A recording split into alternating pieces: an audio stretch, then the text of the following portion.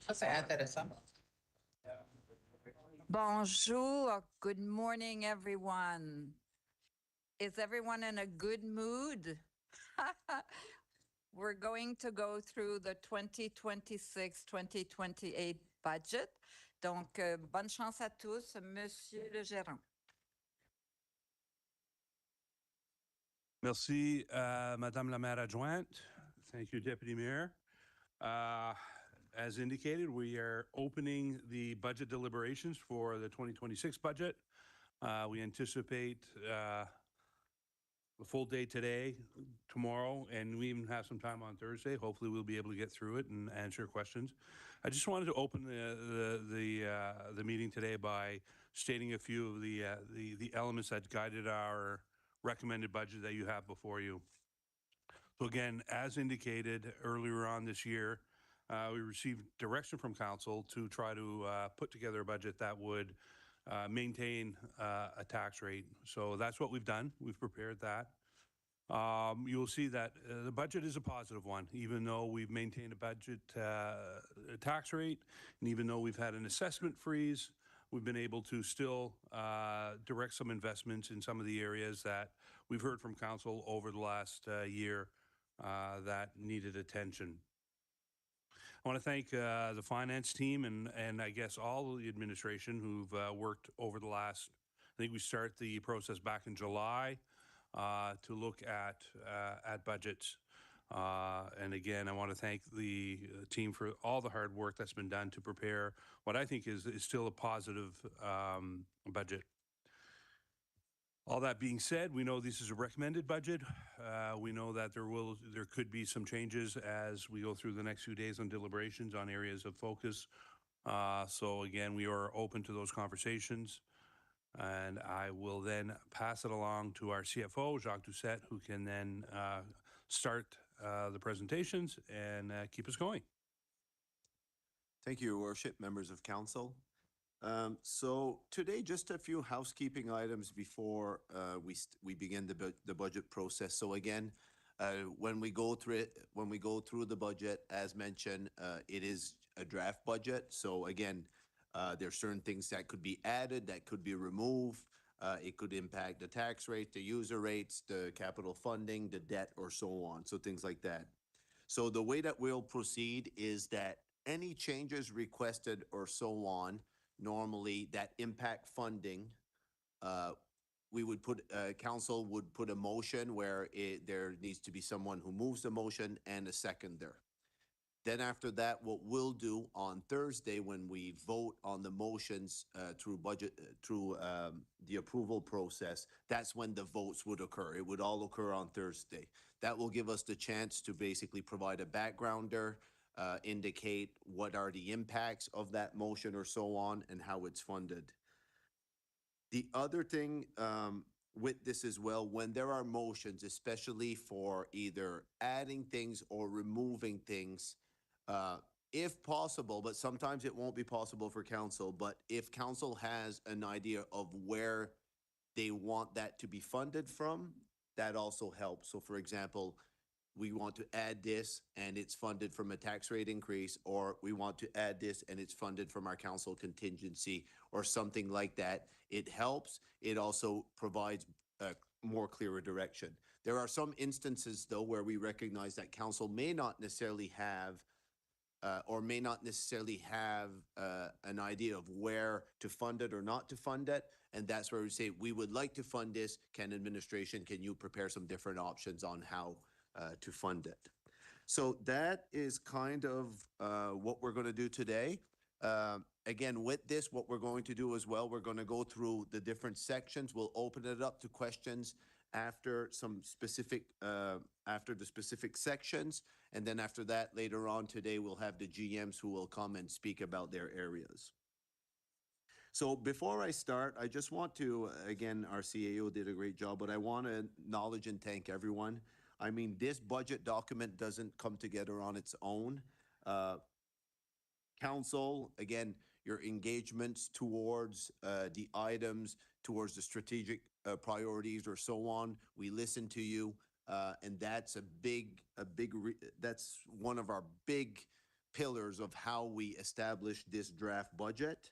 I also want to thank the leadership team, directors, all staff implicated in the process. I mean, there's a lot of work behind the scenes of putting forward budget requests, explaining the budget requests, doing research, so we thank that. And again, my team as well in finance, really, really proud of the work they do.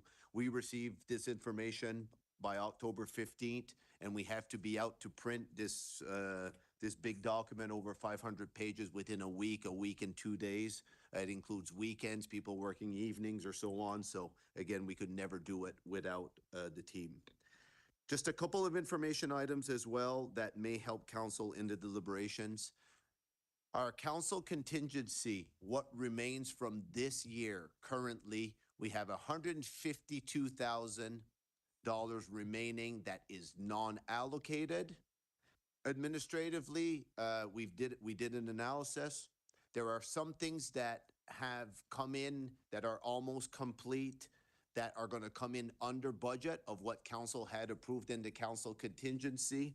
I would feel secure that there's around $300,000 remaining in that council contingency for this year. For next year, we've added the $1,001,000 of the council contingency. So overall, that's $1,300,000 that we have in council contingency as well for council's information.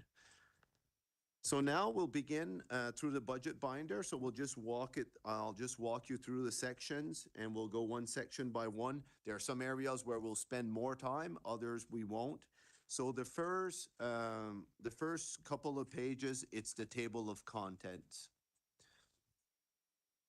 Then after that, and again, this is a good guiding document if ever you need to go back to a certain section or so on. On page 5, we had a glance in Moncton history. This is really about, information about how Moncton was founded, some important information, for example, that we had CN here and that was part of our city. And it talks about our dynamic economy. We have 2 hospitals. It talks about a municipal council of mayor and 10 councillors and so on. If we move to the next page on page 6 and 7, these are important information items that are prepared by the communications department, but that we feel really brings a lot of value even in establishing the budget. So for example, the average sale price for residential real estate in Moncton is around $380,000. We have 56% of our population that have a commute of less than 15 minutes. Really interesting. It talks about our recreational facilities, what do we have, our road kilometers or so on. On page 7, we have a language distribution again of 44% of our population is bilingual, and then we have the breakdown of who are predominantly English, French, and other. We have some stats around our permanent residents, and one that we find is really when we create the budget or so on is your working population by income bracket. We have 53% again in the city that make under $40,000. We have 41% that are from 40 to 100,000, and we have 6% making over 100,000. So again, when we prepare budgets, that's a consideration that we take in, that we really focus on. If we move to page 8, this has to do with our mission statement and values. Again, our values are sustainability, inclusivity, innovation, accountability, excellence, and bilingualism. And on page 9, we have our strategic pillars. And again, last night there was a presentation on the strategic plan and the areas of focus by council. And you will see that we've touched a lot of those areas of focus in this budget. If we go on to page 10, again, this last year, again, we won the Distinguished Budget Presentation Award. So again, that just means that our document is recognized on a North American level, our budget document. It's a lot of work, but we're really proud. We put in the effort to do it, and we feel that it provides a lot of information for council. The next section, we're going to get into the budget overview. So again, in the budget philosophy, our main objective, especially here it's to make sure that we have a responsible management of public funds while also concentrating on the city's priorities. The guiding principles for this year, again, maintain the tax rate as was directed by our council, sustain existing service levels. So that's always our starting base. We always want to make sure that the service levels we're offering today, we can sustain them and we continue. We adjust our budgets based on inflation, implement a proactive infrastructure renewal plan. So again, Greg will talk about that in our capital fund. Emphasize prioritization and strategic decision making. So anytime that we do a budget, we're not able to approve everything. But again, we're trying to always balance what we can afford, the impacts on the taxpayers, while achieving great things as a city. One of the main budget philosophy, again, we establish it based on council's direction. So there's the strategic plans, there's the vision and values. We hear about the priorities, they're outlined. We have bylaws, policies, all approved by council. We come to council for direction to prepare the draft budget, understanding that it can change one way or another. The tax rate could increase, it could decrease. It's a starting point. And again, we do some scrutinizing and approving of operating and capital budgets. So overall for this year, and this is just a good example, our gross 2026 expenditures would be $376 million. So it's quite large. If we go on to the next page, we just talk about more the organization of the budget document. So we try to keep it consistent between the different service areas. If we then go on to page 14, these are other considerations that we take into account when creating the budget. Again, we look at how is the national economy doing? How is the provincial economy doing? We look at interest rates, inflation rates, or so on, because they all have an impact on our long-term planning and the decisions we made. One of the things in terms that I want to highlight is on a national economic context. The national economy is poised for moderate growth with forecasts of 1.8% in 2027 after a potential slight contraction in 2026. So again, a lot of that is due to the tariffs. It's putting pressure on the economy. It's really throwing some sectors into chaos. So we've got to recognize that when we do our budget. Inflation and interest rates are heading back towards where they were in the past. We're seeing there was a rate cut last two weeks ago, 0.25%. And inflation is around 2% right now. It could rise to 3% in 2026, again, before stabilizing. But these are economic outlooks. On the next page, I'll highlight, again, it's different things, but the unemployment rate is growing. It grew by 1.3% to 7.5%. That's in the province. So again, those are things we have to consider when creating a budget because it impacts affordability. Economic growth and development, again, the one thing for us is we're lucky we have a robust economy, and our GDP is projected to rise by 9.715 billion in 2025 to 10.123 billion by 2027. So again, the Moncton economy is in good shape. Housing, again, building permits and housing starts indicate a vibrant construction activity. We're having record years again. Mostly it's apartments that we are seeing, but it's really positive. So again, if we move to the next page, here's where we're talking about the general fund operating comments. So there's a couple of items that have impacted this budget that are kind of outliers from our normal budgeting process. One, the province announced an assessment freeze. So that means that our assessment was only 3.59%. That would include new construction and sales. We probably lost in between, and it's always hard to say, but probably $11 million to $13 million of revenues from that provincial freeze. Now, on the really positive side, we've received almost $9 million in fiscal reform money That's funding that was part of the fiscal reform process. It's funding that's going to continue going forward. Greg will touch base on it on the capital fund or so on.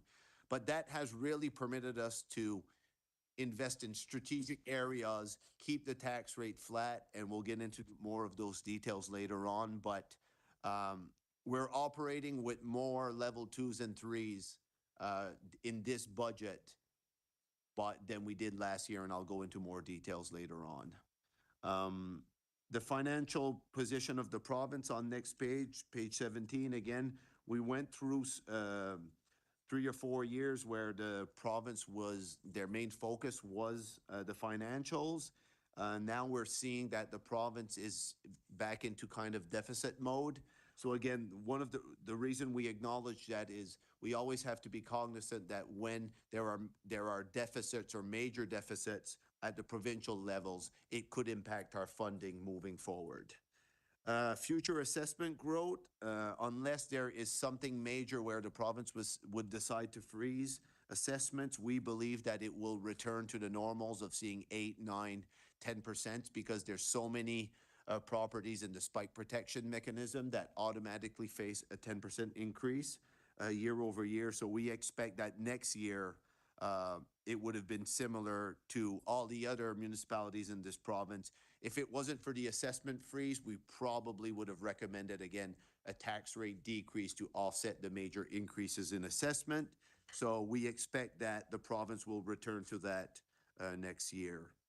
If we move to the next page, on page 18, at the bottom of the page on the left-hand side, one of the things that we always mention during budget is that a lot of our expenses are fixed or semi-fixed.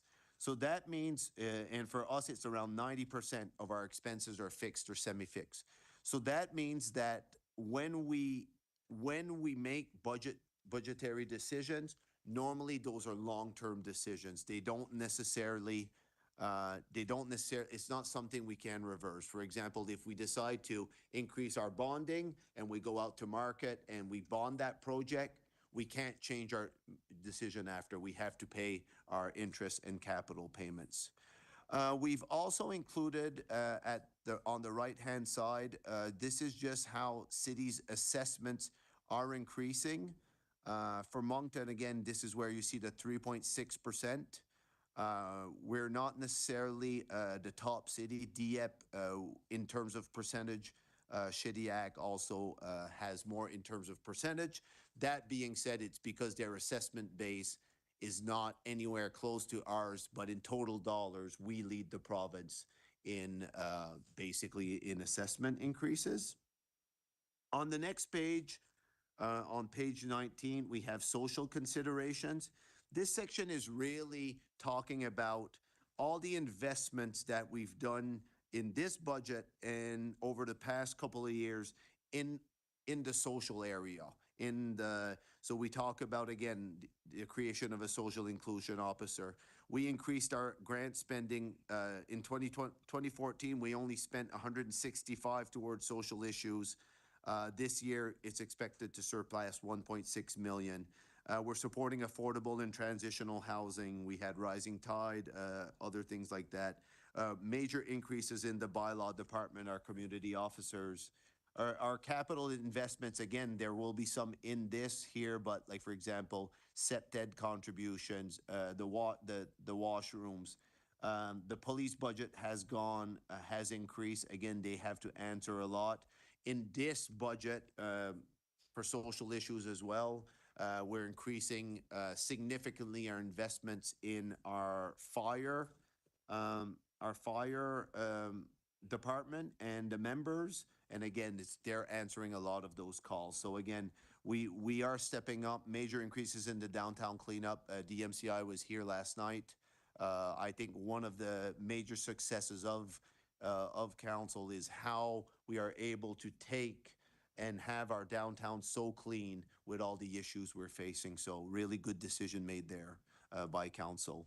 Then we talk about the public engagement in the budget process. Again, there's a lot of public engagements. We have engagements around capital projects, downtown development, community grant applications.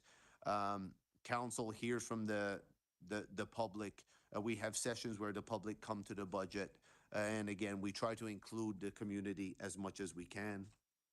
On the next page, page 21, we have our Housing Accelerator Fund. Again, this is what we had approved with our almost $16.7 million. This is how the buckets are spread out. So I won't spend too much time on that, but we have our team that can go through it. And I will now pass it over to Greg, and he will go through the capital section. Thank you, Jock. I'll take a couple minutes through the highlights of the capital section, and we'll talk more as we get into the specifics of projects a little later. So really, the look at the capital plan addresses a series of objectives, strategic alignment, so ensure it's sort of in line with the strategic plan, major project consideration. We'll talk about some of those as we get there. Managing our debt to an appropriate portion to keep our debt costs down. Right now in the general fund, we have an average over the 5 years of $20.7 million, what the average is over the 5 years that in this plan. And with an average supporting operating capital that keeps that down of $15.1 million. So we continue to try to grow that capital from operating, sort of pay-as-you-go type approach. Other considerations, we look at, try to gather and obtain as much other contributions as we can from the feds, from the province, even third-party organizations, if they're out there, that we can get. Economic challenges, one of the challenges, most even specifically in the capital side, is the inflation rate. The inflation rate typically is 2% in sort of normal, CPI, public or consumer goods. What we're finding in the construction side, you're 5 to 10, sometimes even more than that, especially on facilities and road construction. So we're really having to manage that. Operating budget impacts, obviously, when we do a project, say we add a trail, well, there's subsequent operating impacts that come with that because you have to manage the trail, clean snow if you're going to do the trail. Same as roads. You add new facilities, same idea. Asset management, we're basically always incorporating our asset management principles into the plan, looking to optimize at a 75% of gross capital. We'll talk a little more about that in a few minutes. Basically trying to manage our unused authorities, returning them, accessing them, and looking at prioritization. So what's priority in terms of the city as we decide, look at these. Basically, in asset management, we talked about in June, we brought forth, June of 2018 and in 19, brought forth an asset management plan. At that point, the estimated infrastructure deficit was $23.5 million. We are engaging and we'll be doing another updated asset management plan in 2026. Chances are it's at that same number, similar. The issue was we probably addressed we've addressed issues, but inflation has had an impact to keep that up in those dollar values. On a summary of the capital spend, basically we're spending total of $92 million in capital, split you'll see there between 77 in the general and utility of $14 million. Future for the rest of the years, we're spending $280 million for the remaining 4 years, 27 to 30, and 93 in utility fund. These are proposed amounts at this point for a total of 373 with net spends as you see on the.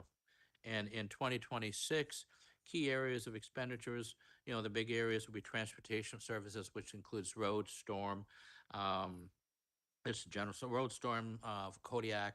You have parks and recreation services plus some other items in there.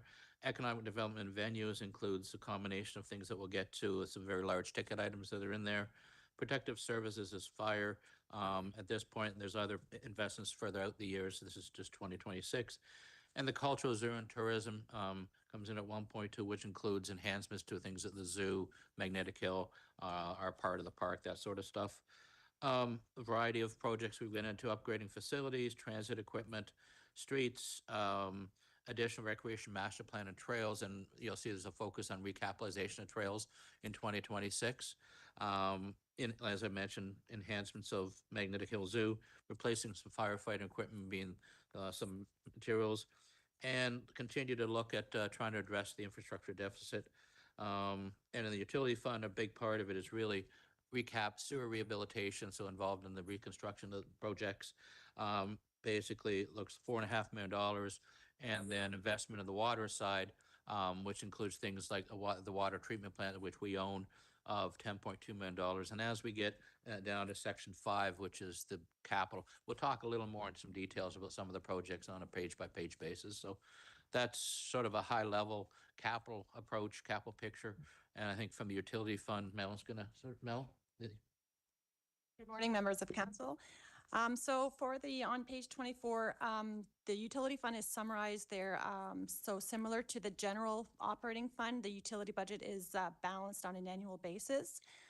We use a combination of capital from operating to bring our debt levels down, as well as a rate stabilization reserve to stabilize our rates annually to avoid large increases year to year. For 2026, we've increased our consumption mostly due to the multi-units in both Riverview, Dieppe, as well as in Moncton, about 400,000 cubic meters. Also, the rate stabilization is approximately 1 million for 2026. Again, that's to stabilize the rates throughout the years. We have some large capital projects coming in the next 5-year window that are planned and anticipated. So we really want to make sure that we keep that the water rates on a stable basis year to year. For the 2026 budget, we're proposing 0.86% increase on water and wastewater charges for all users for the commercial and residential, and this would equate to about $10 per year or $2.50 for a residential user based on an average 272 cubic meters. As we get to the utility fund further in the deliberations, we can go through that further detail. If you want to turn to section 3. Okay.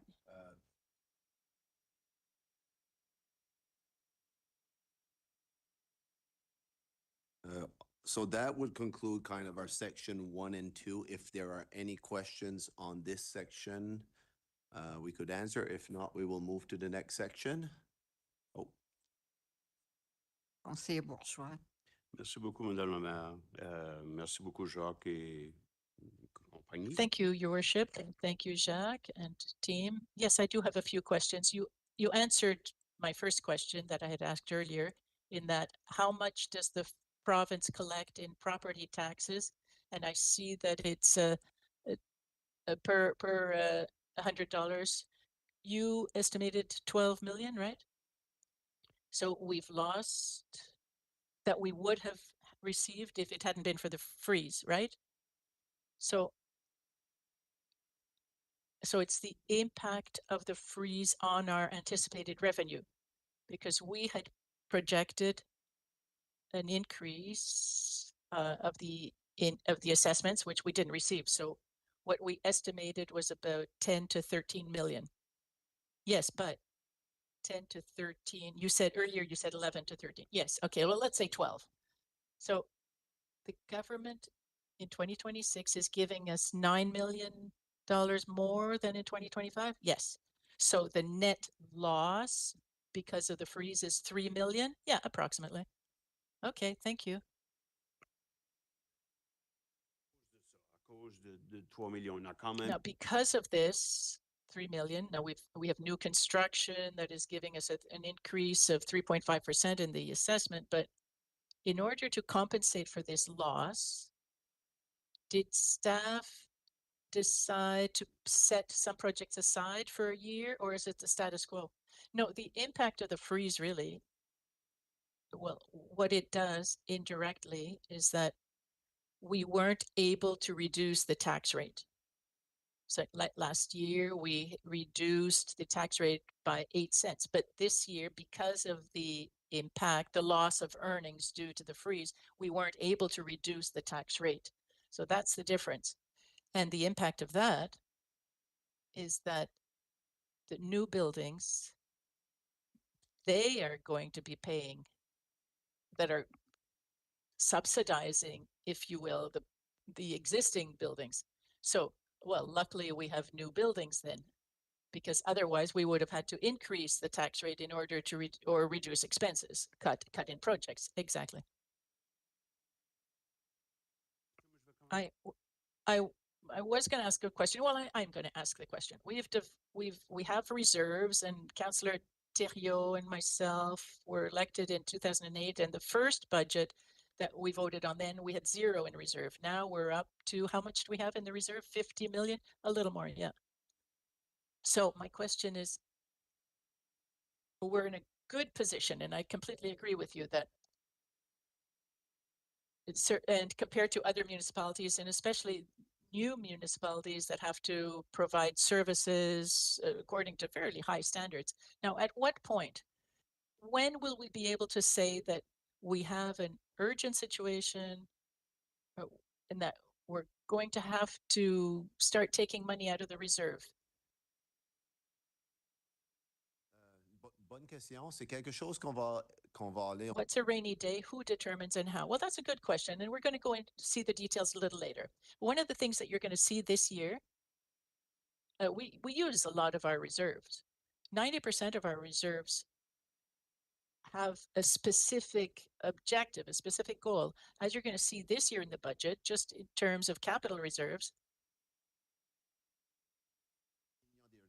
we're going to withdraw 19 million from the reserve. I mean, the reserve isn't necessarily just a savings account that we never touch. Every year, it depends on which department, and we're going to come back to this. But this year, we're going to withdraw 19 million from the reserves to fund the different life cycles of the buildings and the funding of other things. 2 years ago, if you'll remember, council had approved a strategy that instead of borrowing money, we had used our reserves. So I would say that the reserve is really to protect for snow years, big snow years, and other unexpected expenses. But it's a savings account. But now, if we're going to be very strategic, now if we need to go into the reserve, we're going to go into it rather than putting pressure on the tax rate and on the capital. Well, and a hypothetical question then, if the province hadn't given us this $9 million extra to compensate for the loss of the 12 million, let's say that they had only given us 3 million, we would have been $10 million behind rather than 3 millions. Now, would that have justified not cutting services? If we didn't want to cut services, one of the alternatives could have been to go into the reserve. Well, that would have been one of the solutions that we could have explored. Okay. I know that other people want to, so I'm going to let other people ask their questions. I just have one question, first of all. In meetings with the province, when we sit on the reform committee for municipal financing, the last part that's missing for municipal governance reform, all the province is now governed by municipalities. Do we have the ability to say from the province that we're running the province? If it weren't for what we're doing with regard to economic development, the province from year to year would be in a bigger deficit and eventually bankrupt if it continued in this vein. But when you look at the increase in Shediac and Dieppe, because Shediac is doing their own economic development, it's mostly residential because people live in Moncton and Dieppe, come from Dieppe. These are outlying neighborhoods. Without insulting them, they are doing great work. But when you get there, to the province, and do we say your financing system, be careful with that so you're not penalizing Moncton, because we're generating this money, and secondly, the impact we're having on the environment and the whole province. Without us, I think the province would be in pretty poor shape. Are we saying this? I think it's certainly, we have an important place at the table, and our comments are well received. I don't think it's just by the administrative way, but if you look at the mayor and all of what's happening with the province, I think that Moncton is highly respected. They know how much we have going on, also that we have challenges, but they also know that we certainly support, for example, lately, for the last 10, 15, 20 years, we've had equalization payments that support the rest of the province. Fredericton, I think the province is aware of this, and we're the economic engine of the province. My last question about this is, does the province realize that they're getting more non-residential taxes than what they're reinvesting, what they're getting. So they're taking property taxes, but non-residential, but they're spending it elsewhere. So it's equalization that we're doing based on what's happening in Moncton. Is the province aware of this? It depends on who you're speaking to, because their assessment revenue goes into the general revenues, and then their argument is that they're spending it for the province, and Moncton benefits too. So I would say it's more a gray zone. It's not really white and black, but they're doing these calculations, how much the federal government and how much they give out. You know, Quebec gets more because essentially, so we can do this calculation. We can do the calculation that they do, what they're picking up from 186 for every $100 of assessment and residential assessment, and we should know what we're getting back from the province, directly back from them, not byproducts. But at the outset, my argument was the byproducts for Riverview, Shediac, and Dieppe, the rest is higher than what we're getting, but the gross calculation, what the province gets by way of property tax, just property tax alone and what they give back to us, we're subsidizing them. Are they aware of that? If not, it's time for us to say it, because in municipal reform, if we're missing the boat this time, the boat's not going to come around for another 10 to 15 years. I think they're aware of the figures. I'm not necessarily 100% sure that they agree with this characterization. They look at infrastructure, which is being built in Moncton, supported by the province. That's their argument, but they're aware of the figures. But maybe for the next budget, or in an upcoming budget, or during negotiations or discussions you have with the province, it's black and white. It's not that complicated. Let them put forward their counter argument, but I'm sure that council and the Moncton population would be very interested to know that our property taxes are subsidizing the rest of the province. And if there is fiscal reform, then there has to be a problem, not a problem if it's $1 million or $2 million, if it's year after year, $3, $4, $5 million year after year, then at some point there's a limit to this. And so I don't know what the limit is, but the council and citizens of Moncton should be informed. There's no rush for this, but at some point we should get this figure. Thank you. Thank you, Madam Mayor. Thank you, Councillor Leger. Thank you, Your Worship. Jacques, you made a comment about the assessment rate. Are you able to give an update on what, because I think you're on the committee, what exactly is happening and what is the expectation in 2026? Is it that we will just be going down the road of the same, or is there hope that some type of new method will be announced in terms of assessments? Yeah, so the specifics, thank you, good question. So the specifics of the committee, it's under embargo because nothing is approved until it goes to cabinet and it's approved by cabinet. So everything's under. But I think right now what's on the table is that there's really nothing off the table in terms of solutions or so on. The process is being done it's quick, but is being done well. There's consultants in the international world or so on that are experts helping out. I think overall, this is just my opinion, but the funds that we're getting from the fiscal reform, that was the first part that we did. Now we're on to assessment reform. So in terms of fiscal reform, that's where we see the almost $9 million that we're receiving this year. That funding is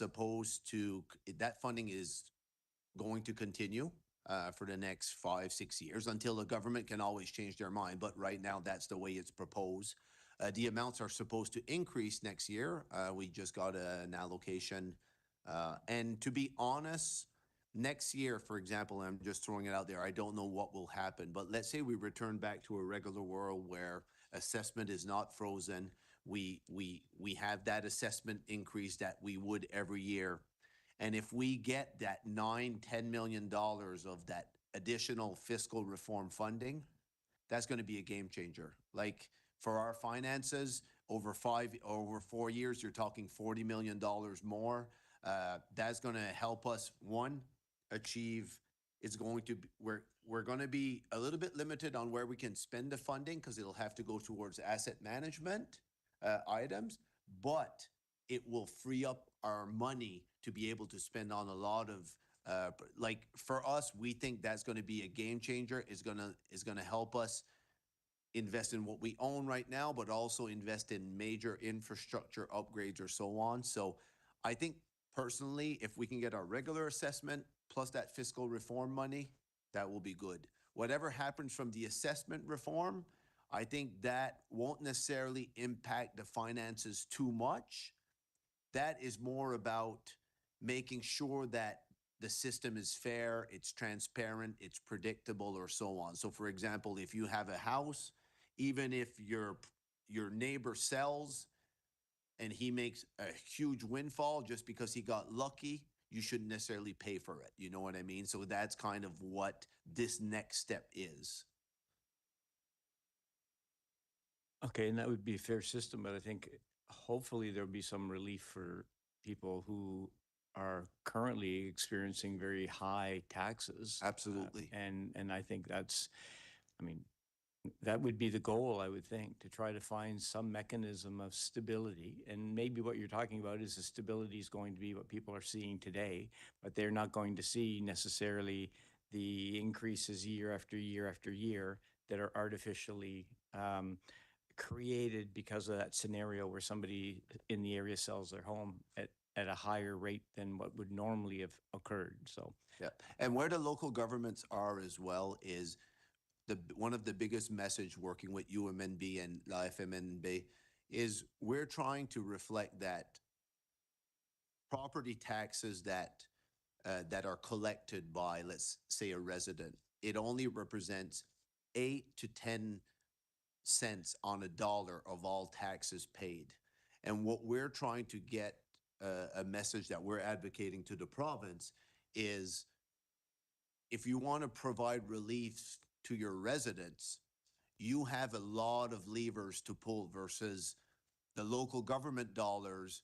It only represents, it's 85% of our revenues, but it's only 8%. So the more, like with the spike protection mechanism and all of those things, that's where we're trying to say, okay, these are not the proper places to provide relief.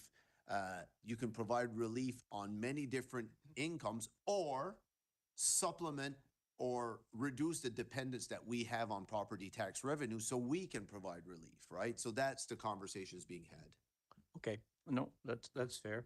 I'm just wondering, just something that was in the presentation talked about, and it was on page 20, and it talked about different investments and stuff, but it talked about downtown camera budget. And you said that in 2023, the city installed cameras in the downtown at the cost of $90,000 to help deter crime and vandalism. The city has continued to invest in cameras since then. Is that accurate? Because I have not seen that, and perhaps it's just because I'm not aware. I know of a number of cameras on St. George Street that were vandalized, removed, and to my knowledge, we've not continued that. So maybe not for today, but I thought it was a good program. I think, though, that unfortunately, that we need to revisit, and more municipalities are speaking about putting in cameras in the downtown, encouraging individual business owners through perhaps some incentives through the municipality to add cameras so that everybody has a piece of what's happening in their downtown. So I just wanted to highlight that. I mean, it's accurate for 2023 because I remember the discussion, and I think that was an addition to the budget at that year. It's an addition, and we haven't from what I understand, Chief may be able to help. I don't think we've added a lot more, but we continue to invest because again, they get vandalized, they get broken. We have to. Yeah, so maybe we can revisit and clarify and see how serious we really are in that, and maybe where does that fit moving forward. Yeah, we'll put that as a takeaway. And my last point, because it was in your utility fund presentation, and it's something that I think we need to really think about. So the expectation is that the tri-community will likely use about 8.3 billion cubic meters of water in 2026. I guess we use a little over a billion a month, apparently. With the hot summer we had and the lack of rain and the way that the changes in climate and so on are happening, we're just not getting that predictability that the two dams will fill. We currently, though, I'm told, have confidence because the plan that the city has is not necessarily reflective of the additional Tower Road Dam. It really speaks more towards Turtle Creek and what it could do. But it's alarming because this year there were increases. There were decreases in use of water in Moncton, where we have meters, and perhaps that's because if you use water, you're going to pay for it, and if you don't use it, you're not.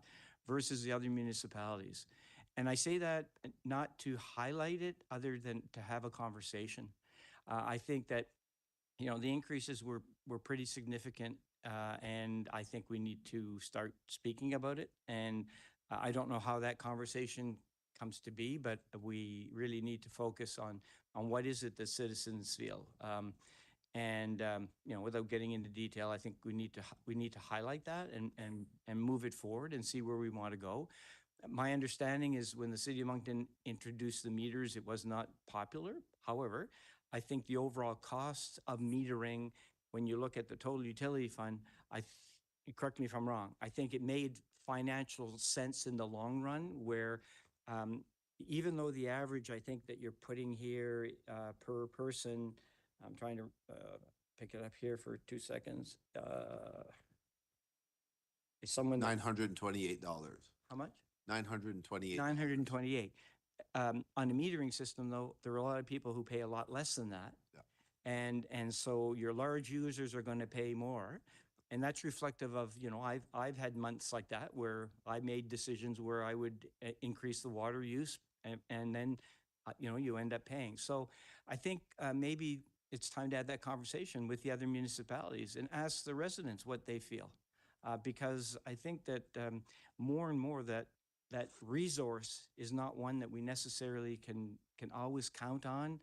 It's great we've gotten some rain the last few days, so anyway, if we could, moving forward, maybe in 2026, really start to have the conversation and to see if there's interest in the importance of water conservation for all of us.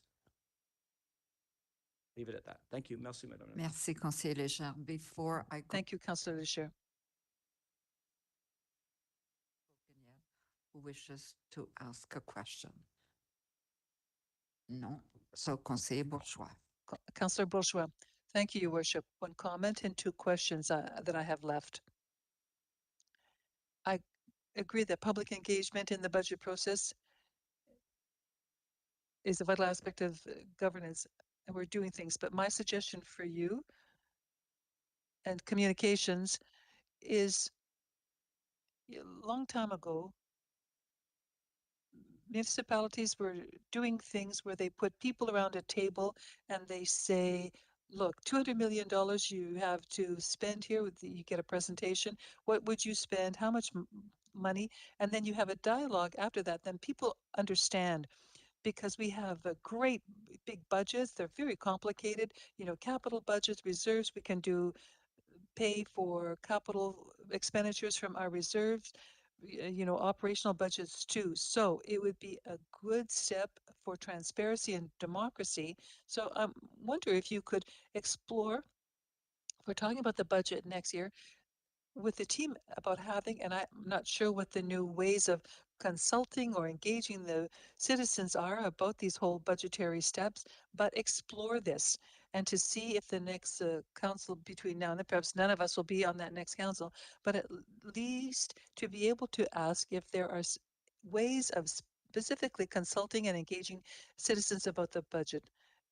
To give you a quick update, this is something that we're already exploring. Uh, at communications, this is something we've discussed, and we're also learning a bit more. There are some municipalities, like St. John, for example, who have already done the exercise, but it wasn't fruitful because it was a little too complicated. So we're learning from that. It's something that we want to do and give the right information, but it's something that citizens can understand. So for these things, this is a part of their upcoming plans. Great, thank you. And hoping that it will be more efficient than what St. John did. Maybe there are other methods. So 2 questions, both on page 22 to Mr. Hauser. Every once in a while, especially when you go project by project, how it's aligned to the strategic plan. Some of them are not obvious, but could you give me an example? And sorry to take you by surprise like this, but I know you're able. We just decided that the priority number one, there's 6 of them, but number one is public safety. So how does that translate into the budget? And I talked about it last week, that it's not that simple as saying, okay, let's just add more boots on the ground. Let's just add more police officers. Public safety now is social issues, is a whole bunch of international drug trade and that kind of stuff that the city of Moncton has limited ability. But how do we improve public safety in a way, in a budgetary way, to get better results? How does that translate into a budgetary allocations? Some of the examples, I mean, specific to your one about public safety within the capital, it's actually more on the operating, but on the capital side, we've invested in the fire equipment, we've invested in more bylaw equipment to help on the public safety side, and there's more investments coming down the road. Certainly linked more closely to the operating side is firemen, firefighters putting in to help on responses, which can then free up for other reasons. You've got on the environment side, there's significant investment of the water side of it to enhance the water treatment plant, to enhance future distribution, things like that. The management of the assets involved is recapitalization of assets. So there's a combination of things that, it's difficult to say this one is directly at a specific item, but blended through the whole budget, there are items in there in the capital, and I can touch on them as we hit them. Say, look, this addresses some of the priorities of council, but we've taken that focus to say, look, does it meet or doesn't it meet? And there's actually an interesting line that we'll get to where we've put a specific project in for riverfront, vision lands, transitional housing, things that we'll talk about. That is specifically towards the priorities of council. Thank you. Just checking, make sure you follow council's instructions. My last question on economic challenges. Monsieur Doucette, dans le texte, puis peut-être que le texte est... In the text, and maybe the wording is different, but you noted that the interest rates, recognizing the ongoing risk by high construction inflation and increased interest rates. So during your presentation a moment ago, you noted that 2 weeks ago, the interest rates went down. All economists that I consulted online, their reactions to the reduction in interest rates recently say that there are going to be more coming. Does this change the picture that you have in that paragraph called economic challenges about the interest rates? And is this something that we should be concerned about? Or perhaps you don't think that it's not going to make a big difference if the interest rates went down again, unless they go up again by another 0.25% in 2026. For us, I would say things are pretty stable. As a municipality, we expect that with the last 0.25 cut, it's going to remain stable for the upcoming 1, 2, maybe even 3 years ahead. You know, things might change because of tariffs, but where we might say is that things have changed for citizens. what was happening previously, the fixed rate was always higher than the variable rate. Now it's the opposite. If you're going to get a mortgage now, the variable rate is higher than the fixed rate because they're speculating that the variable rate is going to go down. This is something that people who have mortgages with variable rates and it remains higher than the fixed rate, it just puts pressure on citizens for them to pay their mortgages and other things. So these are the kinds of considerations which will have an impact, I would say.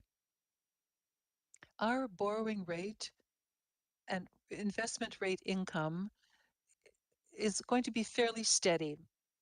Okay, because we just renewed our mortgage this week, in fact, and we chose a fixed rate. But I would say, and I'm not talking to all developers, but to some developers, that the interest rate that is going to down is going to accelerate their projects. It's good news when the interest rates go down because the projects that were on hold because financially they didn't make sense. Well, when the interest rates go down, then the construction costs and operating costs are going to lower, so they're going to start up again. So this should have a better impact on construction and maybe on mortgages as well. But so thank you, Your Worship. Thank you, Councillor Bourgeois. Are there any questions? Any further questions? Yes, please go ahead. Organizational structures and processes. So if you turn to page 26, we just illustrated here our City of Moncton organizational chart showing how all the service areas are composed. On page 27 is our staffing summary. This is the distribution of approximately 830 permanent full-time staff is across the organization. You'll notice that there's about 19 new positions being proposed for the 2026 budget. Most of these are in the protective service areas, which they all continue to support the growth in the city and maintain our service levels. These 12 positions are in the protective service area to meet the service increases in firefighter complements. There's an emergency management coordinator and fire-related logistics, and we'll get into these budget requests through the different service areas as they're presented. Also on this page, you'll see there's 5 contract positions. Those are all funded through the HAF funding program. And we also have then summarized our casual and student complements. If you turn to page 28 and 29, we go over and detail out our various funds we have with the City of Moncton, we have the general operating fund, utility operating fund, we have capital fund and reserve funds. On page 29, we just illustrate how each service area fits into each fund for illustration. On page 30 and 31, these sections summarizes our various financial policies and financial reporting structures. On page 32, I'll just spend a couple minutes on these definitions of budgets. So we explain the different levels of budget categories. Level 1 is a regular budget normalized item that we see and which is part of your base budget every year. The only changes made to a level 1 item would be for inflationary reasons or if there's a contractual increase in place. Level 2 and level 3 will be discussed throughout the remaining budget deliberations. Level 2 is a permanent change to service level, including staffing level changes. And a level 2 becomes a level 1 normalized budget in the following years. For level 3 requests, these are one-time approved budget items or budget request items, and they get reversed in the following budget year. On page 33, this details out our process from the development of the budget to the budget adoption.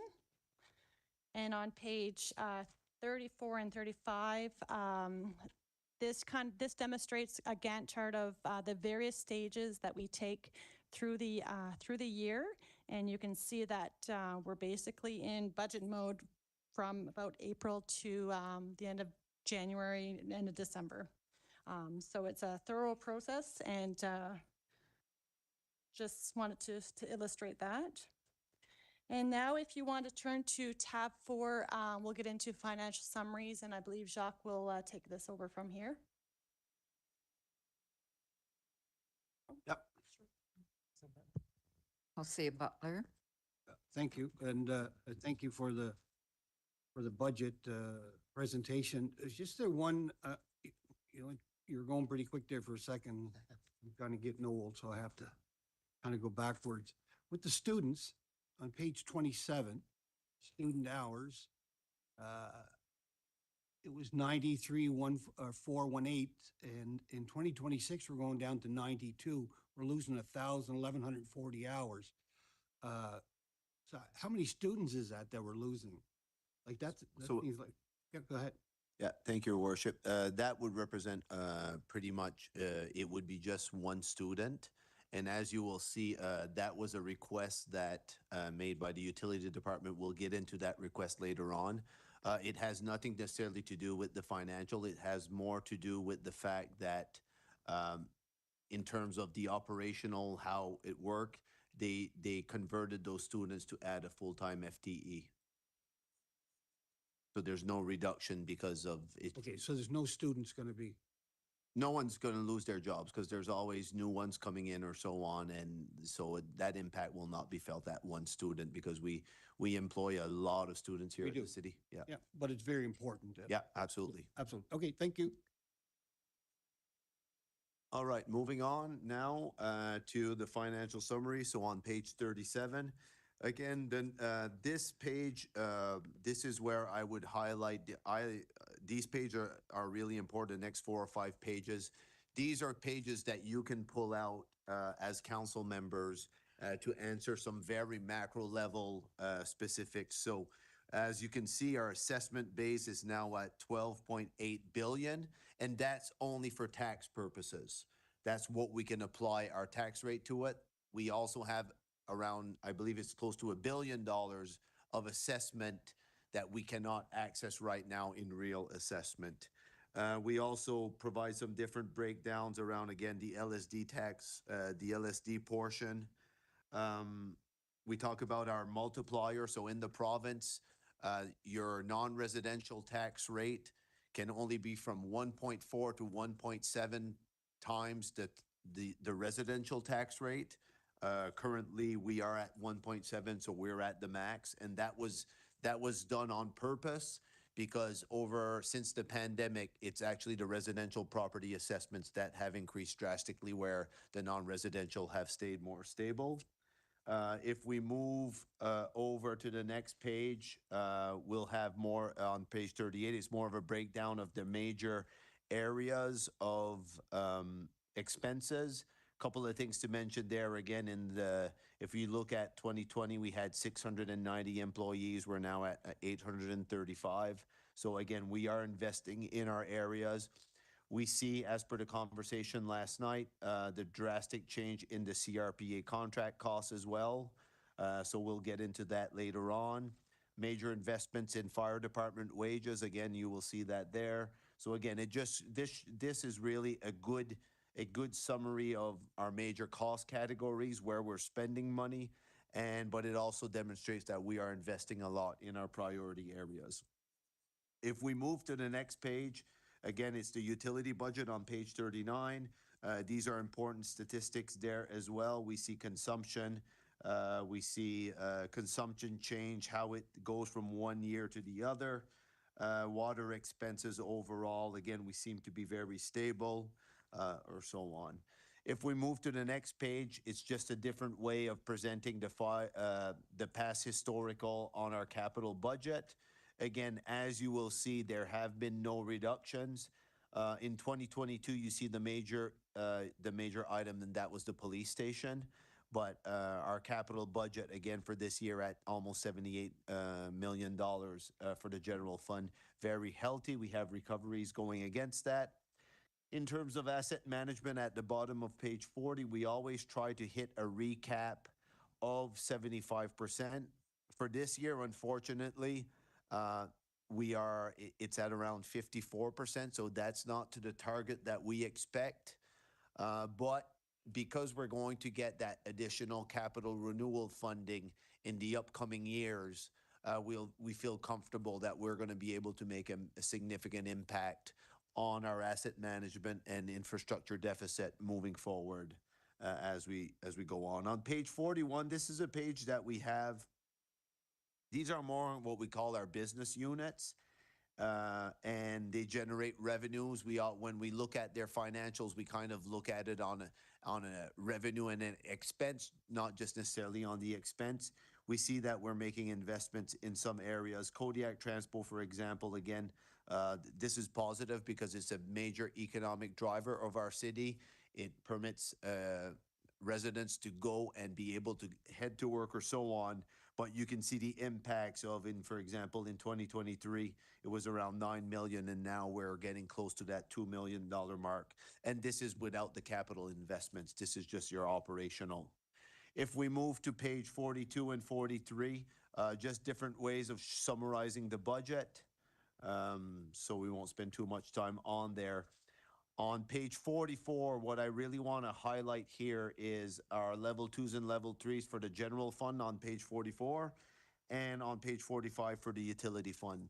Just as for information to council, we're almost investing $4 million in level 2s and level 3s. So again, when I was receiving the questions, well, what was the impact on that tax freeze, the provincial assessment freeze, or so on?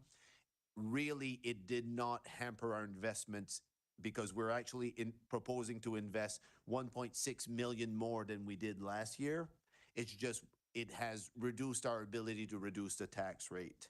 So again, very positive. We're hitting a lot of strategic items, and a lot of them as well, to Councillor Bourgeois' question a while ago, they're hitting the strategic pillars approved by council.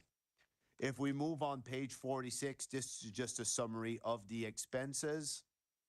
Again, here, just a different way to present. So if in the future, if somebody would ask council, okay, what do you pay in fiscal costs? For utility, and you can see that we pay around 34.4 million for both funds. So it's just another way that if a council is asked a question, you can go to these summaries. Then after that, we do the same for revenues by source. Again, here as well, just different ways of where do we get revenues or so on.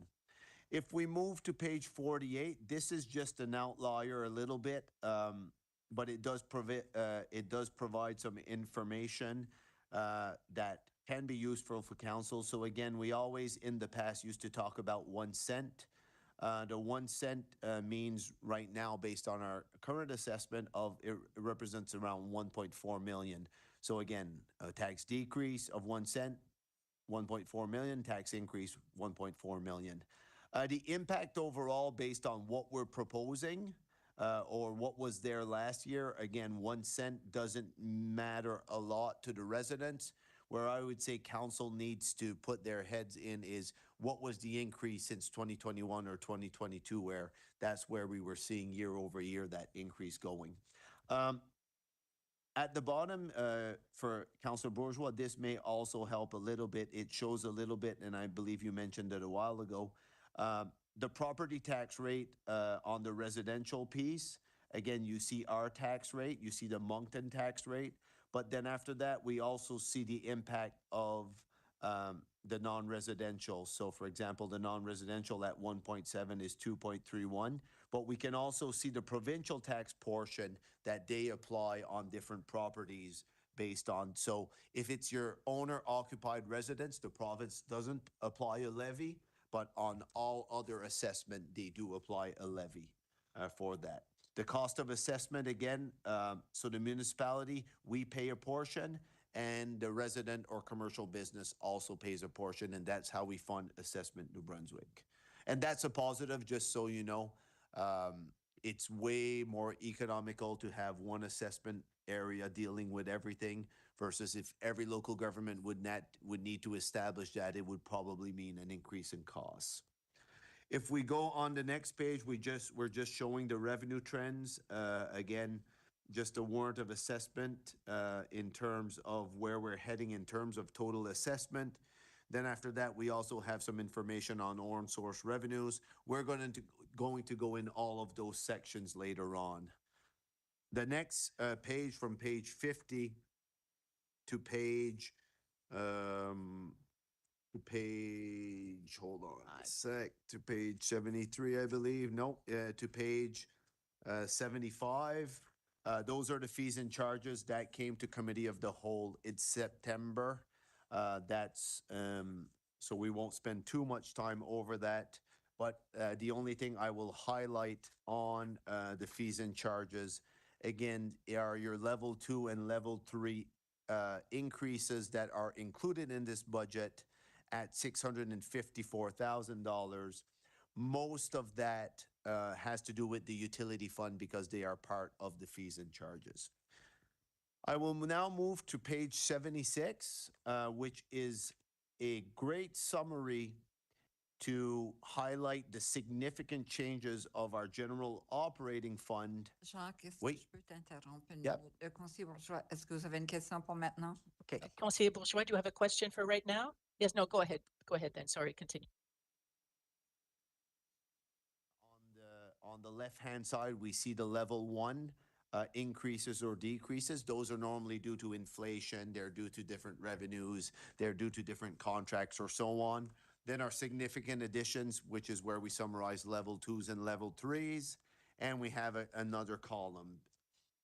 Then after that, if we go, I'm almost done this section, on page 77, 78, 79, 80, 81, and 81. That is where it explained the significant changes broken down by service areas and responsibility. So again, this really helps in when we are going through the budget later on. This is where we can summarize the major changes without discussing level 2s and level 3s, which of course are approved by council. And the last page of this sections before we open it up to questions is your significant changes on the water and wastewater section.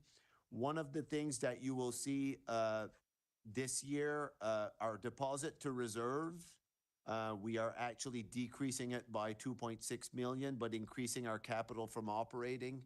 That is because, again, what we're trying to do, we've switched some money over from one to the other, and it's to basically reduce our interest costs and our bonding costs because inflations have come down, interest rates have come down, but they are still high. So we prefer basically applying that strategy. So I will now open it up for questions in this section. Thank you. Merci, Jacques. Conseiller bourgeois. Conseiller Bourgeois, go ahead. Thank you, Your Worship. I have 4 questions. One, just to confirm the information that you gave us on page 37. I wasn't here in 2016 to 21, but unless I'm wrong, the tax rate had gone up during those 5 years, but very, very slightly, just a cent or a cent and a half. But since then, since the council had reduced the tax rate by about 17%, 17.5%, and we would have reduced it a little more, maybe it would have given 20% over 5 years if it hadn't been for the provincial freeze. Is that right? Yes. My second question, 2 or 3 little questions on page 38. Should we be concerned by the increase in salaries and benefits? I imagine is because we're increasing the number of staff members. Is that right? There's about 19 new staff members, including about a dozen in public safety. These aren't salary increases. These are increase in the number of employees. So that explains the increase in the salary line item here. Yes. Yes, more than half of it. Yes. And my next question, should we be concerned by a 27% increase year over year for insurance and 12%, 12.5% next year on insurance and property taxes. Well, that could be related to a number of different items. One of the things that has an impact is the new police station. That's a big asset, but it is something that puts a lot of pressure, of course, but we're not the only ones here. There's a lot of pressure, there's a lot of claims, and so on. And then with the property tax, with what we've seen over the last few years, these are things that don't concern me so much. I mean, well, they concern me, but they don't worry me too much because it's not a big part of our budget, but it is something that in future planning, if we're going to add a great number of assets, we have to recognize that there will have an impact. And Greg mentioned it earlier. If we build a new fire station, of course, we're going to need to pay insurance, property tax, heating, and so on. Yeah, but those are operational costs, and we'd take those into consideration before we decide to go ahead. Yes, because if you look at the 5 previous years, it had hardly gone up by like 2% per year on average. In one year it was 7%, then it went down, and then all of a sudden 27% increase in 1 year.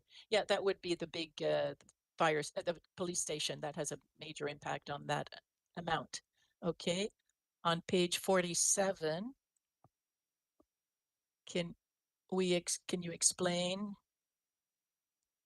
why you're projecting a major decrease, almost 20% decrease for licenses and permits between the projection of 3.9 million to 3.2 million between projections, forecasts, and budget for the next few years.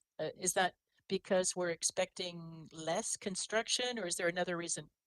It's not necessarily that we're expecting less construction. We think that construction that we're seeing now is very positive, but it would be very risky to budget that amount. That we've had a record year this year, and it's just a question of timing as well, because we had the big federal project that really increased that this year. So next year, if we remove that project, well, it would still be positive, but we just remove that big amount but we're also expecting the building of a 30-story building. Yes, absolutely. But usually with the revenues that we generate, we still adopt a very conservative approach because we don't want to end up with a deficit. Yeah, it's better to have a surplus at the end of the year than to have forecasted badly to begin with.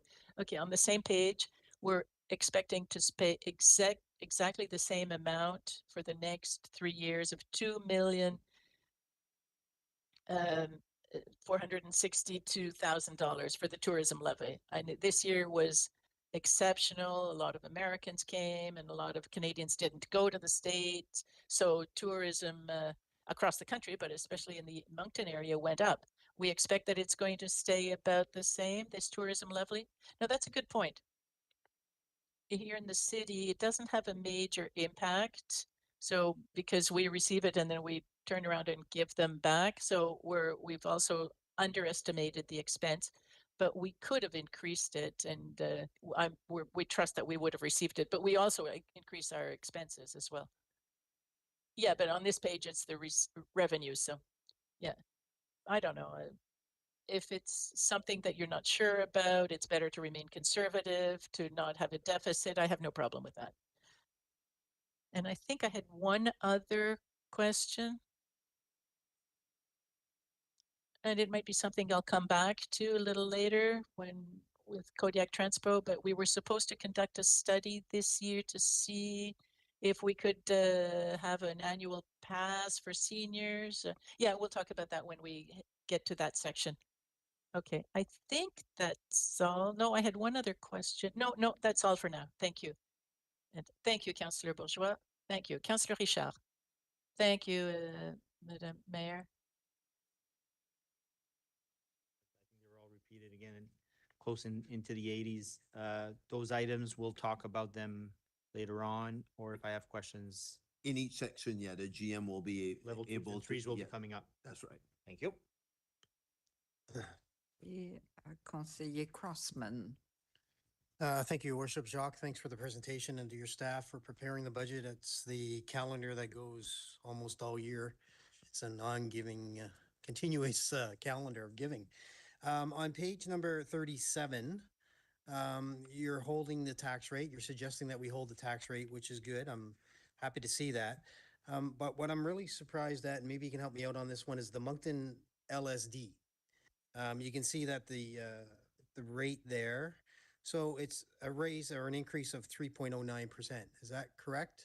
Assessment. Yes, but that would be the tax rate have left flat as well. Exactly.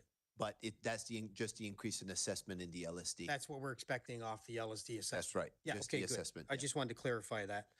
Perfect. Thank you for that. On page number 38, I'm going to talk about it quickly here, and you can give me direction, but the CRPA contract cost, as we line it up, it's 43.485 million, 3.9% increase.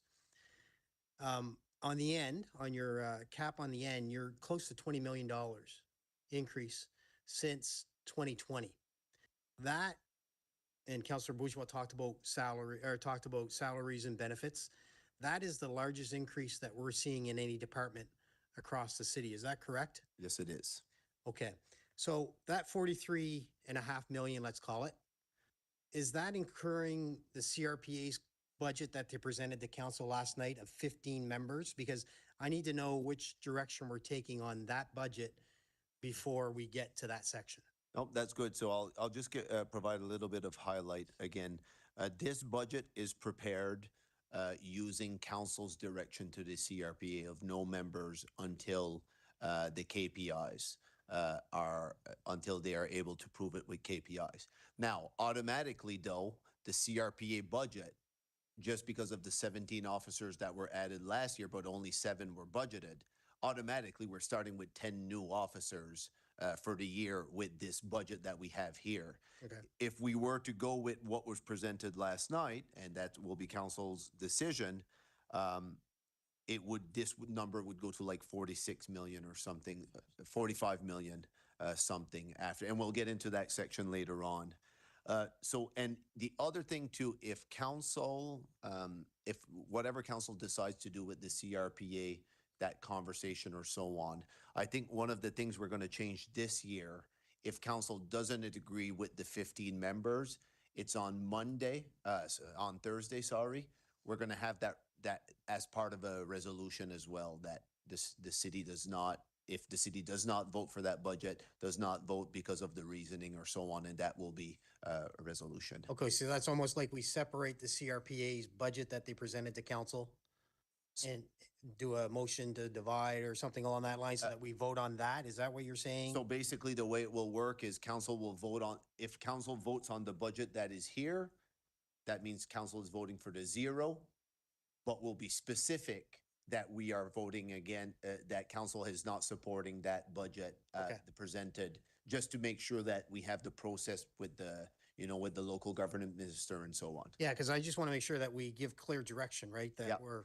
either supporting the CRPA's presented budget to council of so many members, or we're not, and we're strictly staying with this budget as you just explained. Yeah. Okay, good. Thank you. I appreciate that, Jacques. Can we go just to page number 41? I just got a quick highlight here on building inspection. I'm seeing that there's a decrease, and when you're putting in brackets, you're decreasing, right? That's right. So they're generating revenues. Okay, and they're going to talk about this as we get to that department? Yep. Okay, perfect. Great, thank you. Page number 42. Spot number expenses, 09, protective services. Yep. Is that RCMP or is that all our protective services? That'd be RCMP and fire and bylaw. So those are. So RCMP, fire, and bylaw. Yes, that will be Jeff's section that he will go through later on. Okay, good. Thank you. I appreciate that. I think you had talked to Councillor Richard about page number 45 and explaining as we get to level 2s and 3s. But what's a smart hydrant? Just out of curiosity, because it's on there. Sorry, I'm going to ask it, and it's on there twice. So I'm just curious as to what a smart hydrant is and why they're not combined. It's smarter than me too, so I think Okay. Alexandre All will right. explain when we get to that section. Okay, so Alexandre, be ready. Good, thank you. I appreciate that, Jacques. And again, I had questions on 46, but it's all coming down to CRPA costing. Okay. So Jacques, you answered that for me. And that's all that I have for this section. So thank you, Jacques. Thank you, Your Worship. Merci, conseiller Crossman, conseiller Butler. Thank you. Jacques, to page 47, I had some other questions, but I guess everybody's got the same questions here today. On page 47, down it says recreation. So in 25 budget, we had 167,000, projected 197. But now in budget, in 2026, we're only going up to 173. And then we're going up then in 2027 to 194. We have a recreational master plan. I'm just wondering how we can go lower if we're trying to fulfill that recreational master plan. So can you explain that? Yeah, so just a couple of comments. Whenever you see projections, Yeah. again, at the time of this budget, we would have been doing it based on September financial statement. So your projection, there's always, it can be off one way or another. For this one, again, for any own source revenues, and this is through historical experience, there are some years where we do good, for example, building permits, like those ones are quite consistent, but for others, some years, we don't necessarily hit the target. So for that one, again, we're increasing. We have gone $10,000 more? Potentially. But in the grand scheme of things, that's why we're kind of keeping it there. We're not generating major revenues off of the recreations. We have field rentals, which is one that we do. Fees and charges, we keep them pretty stable. So I guess I'm talking more when we see the recreational and the cost, when we were talking about the rinks. The recreation. So when we go recreational, so we have a major problem now, I would say, from speaking to Moncton Minor Hockey and the Southeast Girls League. So we rent out a lot of ice time to companies.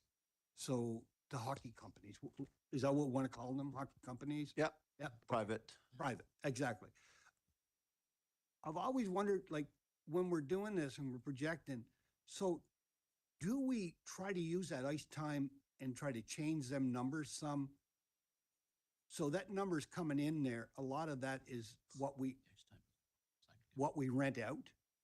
So just a little bit, I think I know what you're getting. So the revenues generated at the K and at the fourplex, again, those, it's not part of this recreation revenue. That goes against the ice cost.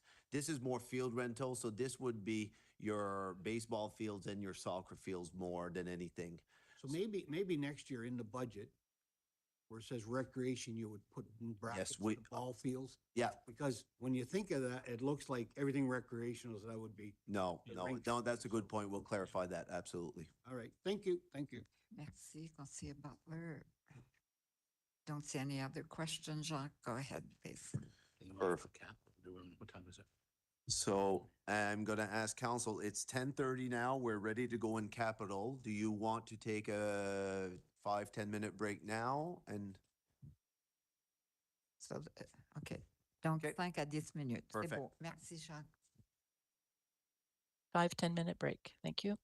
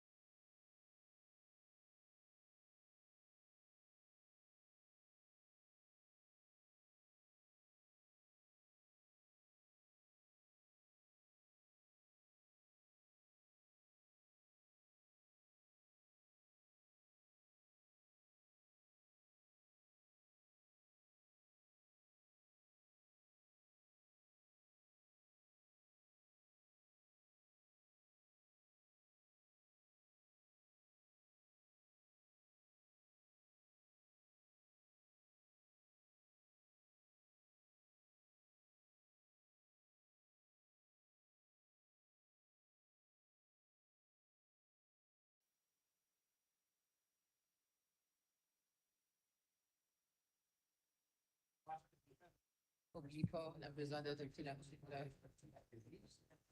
dire que je parle la boule. Non, non, Français a envoyé un texte, puis elle a dit, je parle la boule.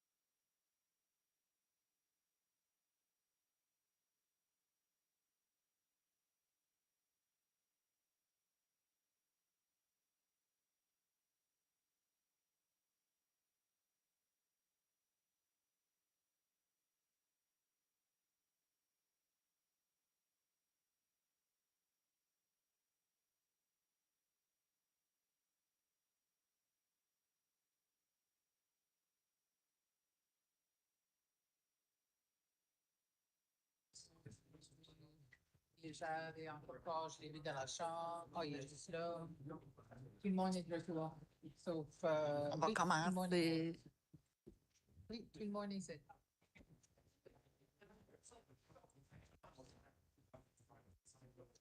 Prends ton petit chose, là. Hello, everyone. Bonjour. Hello, everyone. Un peu de silence, s'il vous plaît. Fais ça. Donc, oui. Please be quiet.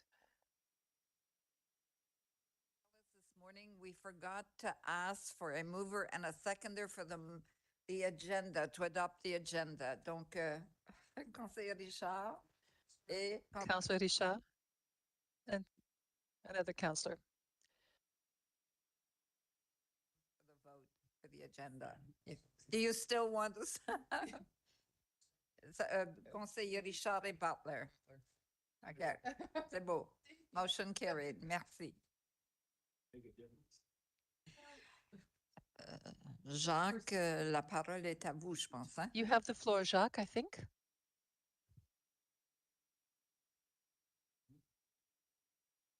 Oh, a minute.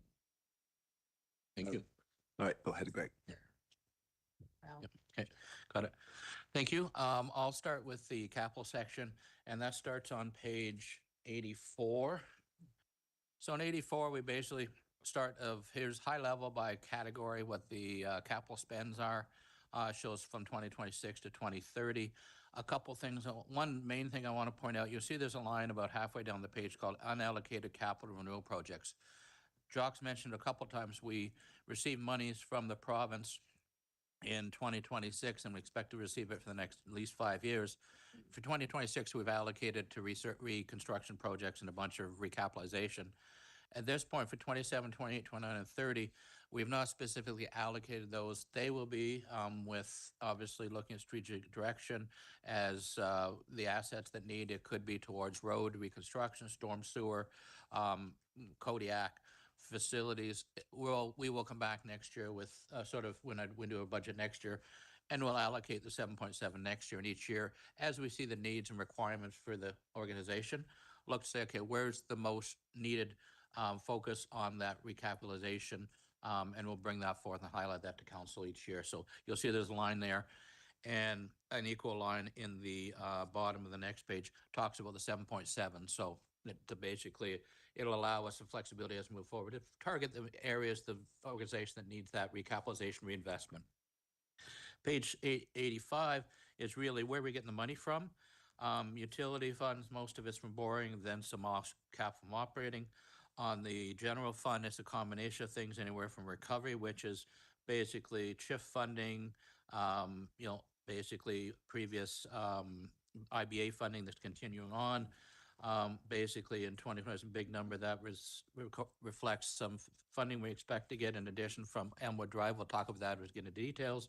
So that's the funding side. Page 86 to 89 really highlights the 2026 projects. This is where we refer to, here's the 2026 projects. We combine For instance, on, reconstruction number one, how much is utility, how much is general?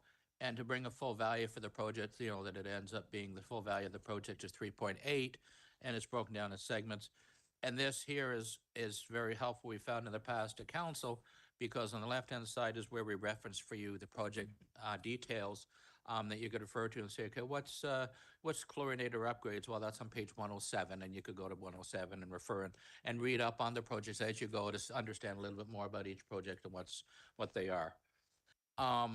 Page 90 talks about our fleet and equipment replacements. So in 2026, we're basically carrying over about $4.9 million that through the procurement process and through getting costs, and we're going to get those in 26 plus some more, basically a wheeled loader. And so basically going to spend about $6 million in 2026 on vehicles and equipment in the fleet area.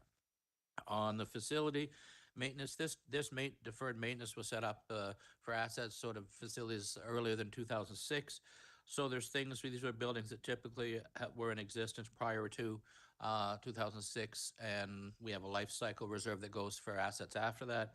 So these are usually small items: flooring replacement for Rotary Lodge, garage overhead doors for mechanical shop, zoo commissary area, series of things. And then you've got some other projects that weren't finished yet: wood facades, basic electrical repairs with arc flash.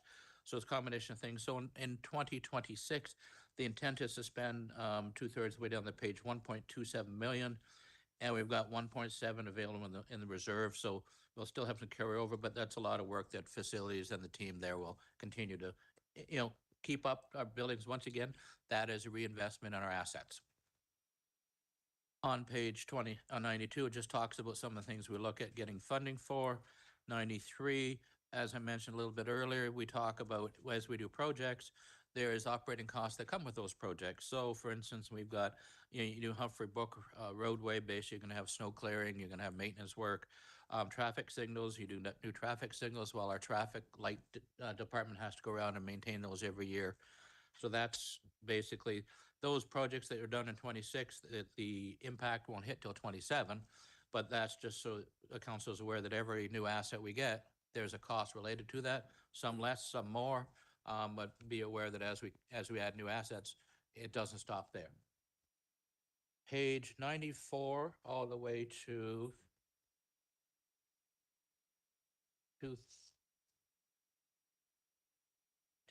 211 are the project summaries. So each project summary has the information about the project, a description of what that project is, what the budget is, expenses and revenue, whether it's a new asset or recapitalization, and when it's going to be done, and also who would oversee it. For instance, I'm just sitting on page 211, and it's a ITIS project for network enhancements. Shows that Ryan is the project manager, so he would be the one driving the project.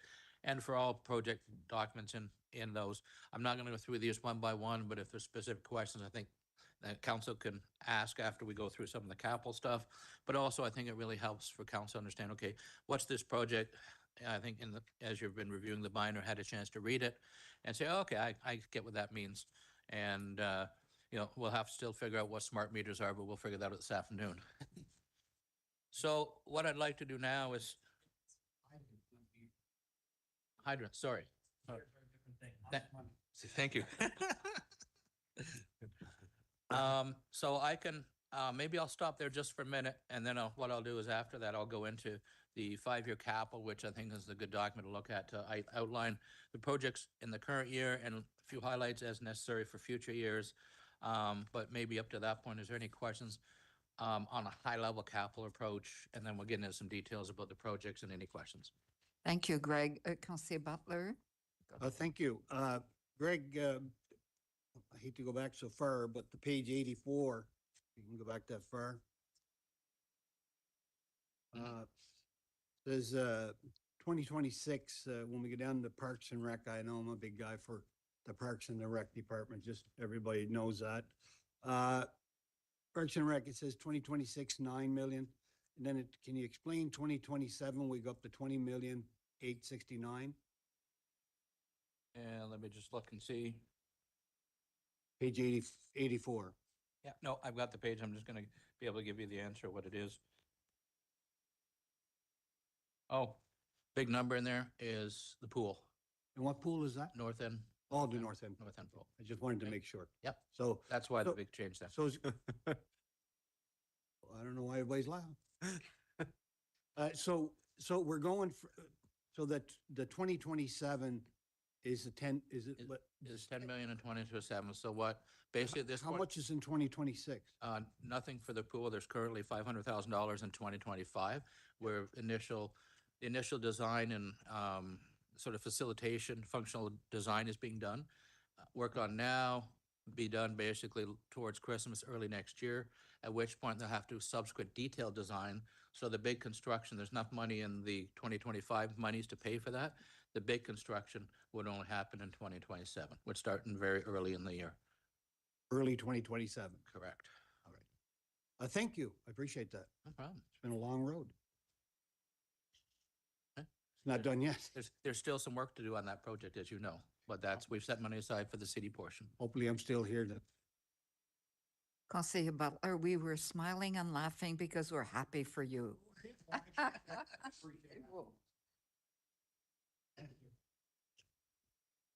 Conseiller Crossman. Thank you, Your Worship. Greg, thanks for the presentation.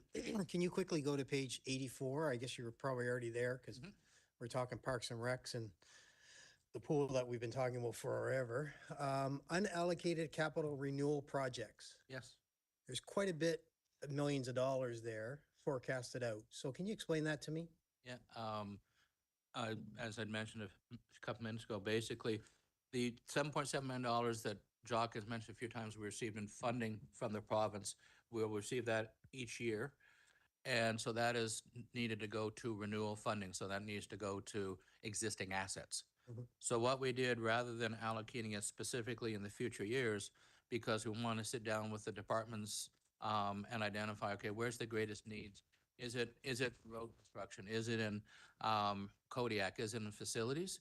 So as we come in 2027's budget, we'll be allocating those things. We're also looking at an updated asset management plan in 2026. So with all that information and data, we'll be able to properly allocate, so this is we're going to spend the money, but at this point, we haven't necessarily specifically said where we're going to spend it. Okay. So we'll bring that back to council. So that's recurring, provided, and like Jacques said, provided the government continues to offer that opportunity to the city. Correct. Okay, perfect. Can you go to page number 120? It's a project summary page. It's install a new storm sewer for new east-west roadway from east of Doral to Harrisville Boulevard. There's no recovery on this. Is there a reason why we're not getting recovery from the federal or provincial government? On this one, there is actually recovery on. Oh, is there? Yes, there is on the bottom of the page, bottom right, it says recovery, 1.94 million. Oh, sorry, okay. I highlighted the wrong. And we've applied for what we call CHIF funding, the housing infrastructure funding. Okay, And so we should be hearing any day, so we reflected that money in that project. That's the Humphrey Brook expansion there. right. So, sorry, I highlighted the wrong line, that's all. Page number 141. Future development, downtown city-owned facilities, 17 million. Yeah. Can somebody please explain that to me? Between. Yeah, so as we have been in discussions, we are looking at different facilities, whether it be potentially discussions around a market or things of similar nature. We had some funding last year, and this year it was really to top it up to bring us to that $25 million gross overall and I believe a $15 million net. So again, that's money for downtown infrastructure, not necessarily completely defined yet, but there's plans in place where we are looking at different amenities to add in the downtown. Okay, so we'll set aside the money provided. That's right. And we'll have more discussion as we go along Absolutely. on those matters. Okay, good. Thank you. I appreciate that. Let me just see what else I have here. Just bear with me. Okay, this is a page that's really concerning for me, is 169.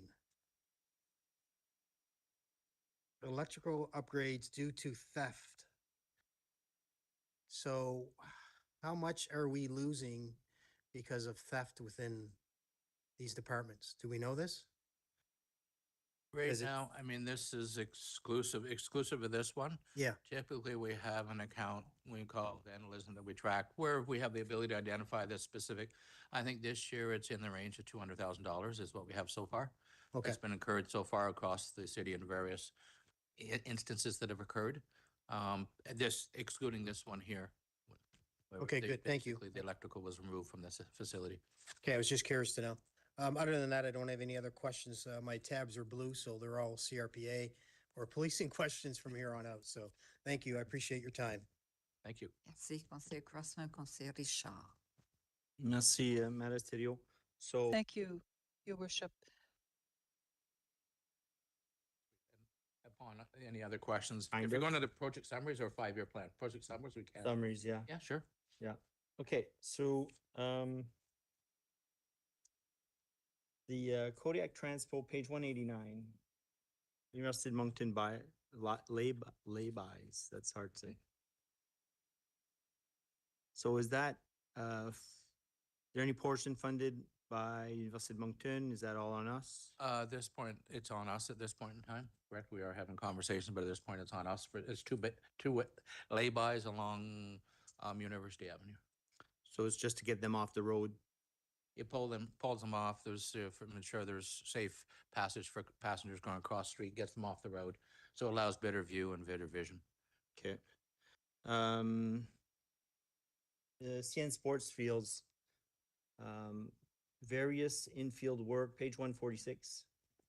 Upgrade infields of 5 and 10.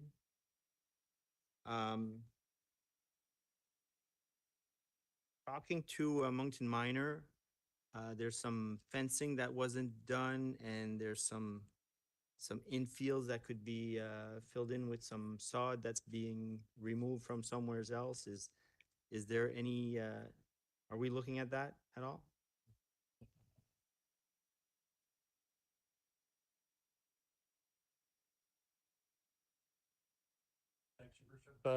Through to Councillor Richard. Yes, Moncton Minor does often bring some additional asks forward. Not everything makes it into the capital budget. They did ask a number of years ago to create some mini pitches for the really young kids to play on. We've been using temporary fencing to facilitate that area for them. They would like to have permanent fencing, but we've identified other needs in that facility ahead of the fencing that they've been asking for, which is getting the infields redone on field 10 and 5 next year. That will allow them to get more play on their facility. They did ask if when we're removing the artificial turf on some of the other fields that we could reuse some of the artificial turf in other areas on those facilities. So we're taking that into consideration when we're looking at our other projects, like replacing the infields at Rocky Stone and Kiwanis. So Yes, so I mean, there must be a plan with that, with what you're removing. You're not just gonna throw it away, right? Or the artificial turf, typically, by the time it's there to be replaced, it's not great value to reuse on an area that sees a lot of play. But some areas where it could be beneficial would be things like the bullpen for where they're warming up pitchers or in the batting cages. But quite honestly, sometimes by the time you remove it, clean it, recut it, reinstall it, prepare the base to reinstall it, the cost of reusing old material may not give you the value that you anticipate. So we'll consider that when we're going through our design work with a consultant on how we redo the artificial fields this year. yeah, okay, that would be appreciated. Mhm. I think that's it for you. Okay, thank you. Thank you very much. I had a similar question to Councillor Crossman on the facilities upgrade, the vandalism and theft. Is page 157, is that what's going on at Summit Art Park? Summit Art Park? No. On page 157, and actually we're enhancing that facility by basically adding electrical distribution so they can do more events there. It's more for event planning and providing more events in that facility. Okay, appreciate that. Keep skimming through here. It's not time to ask about the smart hydrants yet, huh? Is it? Smart hydrants. Yeah, is it Smart hydrants. time to ask about that one? No. No, okay. Just making sure, I don't want to lose it. Okay, no, that's it for me now. Thank you. Merci, conseiller Richard, conseiller Bourgeois.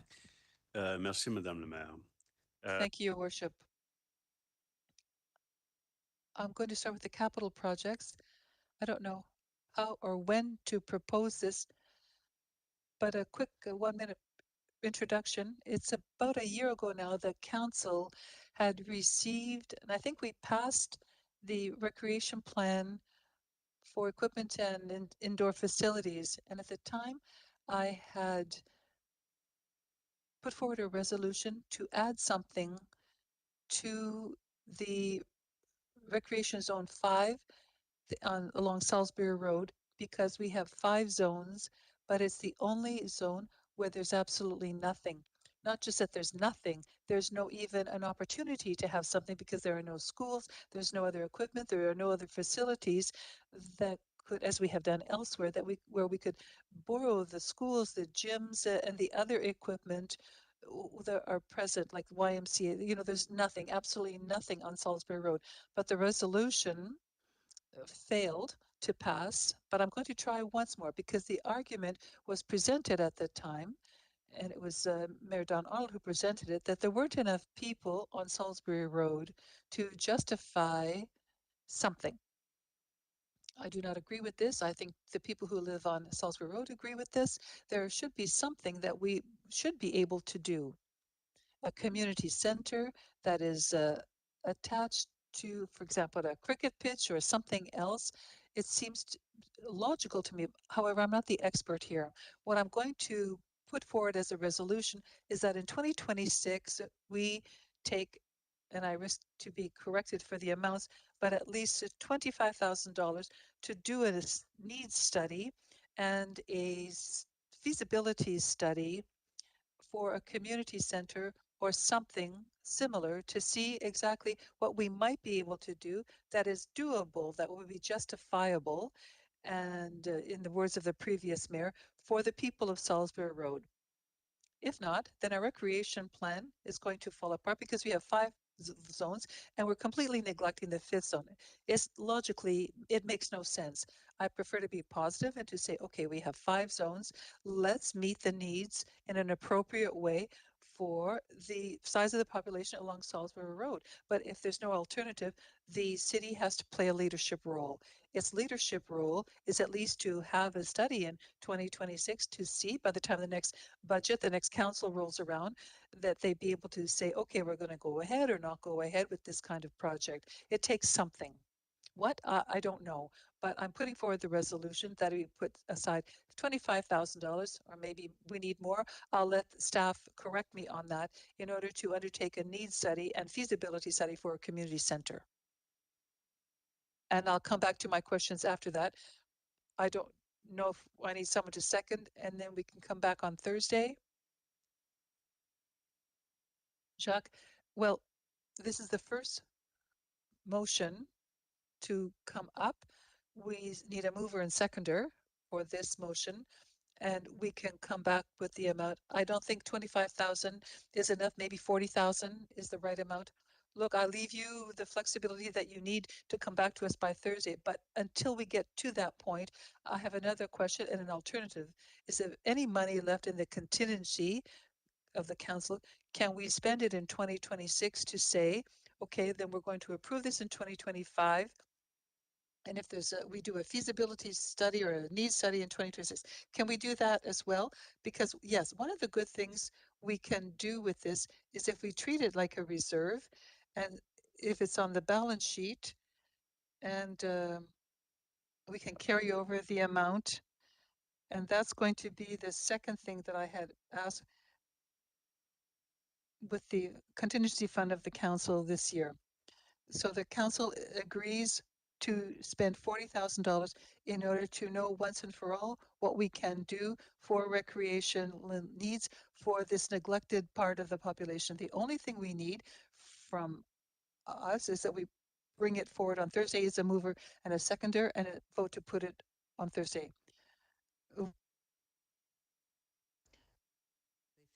Merci. So it's done, and thank you.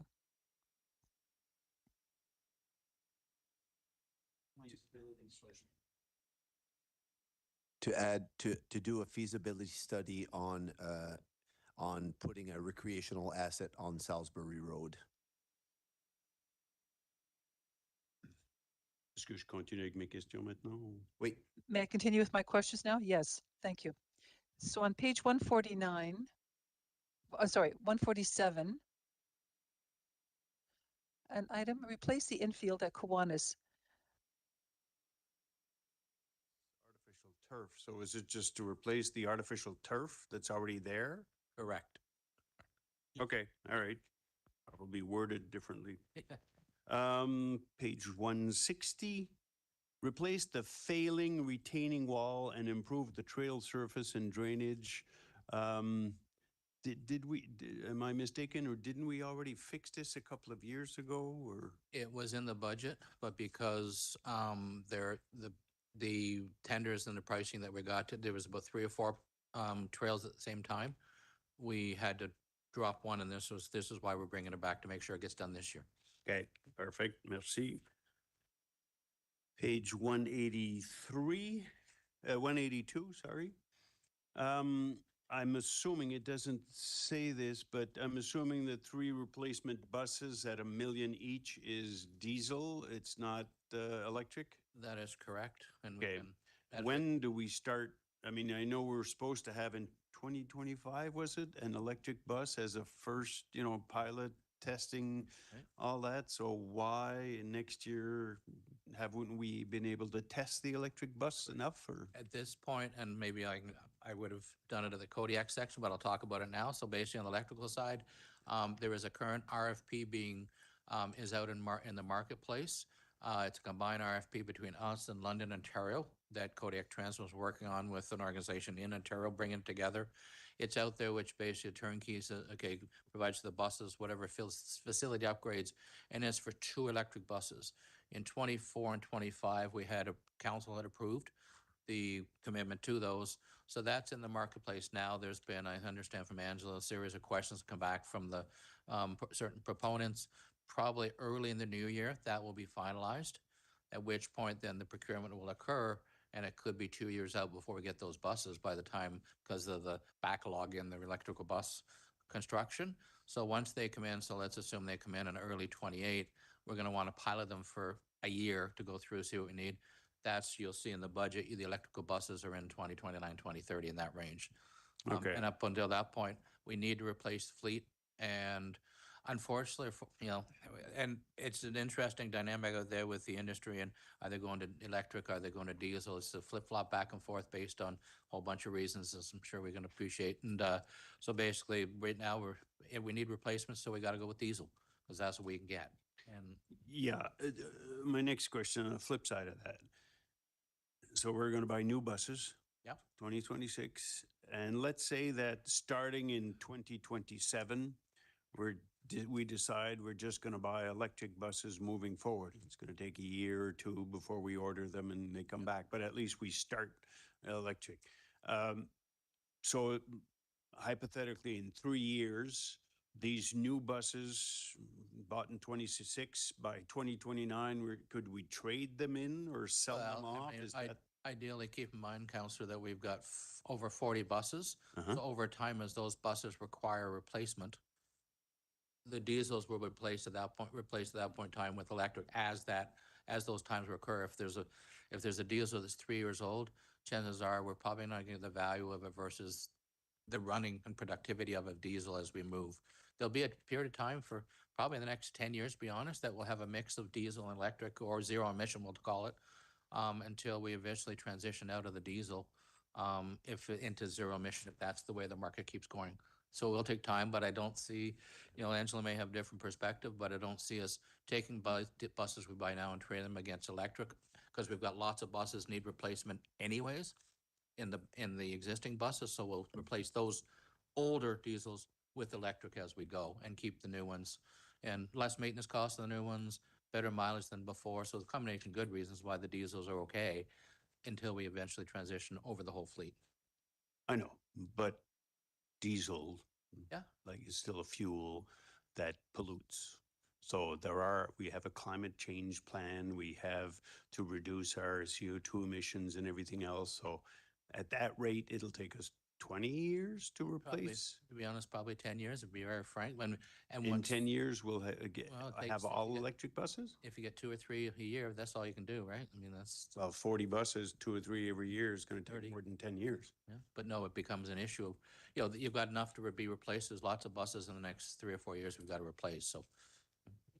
Okay, moving forward next year, could we have, or before the budget next year, a game plan from Kodiak Transit to say, in 8 years, 9 years, 10 years, as you say, we will be flipped from 100% diesel to 100% electric? And what the cost would be so that the we can work future with- council can discuss this in a long-term perspective rather than a year-by-year perspective? Absolutely, yeah. No. Okay, perfect. Merci beaucoup. 186, sorry. Completion of asphalt paving of Kodiak Transpo turnaround area near Magnetic Hill. I passed by it a couple of times. When we decided to build this turnaround, it's just on the right side. If the buses go in and then they turn around on Mountain Road and come back southeast rather than northwest. Did we look at letting the buses go up, not even half a kilometer, to the intersection with North Mountain Road?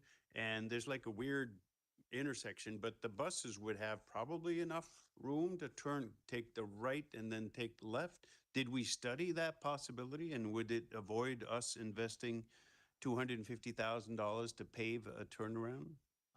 On that one, I'm going to defer to Angela, if you don't mind. It's more of an operational question, so. Thanks, Angela.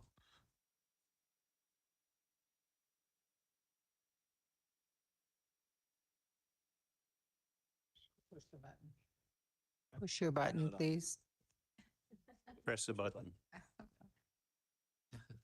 Thank you, Your Worship. Through to Councillor Bourgeois. Thank you for the question. So I don't think there's enough clearance there to make that turn because we were still operating all 40-foot buses.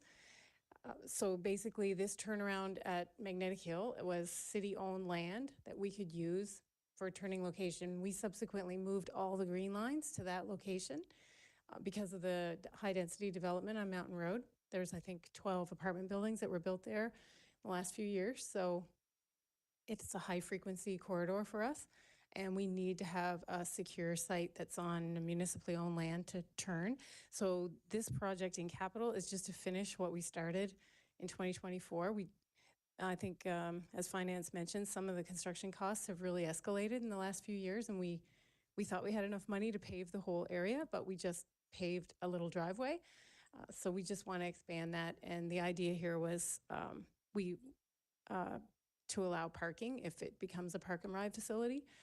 It's not going to be the whole location, but we do want to have some space there for vehicles. We do see vehicles parked there today. Okay, all right. At least you've studied it and considered it, so I tried to save $250,000. And my last question, merci Angela. My last question, 197. We have to spend almost $500,000 to replace the asphalt shingles on the salt dome at the Operations Center due to improper installation and current water infiltration issues. How many years ago was that? Were those shingles installed improperly? Do you have, Alexander, do you don't mind?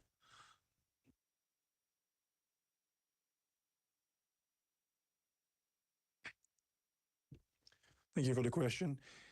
I don't remember the exact date that the dome collapsed. I'm trying to remember here.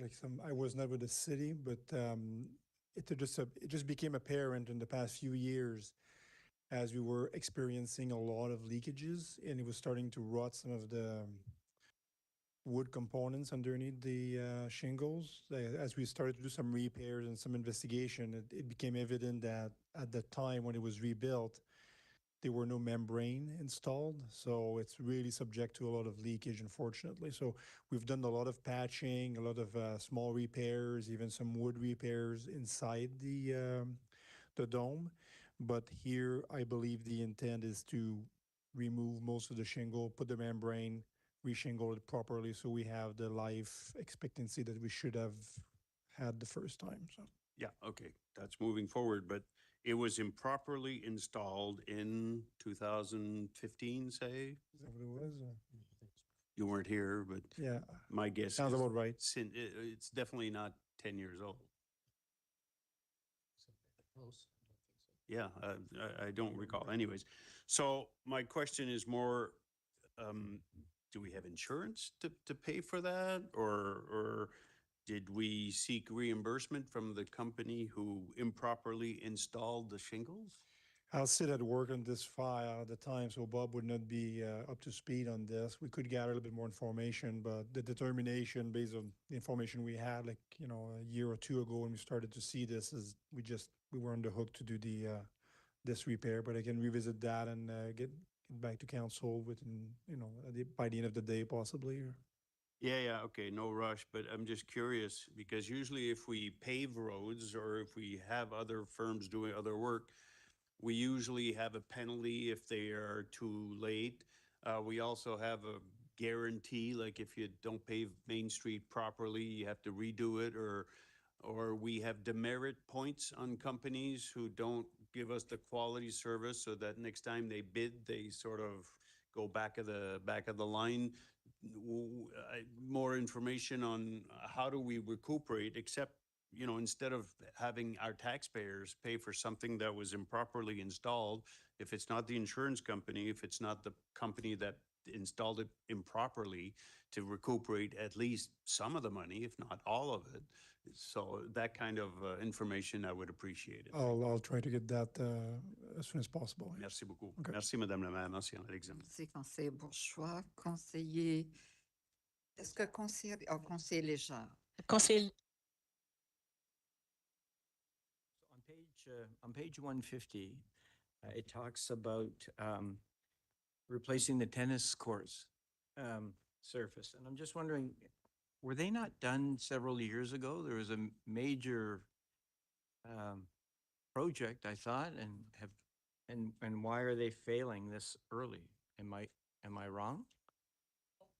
Thank you for the question. Good question. And actually, they were reconstructed, I believe it was 3 to 4 years ago, where we reconstructed the front 4 courts out of that 10-court facility.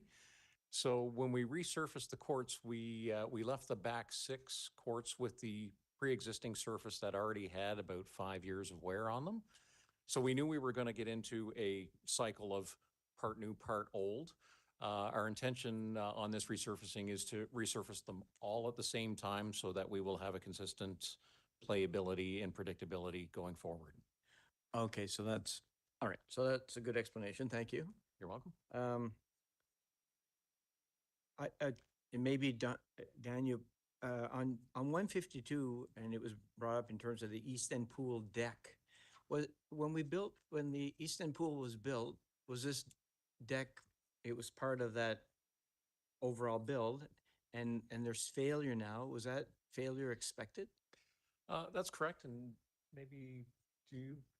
I have some experience with it, but the request really is through the Recreation Department. So okay, sorry, whoever. Yeah, thank you.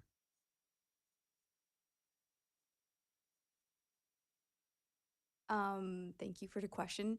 That's correct. We are seeing some lots of rubber pieces going into our filters at the moment with the current surface. I wasn't here at the time, obviously, when this was built, but we are seeing that around even our playgrounds.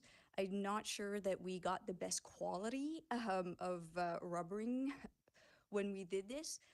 But at the same time, right now, what we're seeing is that we're going to have major problems if we don't fix this problem, because all of the pebbles are going in the filters. So right now, if you go to East End, you sit on the ground, put your towel, you get up, it's all pebbles. So instead of going with that surface again, we would go with a concrete surface, just like we did at Centennial. Okay. That's the plan. And I guess maybe just a general comment, maybe to related to some of these, could there be a better process where there are some guarantees? You know, we have, and this isn't to you, But when we look at the projects we do, we've seen a failure occurring with the dome and then the failure occurring here with the deck, and so on. Is there anything that we could improve on in the future that could maybe try to minimize these things happening? It's not perfect, but what can we do? I mean, if there's an expectation of 10 years, for example, on a shingle, and it fails in 5 years, do we not have some type of guarantee? And so on. And what does that look like? What would have been the guarantee on that deck surface if there was any? And if we didn't get the right item, if we got a cheap product, I think that has to sort of, maybe before we make a decision or asked to make a decision on purchasing something that's a cheap product because it's what we can get, I think we need to have that information to be able to reconsider. So we don't have to, again, address this. Yeah, no, that's a good point. That's something we'll take away. We already have a lot of those precautions, though, when we go out to tender in terms of warranties, guarantees in the materials and things like that. The one thing I would note is that, like, again, if you look at this year's budget, we're going to spend around $97 million.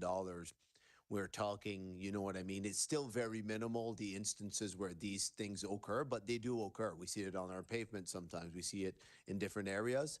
So what we'll do with that is we'll take it away. We'll inform council on the things that we already have in place, and we'll also research if there are other things that we can put on, especially on those things that are not normal and recurring. You know what I mean? We have our processes pretty good for the things we do a lot, like the engineering department or so on. It's more those one-offs that potentially we can see what securities. Now, when it comes to security, sometimes also there's the cost benefit. The more risk you put on companies, again, they're going to reflect it and they're going to push it back to you. So again, there's that cost benefit analysis, but we'll take that. It's a good point. Okay, no, well, that would be great. Thank you. The next one was on page 153. And this is for the capital projects under Canada Games facilities. And I'm just wondering, because it says that several projects have been identified to meet the minimum standards set by the Canada Games Council and National Sporting Organizations for Canada Summer Games. Is there an expected recovery? Because there is going to be Canada Games funds, or is that our contribution in terms of our bid towards the Summer Games? I can start with basically there is a recovery on basically, for instance, in this year, there's $1.5 million of an estimated spend with $1 million of recovery from the Canada Games. So when we get into the 5-year plan, you'll see that there is still the net cost for us on these assets is only $500,000. And it's similar to that in 27, 28 onwards. As we move forward, that's where it's. Okay. On page 160, I think that is the, on the Brigadier General Locklear Trail, is there any contemplation for an improvement in the lighting? And secondly, signage. We had theft of the signage that's at St. George Boulevard, so it would be nice if we're going to do some of that trail work that we could replace or do something different so they can't vandalize it and steal it. The signage and along with some lighting. Thank you for the question. Back on. Turned it off. I'm sorry, I thought I turned it on. Thank you for the question, Councilor Legier. Currently, there is no planning for any lighting along that section of trail. The vast majority of our trails are not lit. So that would be typical of trail reconstruction projects. And as far as the signage at the entrance, we have looked at our design of signage where a lot of our wayfinding signage in parks had arrow flags that protruded from the poles, which are pretty easy to grab and hang off of if you want to break things. So we're looking at other methods where we fasten them directly on poles and don't give an opportunity for people to rip them off. So that's a fairly simple could consideration be given to looking at lighting for that particular trail, perhaps a new form of lighting that might be solar based? And the reason is a lot of people use it as a cut through. They leave St. George Boulevard, they go all the way up, and then they're all the way up at the top of Milner. And it's it would be really a nice addition, and it might be a good test of the ability, depending, I guess, on the tree canopy and the rest of it, but just something to consider. It's not a normal trail as I see it, but it's a great trail, and you've done a lot of really good work there. It's also backs onto a number of residences, so again, if you could consider that perhaps, and maybe just, I'll leave that with general manager to sort of maybe note. Yep, we could take that away. A couple of comments on that trail itself, though, just for background. It's not one that we would be able to consider for winter maintenance, given the grade closest to the Milner end. Therefore, lighting would only be really effective for part of the year. And the tree canopy would be very detrimental or difficult to get solar lighting to be effective on. But those are just my off-the-cuff comments. But Okay. we'll take that away for consideration. Okay, thank you. Page 166.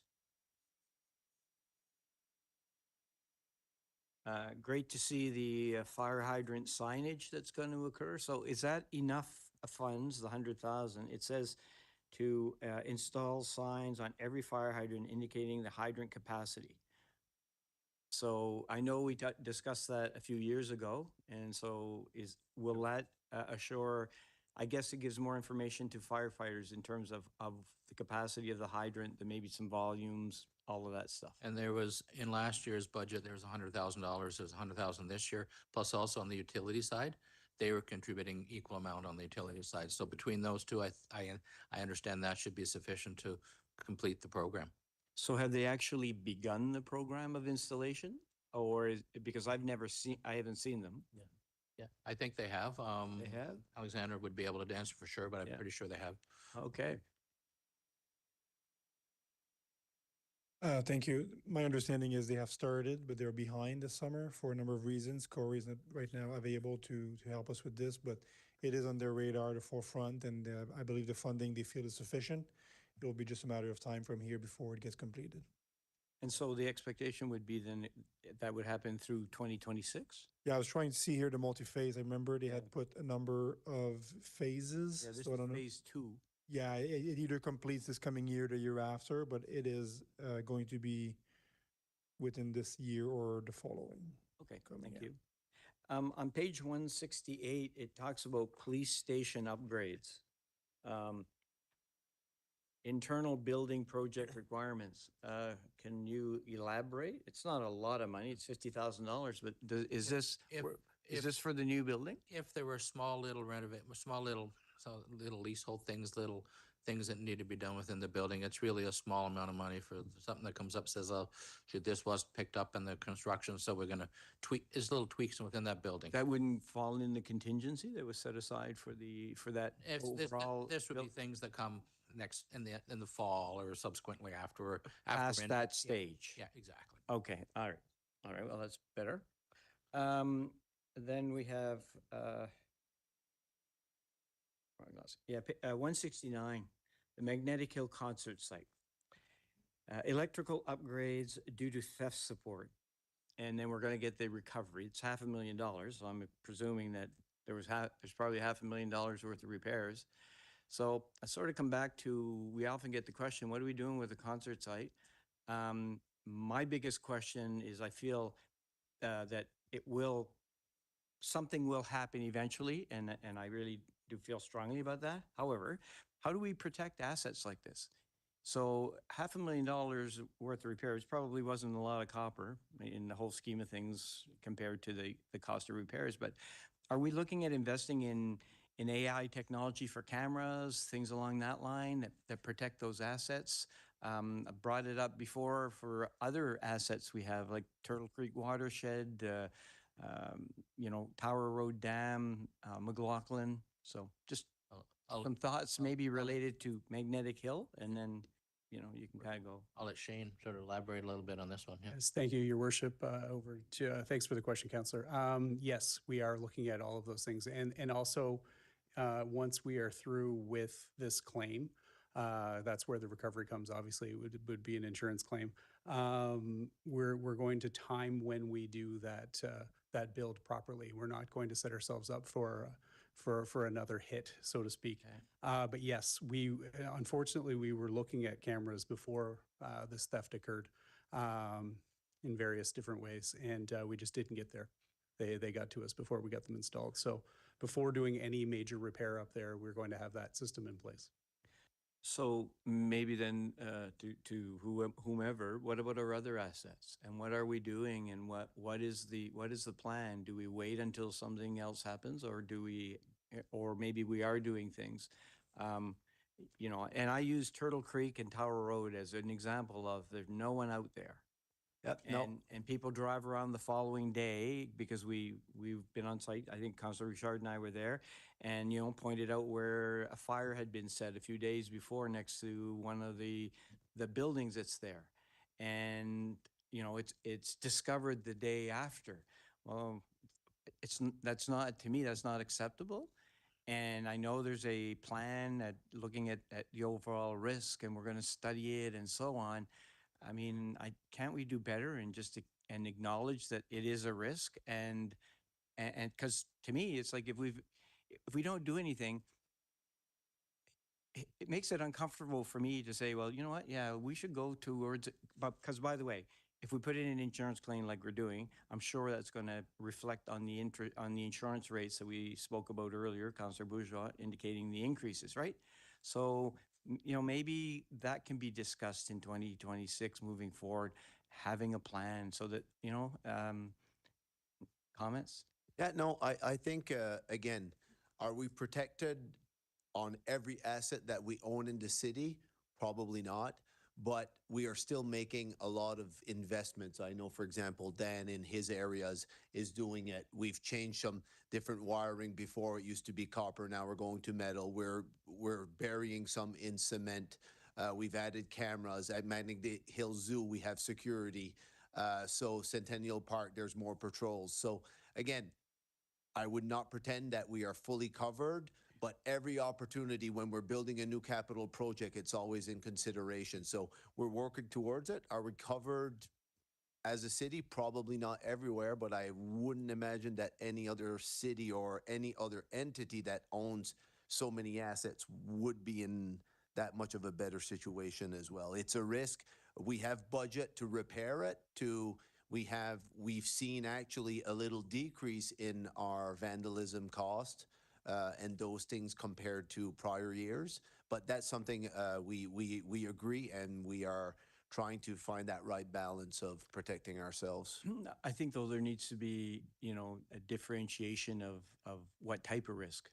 I feel the water system is a huge risk. Oh, and on that one, Okay, you will see there's actually a lot of items included in this budget that goes towards that. I noticed that, but still, there are some things that were still highly at risk, and so I would like to have that conversation and the degrees of risk and asking, is that acceptable, and is that something that is that is acceptable to council? Is it acceptable to citizens? And we have that discussion. Yep.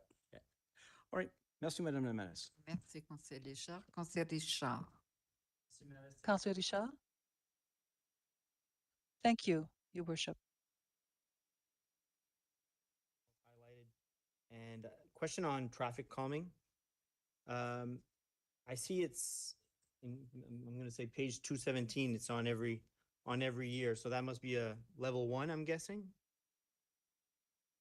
Yeah, thank you for the question, Conseiller Richard. It's a program we started 3 years ago. This would be our third year, $500,000 per year for traffic calming measures. How do you find it's going? It's a very popular program. We get, as you're probably seen on the emails, the requests. We get requests for traffic calming from residents, from elected officials. I think the more people see these traffic calming measures on the street, they start asking the question. And the results are there. The measures we put in place, we've seen a decrease in 10 kilometers per hour in average speeds, and 10 kilometers an hour is huge when we look at the risk for collision and whatnot. So it's a shining project program in the engineering department. Very positive program. Yes. So like you said, very effective. That's why the people are noticing. That's why you're getting more requests, Mhm. I'm guessing. Yeah, Daily. lots of requests. So we had a message this week that you're proposing shorter segments of some streets. You had 1, 2, 3, 4, 5, 6, 7 streets that they were going to be partially done. Mhm. Can you elaborate on that? Like, why we're only doing half streets or? Yep, no, great question. It comes down to budget, and our approach was to kind of disperse as many measures as possible throughout the communities, throughout different neighborhoods.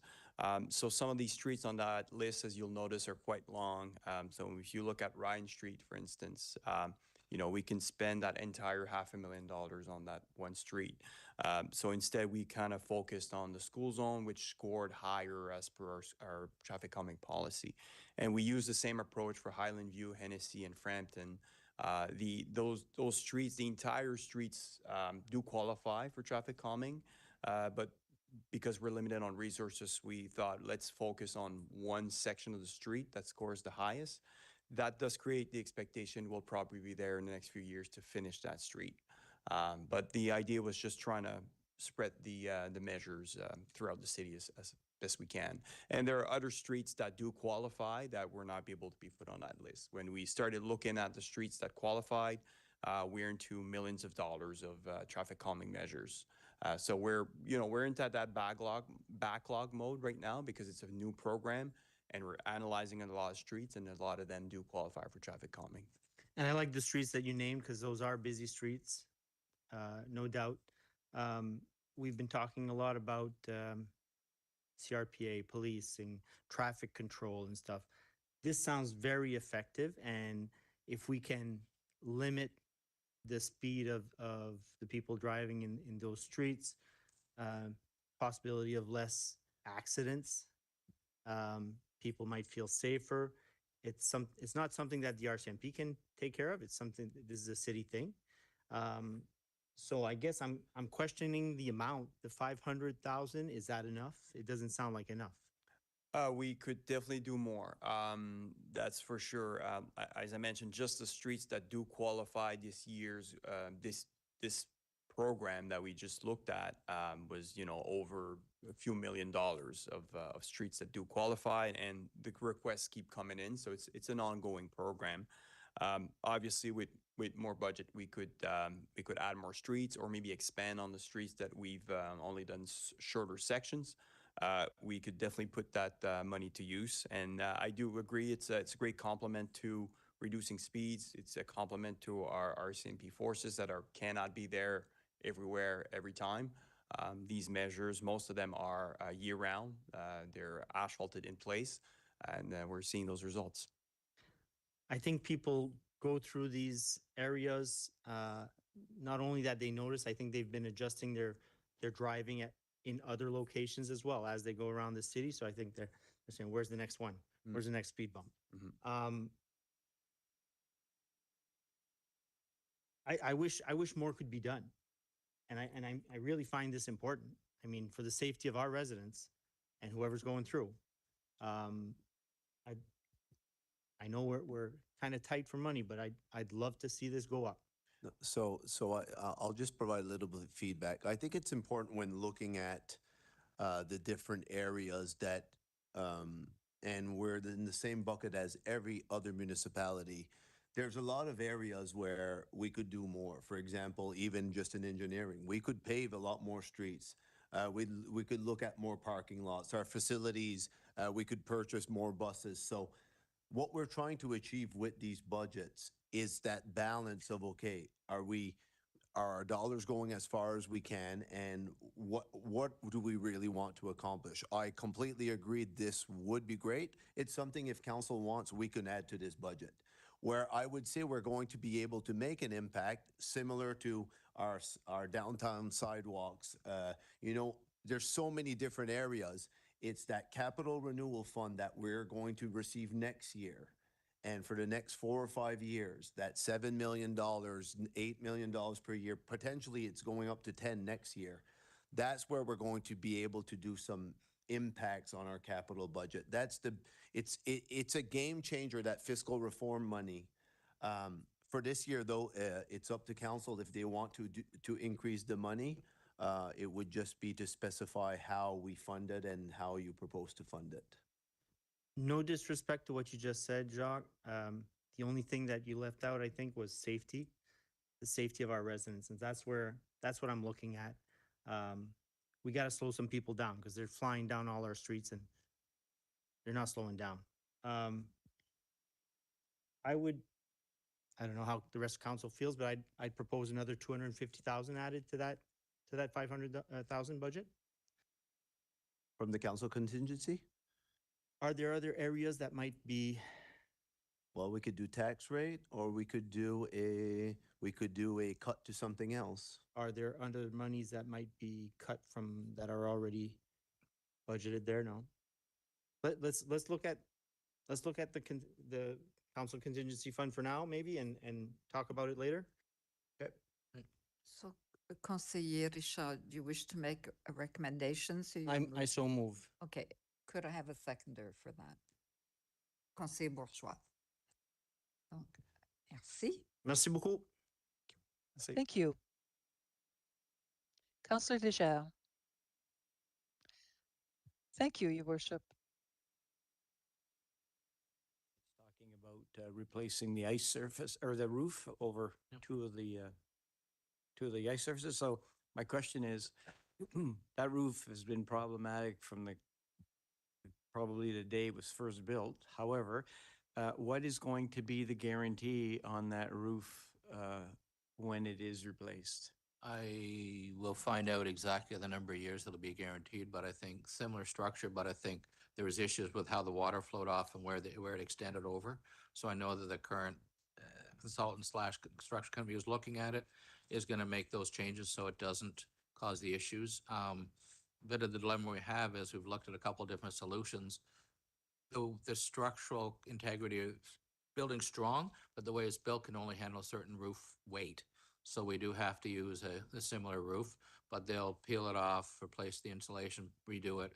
And, and with the current, keep in mind this building was 20 odd years old. So even technology and materials and stuff has changed, and they will be looking at an enhanced warranty as well as make sure the workmanship manages that lasts, in excess of what it has recently. So the internal panels and inside, that'll be replaced. A lot of them used to get real wet, and so that will be taken away and cleared and so on. Initially, what was going to happen if they could have put it, they were going to put almost a membrane over top, so you didn't have to necessarily get rid of all the insulation, which may not be a bad thing anyways. So it's almost like a tin can. They're going to peel the roof off, and this is ring B, and at that point, once they peeled it off, they take all the insulation out, replace the insulation, put the roof back in, so you have dry insulation, sealed roof, and they'll do that. In the program, they've got basically the next basically intent, based on pricing and everything else. The next 4 years is 3 to 4 years is do a roof a year and try to make that happen. And is there an expectation of any deterioration of steel because of the water that's been there for a number of years? I don't know for sure, but I think that's been reviewed, and I don't think there's an issue on that. Okay. And my last question, when they do a roof a year, does it impact the usage of that ice surface? They'll do it once again through the summertime, so they'll do it when not all the ice is in. So there is some impact because you can't have all 4 ice surfaces open if you wanted to, but they will look to address that and get it well planned so it's done as quickly as possible. That's where the membrane solution would have been fantastic because it wouldn't have impacted any ice times, right? But yeah, I know that the management up there are looking at the best way to manage that.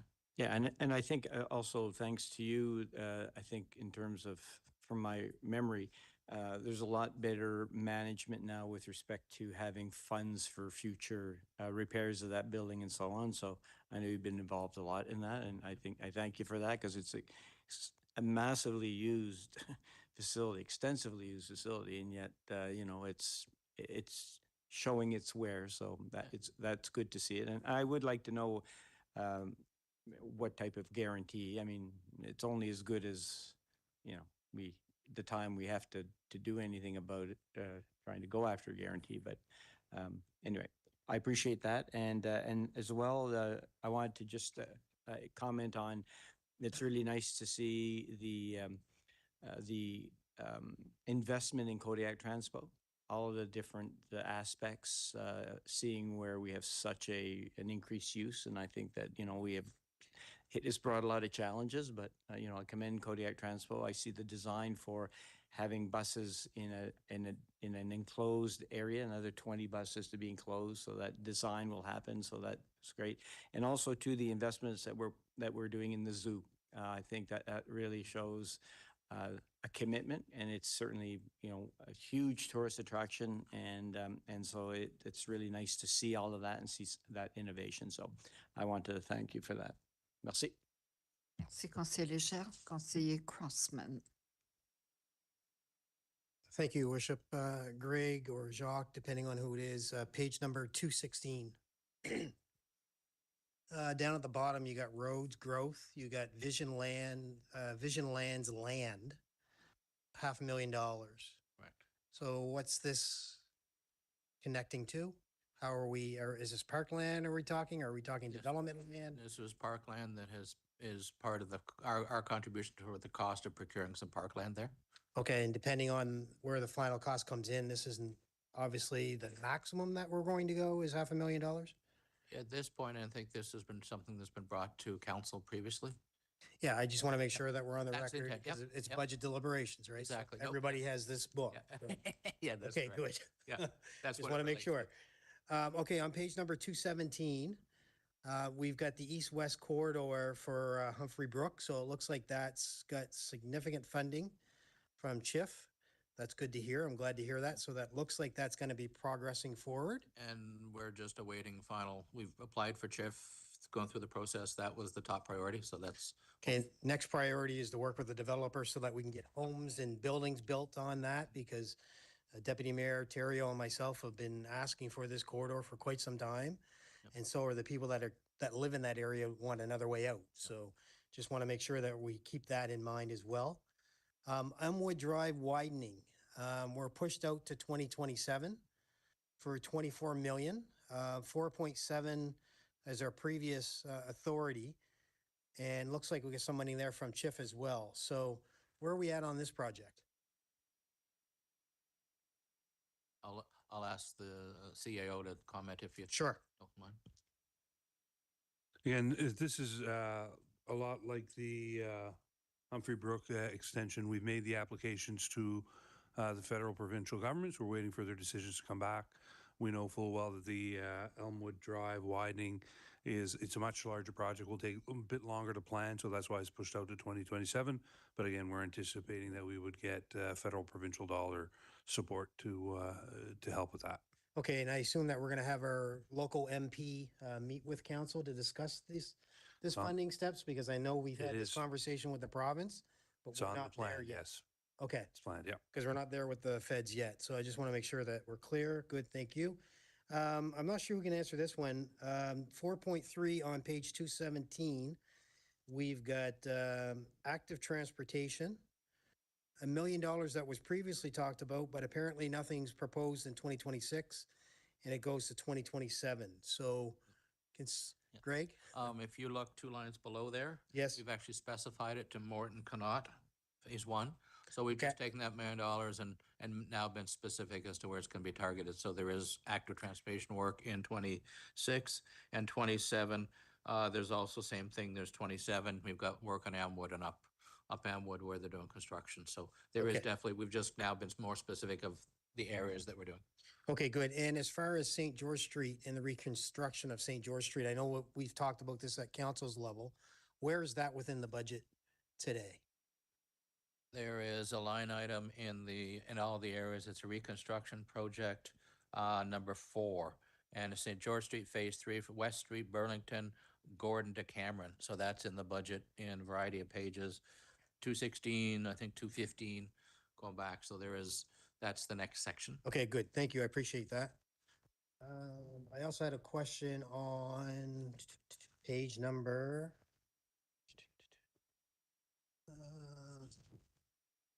Okay, right here. Page number 222. venues growth. Jacques, is this in connection with our conversation on the 17 million, or is this it's 3.5 million? Okay. Riverfront master plan, vision lands, development, so on and so forth. You see that line? I can. Yeah, go ahead. So basically, just that's where actually yesterday you saw there was, we issued the little bit of an update to the capital, and there's some pages there. What originally, when we did the next to last version and working copy, we had three separate projects, one for some vision land development, one for some more money into into the riverfront master plan, and some money for transitional housing. The last working copy, we said, let's put it all into one line item for council and call it council strategic projects. Okay. So we took basically 500, 2 million and a million. So now we've got a consolidated amount of money of $3.5 million sitting there for, let's call it projects of strategic importance to council. Riverfront master plan could be it, could be vision lands, could be transitional housing, also could be seniors. Right. And it's really money, and we have operating capital that we've applied to it. So it gives us flexibility that we don't specifically have to ask the borrowing board for a particular approval. It basically, as things evolve on all those areas in the next year, council has an opportunity from a capital side to say, okay, good, with council, resolution and agreement, here's what we'd like to do. So it gives you that flexibility, and that's what that's what that's for. And so Okay, we just put in that line, could have gone a couple different areas, but that was one of the things I was going to get to as we went through the 5-year plan, but thank you for asking ahead of time. Okay, good, great, thank you. The only other question I had was on page 224, but I'll save that for the, obviously, public safety when the fire department comes later on, I'm assuming later on today or tomorrow, with regards to fire vehicles and making sure that that plan that was presented to council and approved by council as far as the fire, I don't know, 10-year plan, Mr. CAO, or it was a really well-done plan showing how much money we had to invest into our fire department. This is a portion of starting that, is that correct? Yes. Okay, good. Great, thank you, Your Worship. The Conseiller Crossman, there are no other questions, donc Jacques. Allez-y. Oh, Greg. At this point, we're at really the start of, that sort of 5-year plan. A lot of the questions that people have asked relate to the 5-year plan. I can quickly go through page by page, but I think I think a lot of questions have been asked on particular projects, but the first 212 is really utility, it's sanitary, and basically most of it's reconstruction projects. Humphrey Brook was brought up about the construction of Humphrey Brook going forward, and, with funding hopefully coming in, and basically some GIS work. Page 213 is the water side of it, where basically we've got joint use assets, so a lot of this relates to Turtle Creek, land acquisition. We have put some more money into the blue-green algae as the costs have evolved up to about 24 million, 24 and a half. So there's a little more money versus 22 budget, but that project's progressing along, and I think understand will be done later this year, early next year, the latest. So that's basically, and you got normal street reconstruction that happens there. And the page 214 really talks about Humphrey Brook again. And so basically, and going out, there's future things in the future, looking at maybe a new water tower, extension or connection of Tower Road Dam to the treatment plant. Those are all future things that based on the water master plan being done. So I'll just stop at 214. That's sort of water, sanitary, utility. Any questions that weren't asked before, we can address. Otherwise, I'll keep moving along on the 5-year plan. Okay. Merci, Greg. Are there any other questions? No? Okay. I believe that lunch has arrived, so if everyone is comfortable, perhaps we could do lunch now and take half an hour. Est-ce que ça vous convient? I think no, we can go for lunch. Yep. We only have like 5 minutes and then we're done the capital section, so. Go ahead, please. So then on page 215, you start getting the storm sewer. Basically, we've talked about reconstruction St. George. Humphrey Brook again is the big things. 216 gets in the street reconstruction. We have several street reconstructions. We had 2 large resurfacing projects that basically, consider resurfacing a lot of our areas. We have some subdivision development work that we're doing. Page 217 continues on with roads. Robinson reconstruction has moved out to 2027 because Westmoreland will be finished into 2026. Elmwood Drive was mentioned a few minutes ago about the intent with Elmwood Drive from the CAO. And sidewalk recapitalization, we had money in 2025 for Main Street sidewalks. That's going to be done early in 26. I think there's a note sent to council just because of all the other disruptions on Main Street. So that's going to be done in 26. And then there's money onwards in 27, 28, 29 for that. And to keep reinvesting in the brick and the concrete sidewalks. On the transportation side, you've got basically continued work on active transportation. Traffic calming was brought up earlier. So we've, continued to invest in there. 218 is the buildings, and so basically this work the facility team works on in respect to basically the ops center, K Arena is finish off the controls compressors. Resurgo's a workshop update, and they're going to refresh into later years interactive exhibition that's currently on the ground floor. That's since been open, it hasn't really been involved, so that's going to be changed. 219 is Kodiak, and it was brought up, and one of the items on 219 is to do the design for the expansion of the facility to get more storage for buses. Looking at the design, where it's going to sit at the back of the lot, the front of the lot, and also there's operational considerations there. So they'll do the investigation in 26 with hopefully money, based in 27, identify, okay, what's needed, what's the cost, and basically Dieppe and Riverview will be sharing in this cost since they are also users of the bus system. And I'll go through to the end and then for specific questions. On the recreation side, we've talked about artificial turf for Kiwanis, Rocky Stone, Centennial Park. One important one is a sidewalk safety issue. They're going to spend some money this year and basically getting sort of designated pedestrian walkways mainly through the parking lot around the parking area in Centennial Park to ensure there's safety for pedestrians because there's not a clearly designated area. So there'll be money spent there this year. We talked about Riverfront Master Plan. There'll be some work in the West End. Plus, there's money that we've sort of set aside for council and as that moves along. And I think that whole plan's coming to council in the near future. A little more detail on it. We talked about the aquatic facility that was initially put partly in 25 or 26. We've moved it out. There's still design work being done, and it moved out the city contribution to 2027. Trails are continued reinvestment in trails in a variety of areas. With that recapitalization, as Jacques mentioned a few times, the money we're getting can be used in a variety of areas. That may be one of the areas in the future, amongst roads, facilities, etc. And then if we go to page 222, there's venues. So there's a lot of work continue to be done in Coliseum based on the repurposing plan. Next year is the second half of finalizing the Agrina electrical work. Then the future, we have the heating system across the building, then the roof. And there is, basically a little bit of money in there for different areas of different smaller venues. In the zoo, I was commenting on the zoo. They're doing washroom upgrades. One of the washrooms is being upgraded with new fixtures and even looking at a family and a dual use room. Veterinarian equipment, accreditation upgrades, which includes cage fronts, doors.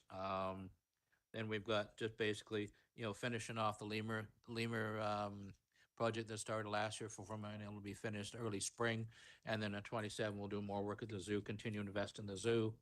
We've got amounts of money in this current year. There is 3 new fire engines that have already been ordered. They're on order. They should be in, I think, late 26, early 27 from previous authority. And we've got monies in there for future years for requirements for trucks as we move out. And then the bottom last page that I'll end on page 225 is really some continued work, just Mag Hill Park, our component of it, which is really looking at, continue upgrading paving as needed and based on the tourism master plan signage and, attendance booth, pedestrian walkways so they can walk from the zoo down to the wharf, things like that. So a good broad brush of, commitment of monies, commitment of efforts based on the budgets we have. I think a lot of the details we've sort of talked about in the specific project descriptions. But if there's any questions on any other page, sort of to finalize this section, be happy to answer them before we go for lunch. Merci, Elijah. Merci. Just a quick question. Nice to see some of the paving projects like Magnetic Hill. So Is there a reason there's no money in paving repairs for the Coliseum? And I do say it was great to see the repairs done last year after some pretty ugly looking situation at the Coliseum, which is one of the largest trade shows, I think, trade show spaces in Atlantic Canada. And the parking lot was horrible. It looks better now, but it's not going to last over much of the winter. So where do those come? Where do those funds come from? And what is the plan to? It's great we're investing in the facility. Can we invest as well in maintaining a section of the parking lot? I understand the future development plans and all of those things. There is in one line I called venue buildings program funding, there's $270,000. So a portion of that could be looked at to keep that moving along. And you brought up a point, there is future potential of reconfiguration of Worthington. So there's some hesitation not to do the whole parking lot, all of it brand new. And so that's, in the short term, some of that money every year can be used to keep that up until that happens. And then there could be future additional monies added to say, okay, at which point, once that reconfiguration is done, do we want to do the whole parking lot? What's the plan? And it's an important asset to us. So I'm also glad that we were able to find some money this year to do the parking lot to at least bring it up to snuff. So it's almost like a miscellaneous fund then? Yeah. So if it needs to be used for that, it will be used for There's that. some flexibility there, yes. Okay, thank you very much. Appreciate it. Merci. There are no other questions, so we will break for lunch. Merci beaucoup. Go, Greg. Good.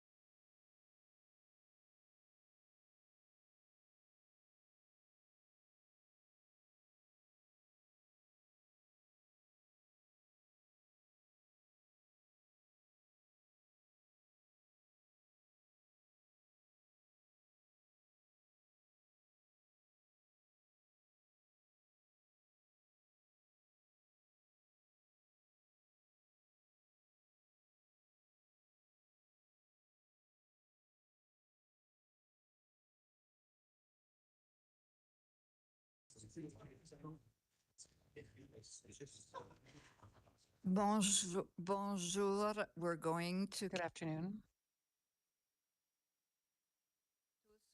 Thanks to all of you. Please go ahead.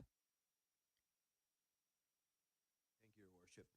Now on page 226, we'll just spend 2 minutes on this page. This is demonstrating what our projected outstanding debt will be for 2026 to 2028, and also what our debt ratio is. Again, for us, really proud, our debt ratio is in a good situation, even considering the new RCMP detachment. We're still maintaining between that 10%, 10.5%, which means we're really in a healthy position. On the next page, that is just our existing debt, interest, and capital payments. Again, this is just representative. There will be more added to this as we bond in the future. And again, for us, we do all of our borrowing through the New Brunswick Municipal Capital Finance Corporation. That's really positive for our city. We're able, because we blended in with all the other ask in the province, we're able to get really good rates. If we go to the next page again, it shows a little bit what the long-term outlook is for the New Brunswick Municipal Finance Corporation. They're ranked as a AA1 stable and A plus positive. So again, really good. That also means that when it's that high, we get better rates, right? If our credit rating was in the province was not good, we'd pay more in interest. And then the other one is just basically what we're projecting our debt ratio to be. And again, it's staying pretty consistent. Any questions on this section? Conseiller Bourgeois. Merci beaucoup, Madame la Maire. Merci. Conseiller Bourgeois. Thank you, Your Worship. One quick question. It's a hypothetical one. When I was on the Transaqua board, I came in at a point where they had already accumulated a certain amount of money because they knew what was coming. The federal government was going to change the rules to increase primary treatment to tertiary treatment, and they already had $25 million of the $100 million that they needed. But they increased the rate of what they were charging to citizens. So instead of borrowing at that point, when the federal regulations had come into effect, they had already accumulated amount. They didn't even have a half of it. You know, they had 25 out of the 90 million, but it prevented a very serious impact in the 2 or 3 years that we were in construction.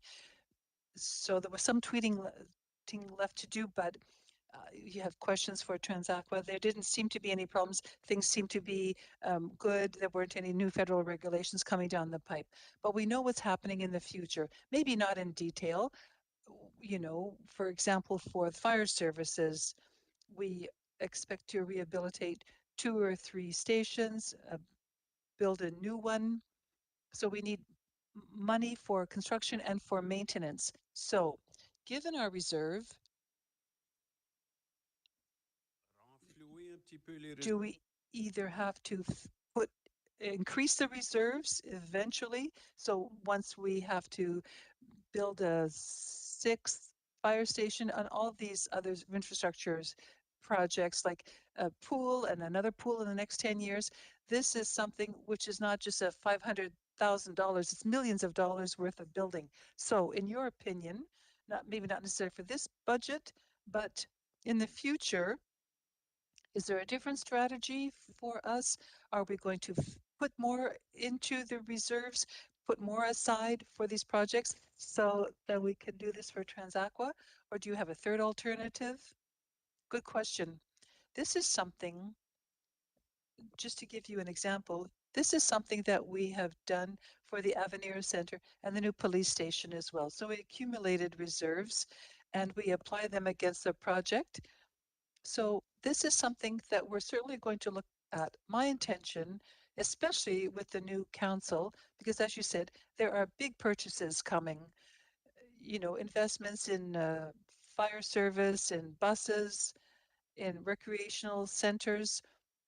And also, one of the differences compared that we know about is that we have a significant increase in property assessments too for the coming 7 years to come.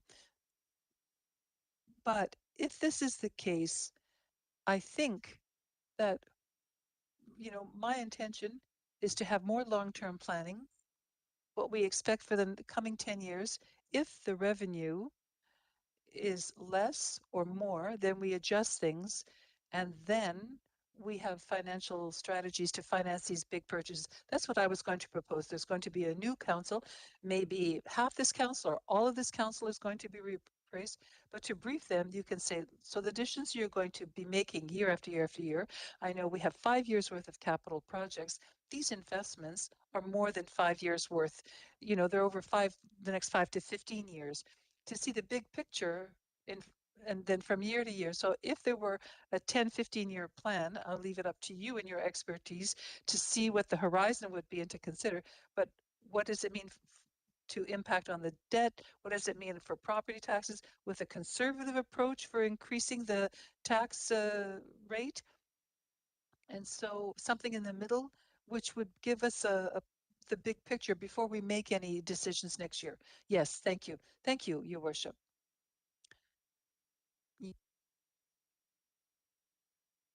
Forward, again, when we submit our GFOA our budget, one of the areas they recommend is the climate reporting. So if there's any, so that would be page 230, 231, 232, 233, 234 to 235. Any questions on this section? Not necessarily budget related or so on, but we could ask Tim or Hélène for some commentary. The only thing I want to ask here, because the question was asked from me, what kind of investments do we do in kind of this thing and how does it relate to the budget? So there's a couple of things to highlight there. I think, again, investments in active transportation is one that we do. We're looking every time we purchase a vehicle, we're looking if there's an electric option or so on. We just built the RCMP station. It's almost prepared to, it's almost completed. Again, built to a lean green globe. Climate change and so on, it's almost becoming part of how we make decisions, just similar to our house. So every decision we make is, okay, what's the impact? Is there a better alternative? What can we do when we refurbish, an ice plant or things like that? We're always introducing strategies to do. So we just did, we're almost completed with a fleet electrification study. So that will be presented to council in the near future. We have the Kodiak Transport electrification study. So there's a lot of things that we do, everything, we're purchasing parkland and things like that. So, so that's what we're doing as a city. In this climate reporting, there's also things that it's not necessarily city related. It's the entire city, including the residents, NB Power or so on. So if there's questions on this section, it will either be me or would be Tim or Hélène that could answer it. Merci, Jacques. Conseiller Bourgeois. Merci, Madame la Maire. Merci. Councillor Bourgeois. Thank you, Jacques. I have a question. It's not even a question, it's a suggestion. But first I will ask a question. On page 232, tree planting in underforested neighborhoods was secured from Infrastructure Canada. 2008. Je vais juste répéter ma suggestion. I just want to repeat my suggestion that instead of planting trees or replanting trees along Von Harvey, that we stop mowing the grass for no reason at all. No one walks there. No one uses that space. And instead of building or rebuilding or replanting trees that then die because they're covered with salt in the winter, I suggest that we plant wildflowers, and that could help with bees, which is a major source of our survival. And if we didn't have to maintain it, that would save us money. Thank you, Your Worship. Councillor Bourgeois, Councillor Butler. Answer this one, maybe Elaine, but here we are. I think this is the third budget and still nothing in it about Transaqua, which would fall under climate for sure. As our city has grown and we look at the scale at the very beginning of our budget, we talked about the amount of population growth that we've had. Well, you know, we have to use a little bit of common sense is that with growth comes other stuff too. There's a lot more flushes. And, you know, we keep calling it, people call it solid waste, but all you have to do is go back to Transaqua when they drop the bucket and it's a long ways from being solid. So I'm asking is that why are we not, when Councillor Bourgeois or other councillors talk about the future, you know, we passed a motion a few years back. Go put it inside or move it. Now they did move it some, but you know, their capacity there, we're at capacity where we're at, but there's still no plan about where we're going forward. I don't see any money in the budget where we thought about, okay, do we buy another piece of property? Do we work with the federal provincial government? There just doesn't seem to be any plan. And one day there's just going to be a whole pile of sit instead of sitting around. And what are we going to do with it? So we've got plans for everything else. We've got plans for electrifying the buses. We've got plans for parks and recreation. We've got a master plan on that. We've got a master plan on, we've done a study on even the vision lands that don't even belong to us. And there's not a toilet over there. We're talking about the city of Moncton, and we still haven't got a plan. So could somebody please tell me how we're going to go about this? And if there is a plan. Got to press the button there, please. Thank you. All right, thank you. That is Transaqua is currently working on a biosolids management strategy that they've done some consultation on, and my understanding is that they're going to present that strategy to City Council in the new year, early in the new year. And they were also looking at the financial models for Council's resolution that was passed on the two options, either doing indoor composting or moving the composting outside city limits. And they're also supposed to present those results to the city in the coming months.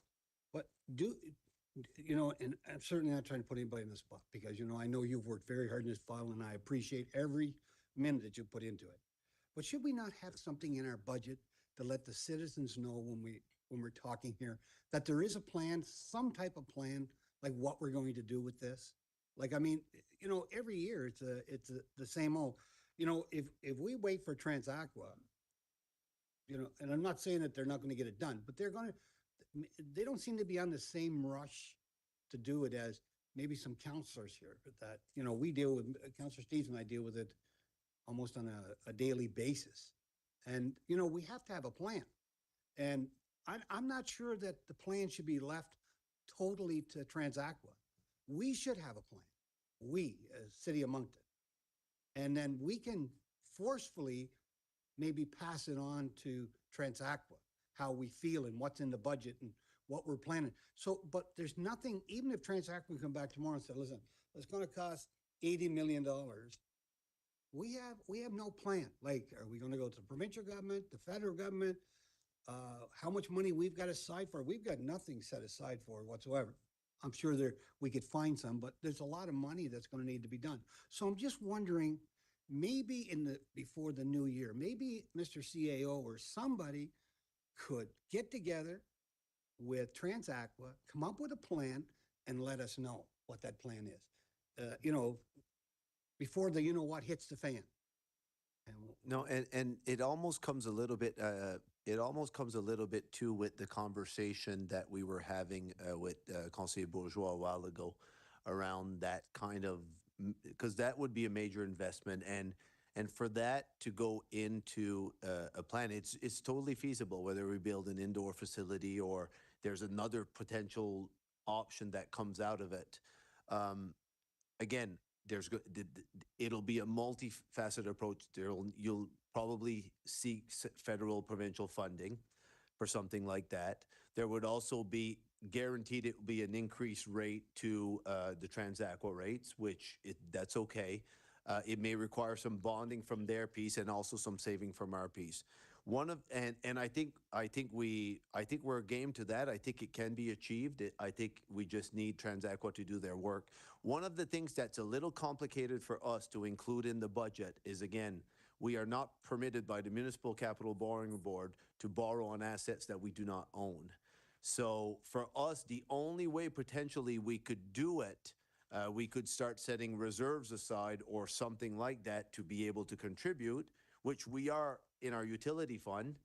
But we also have to be careful, what does that do to the impact on your users today as well? So, but I understand the message. I think from the January conversation or in the next couple of months when Transaqua comes, I think we'll work as a team and we're going to come up with a plan. Well, that would be great. But you know, when you say we don't own it, you know, it's underneath a different name. But we must probably pay about 70 or 75% of that budget over there. Yeah, but the way it was set up and created, it's. But I think maybe it's time that even with Mr. CAO that we go. Oh, okay. And also, so that's part of there's got to be a plan before, you know what, hits the fan. We have to get together and we have to have better governance. We can't just keep going like this every budget and say, well, you know, but then all of a sudden there's going to be emergency because now everything is getting overloaded. And we have to do it. This is the time now before, like, we're building a 30-story apartment building. So just take, you know, I think there's 272 apartments, at least 272 more flushes. You know, do the math. I mean, you know, this is not on you or the finance team or Elaine, but I think it's on all of us. Mm-hmm. And it's not just for Ward 3 where we can smell it.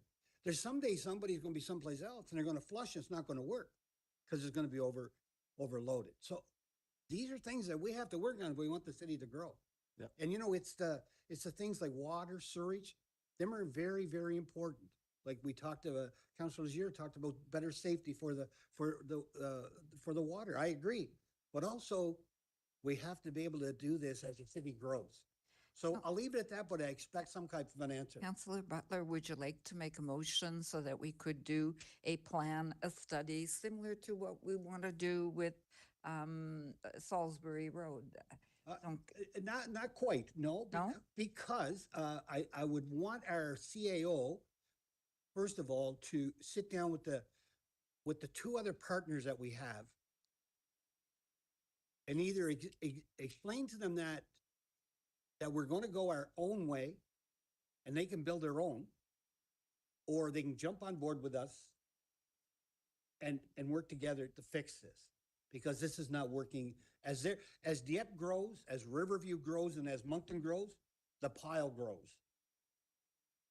So I'll leave it with you, Mr. CAO, but I would hope sometime before spring that we get some type of and maybe with Jock from, and Elaine, we can sit down and get a plan together without making a motion. I mean, we've made motions on top of motions on top of motions about this, and we're still talking about it. So nobody's to blame. It's just that we got to start working on a plan. We'll have a plan ready for council. And in the spring? Yes. Okay. Yes. You gotta put time on it. Just can't say end of February. Pay you Thursday. What Thursday, right? End of February. Sounds good. Appreciate it. Thank you. Merci, Conseiller Léger. Councillor Léger. Thank you, Worship. There. On page 233, it talks about that there's an RFP. I guess it was what you were referring to, perhaps, in terms of a water system master plan, which includes reviewing water supply, considering climate change, drought risks, and water quality.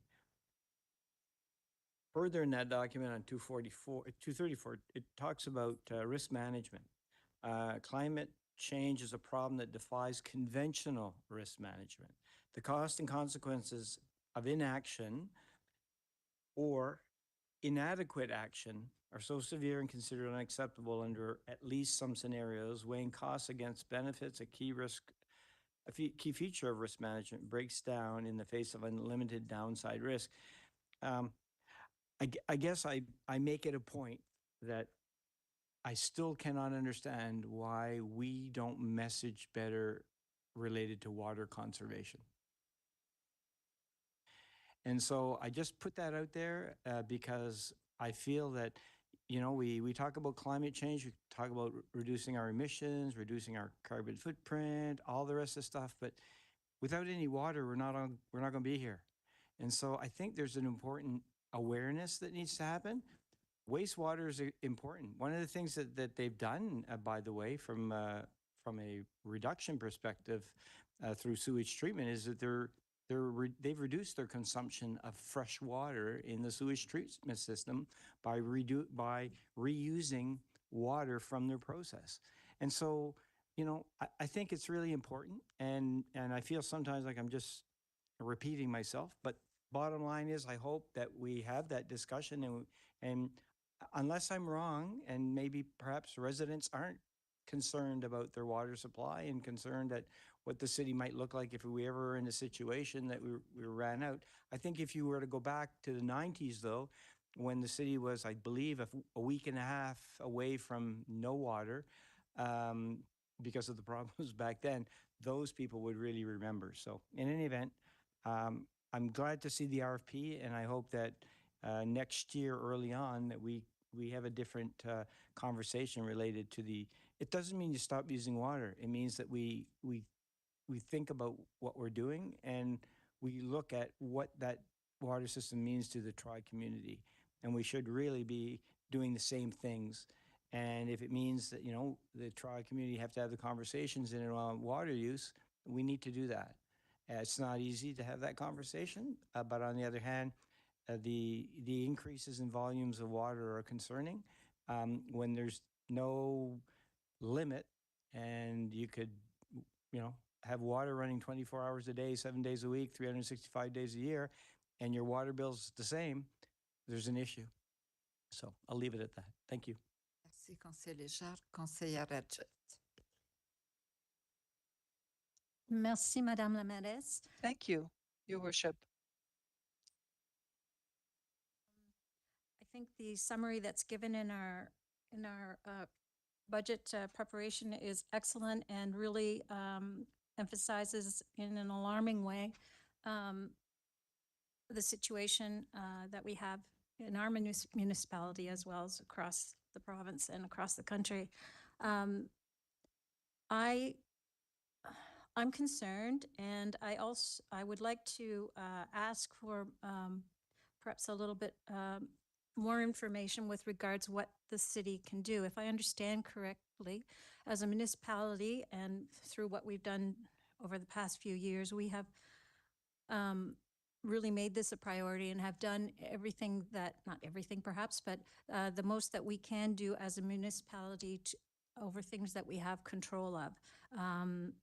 Our treasurer just made mention of our upcoming opening of the new RCMP station, which of course excels in its energy saving and systems, which we can certainly make known to our community.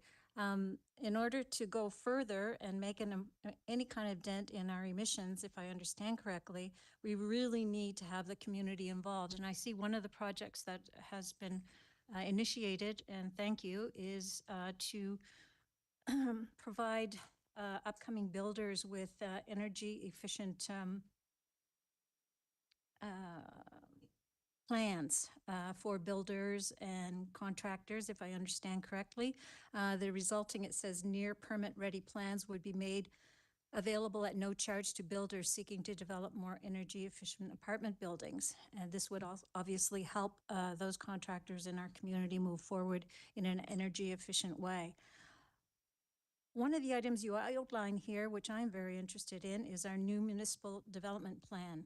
And you've highlighted some that this would be an a unique opportunity to more aggressively enshrine and pursue climate-friendly development throughout the city's land use regulations.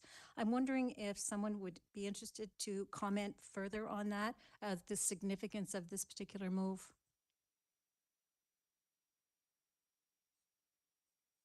And also how this would show up in the municipal plan.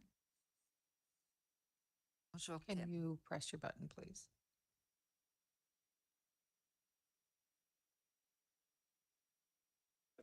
There we go. Counselor, thank you for the question, and good eye, catching that line in there.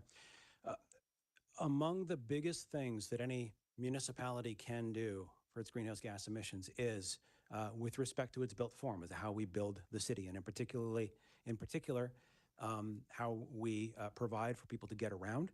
The motor vehicles that we drive on a daily basis to get from A to B are one of the biggest contributors to our greenhouse gas emissions. And building a city that makes it easier for people to choose not to drive it may be the biggest or second biggest thing the city can do. Similarly, the types of buildings that we make it easy to build, particularly in the residential sector, multiple unit buildings are, all other things being equal, more efficient to heat and cool than detached buildings. It's just a reality because the units are all kind of butt up against each other and they kind of self-insulate. So they're much less energy intensive. The demand for space heating in the winter is another one of the biggest possible, the biggest greenhouse gas emitters.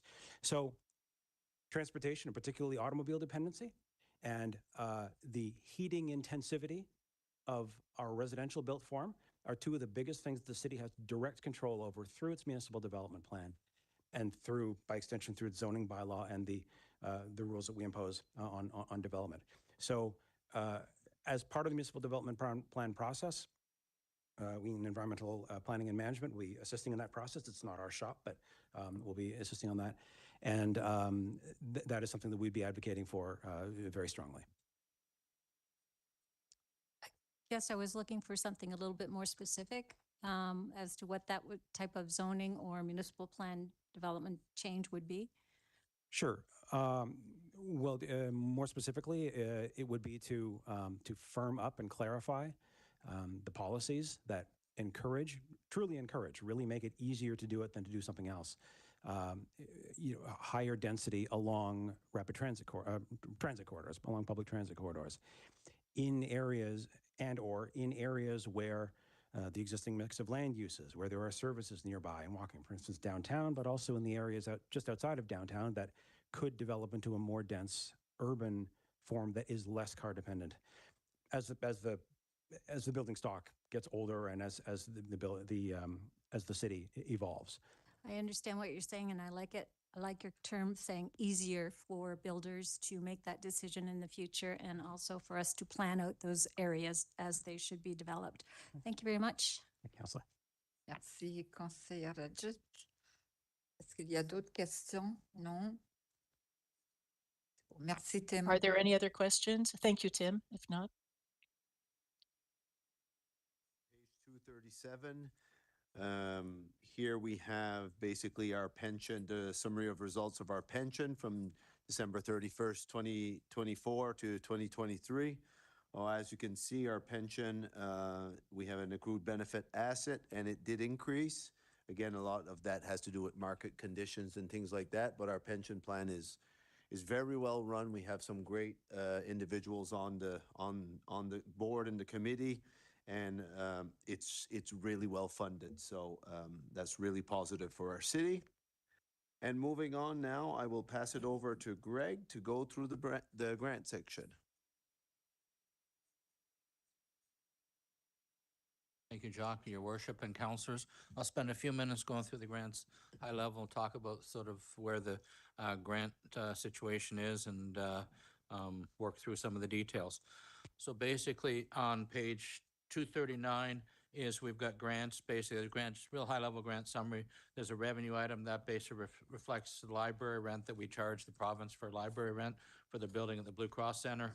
In the non-labor costs are all the grants, which I'll highlight in the next page. And those are basically all the grants and outside organizations that we pay for. The increase there is ideally, MID is about $300,000 increase.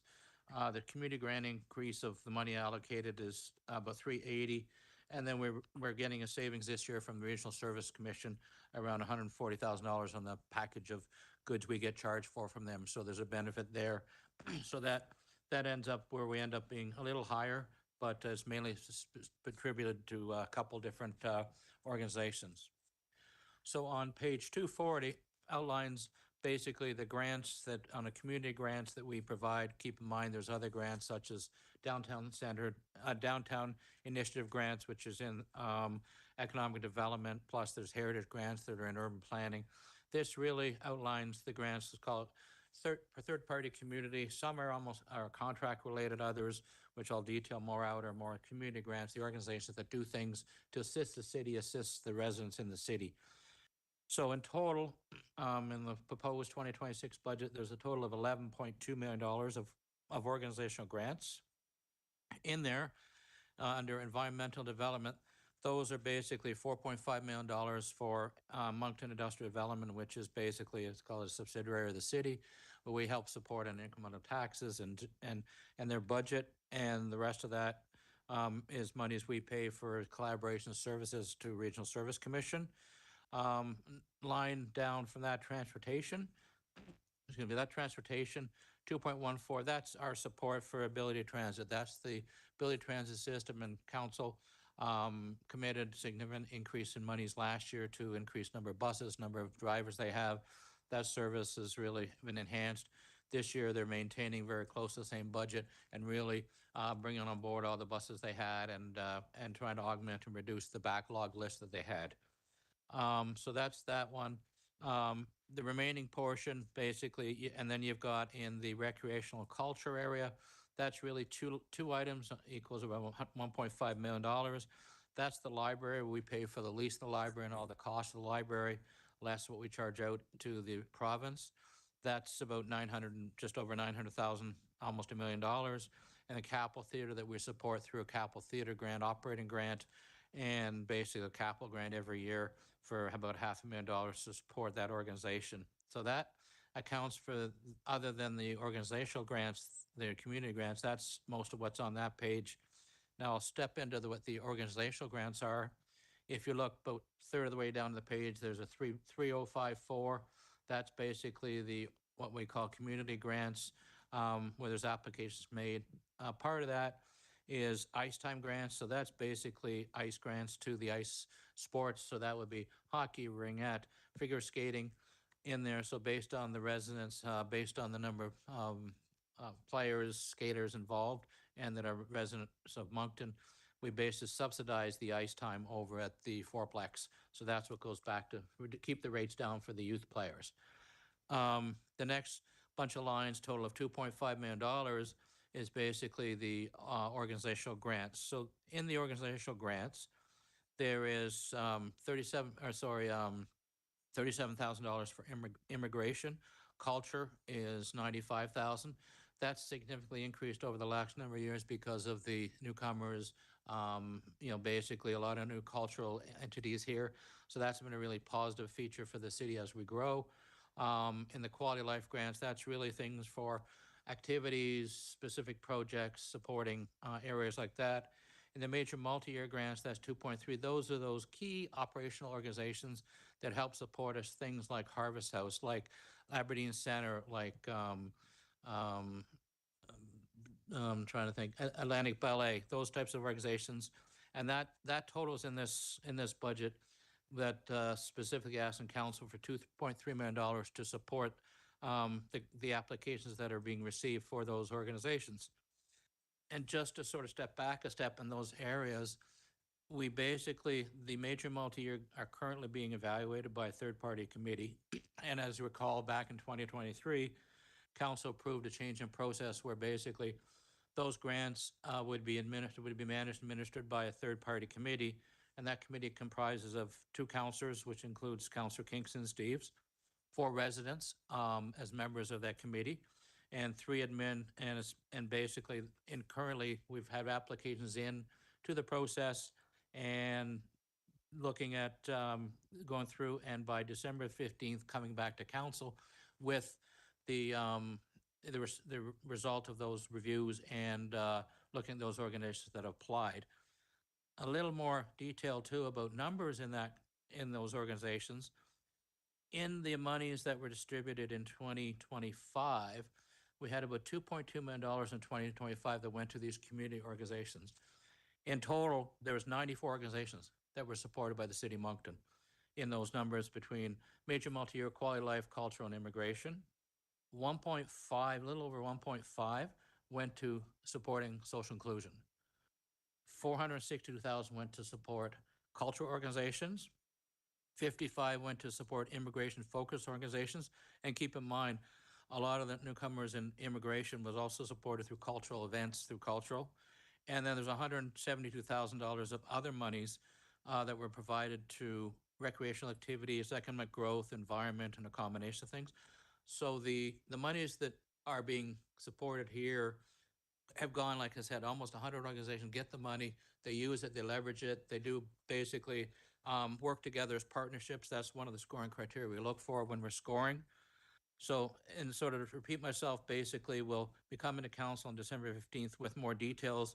Also on previous grants, one of the requirements we told council we do is bring back reports on previous grants. So we'll basically have the reporting that everybody has had to provide to us is number of residents impacted, what partnerships, what attendees they've had, how they've spent our money. So council can get a feel for, okay, we're wisely investing in these with these monies. And at the same time, that's part of that presentation. The other part will basically say, okay, here's the applications we've got. And as example, I know we've got 17 major multi-year grant applications for 2026 monies. Evaluate those, bring back the results of that as well as for quality of life. So the money there is really for council to prove, here's the pot of money available. And then on December 15th, the committee will bring back, so here's the organizations we are looking at to give money to. And if there's some organizations that council feels, okay, we'd like to give more, or even if you want to give less, that's council's opportunity to bring forward and say that. And if they want to give more, then there's, as we mentioned before, there's council contingency. We'll look at if you say, I really think ABC organization is only getting 20 grand. I really think they should get 40. There's an opportunity at that point in time for council to bring forth, say, here's a motion to add to that. But really, we're trying to keep this so it's a third party. It's very objective. And so far, last year was the first year, went very, very well. And I think it looks like based on the enthusiasm and the members in the committee, it's going to go well again this year with a very unbiased approach to, where we can, based on they look at strategic priorities. And that's part of the scoring matrix is how does that meet the priorities that the city is looking at right now? So that's a sort of high level look of the grants. And as I said, we'll bring back with the money that's allocated, we'll bring back what the grants committee has determined to be what they feel is the best appropriate use of the money. So I can leave it up for questions. And Merci, Greg. Conseiller Richard. Malasterio. Merci, Malasterio. Thanks for that, Greg. When we go into ICE time grants to different associations, do you guys have access to their financials to see what's? So what we do is we ask, as part of that ICE grant, we ask for number of participants who are Moncton residents.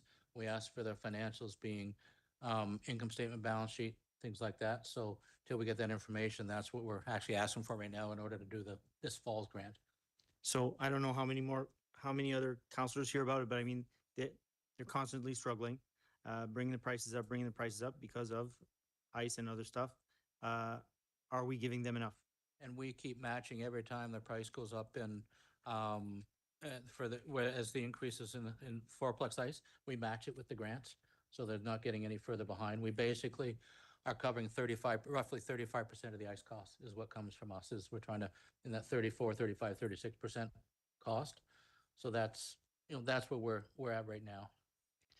Again, the struggles. Yep. I mean, I've been there as well on those associations, and I just know as long as we're doing the best we can, if there's anything else we can do on that side in the future.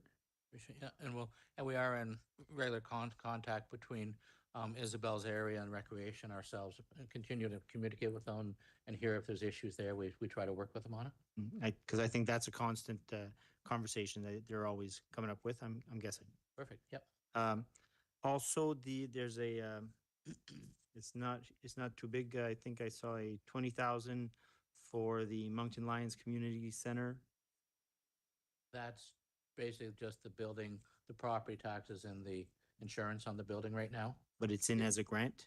Yeah, that's where we put it right now. I mean, it could be moved over to the facility side, but it's been left over from, because when the seniors were managing it, we used to pay the property tax and insurance. That's the property tax and insurance for that area. We could move it over under the facilities. We will in the future, but that's. Okay, I was just. That's what it is. Questioning it. Under transportation, would this include a pilot project was called Youth and Family Connectivity for Kodiak Transpo families and? I don't, not from my side. I can ask Angela if she knows anything about it. It probably is United Way project where we actually, I think Angela gives some funding to. I see Isabel shaking her head. I don't know if she wants to say something or just, no? Not sure, but. There was a pilot project and a bunch of bus passes were given out families to get to activities and to get to get around. Oh, Monica. Yeah, okay. Oh, she's just leaving. Okay. It may have been United Way, but give us a second here.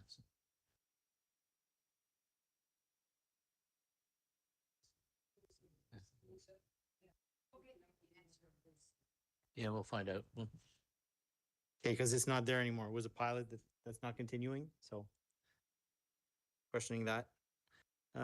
And that's it for me. Merci beaucoup. Merci, conseiller Bourgeois.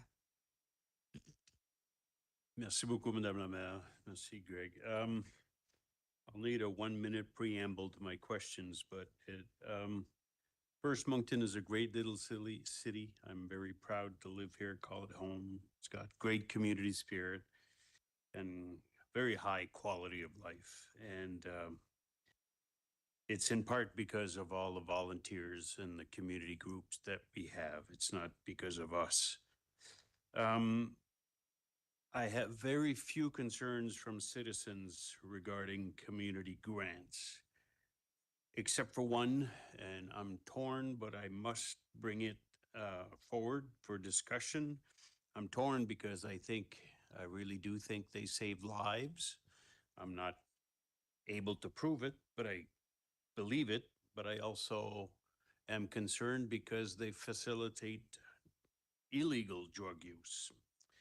That group is Ensemble.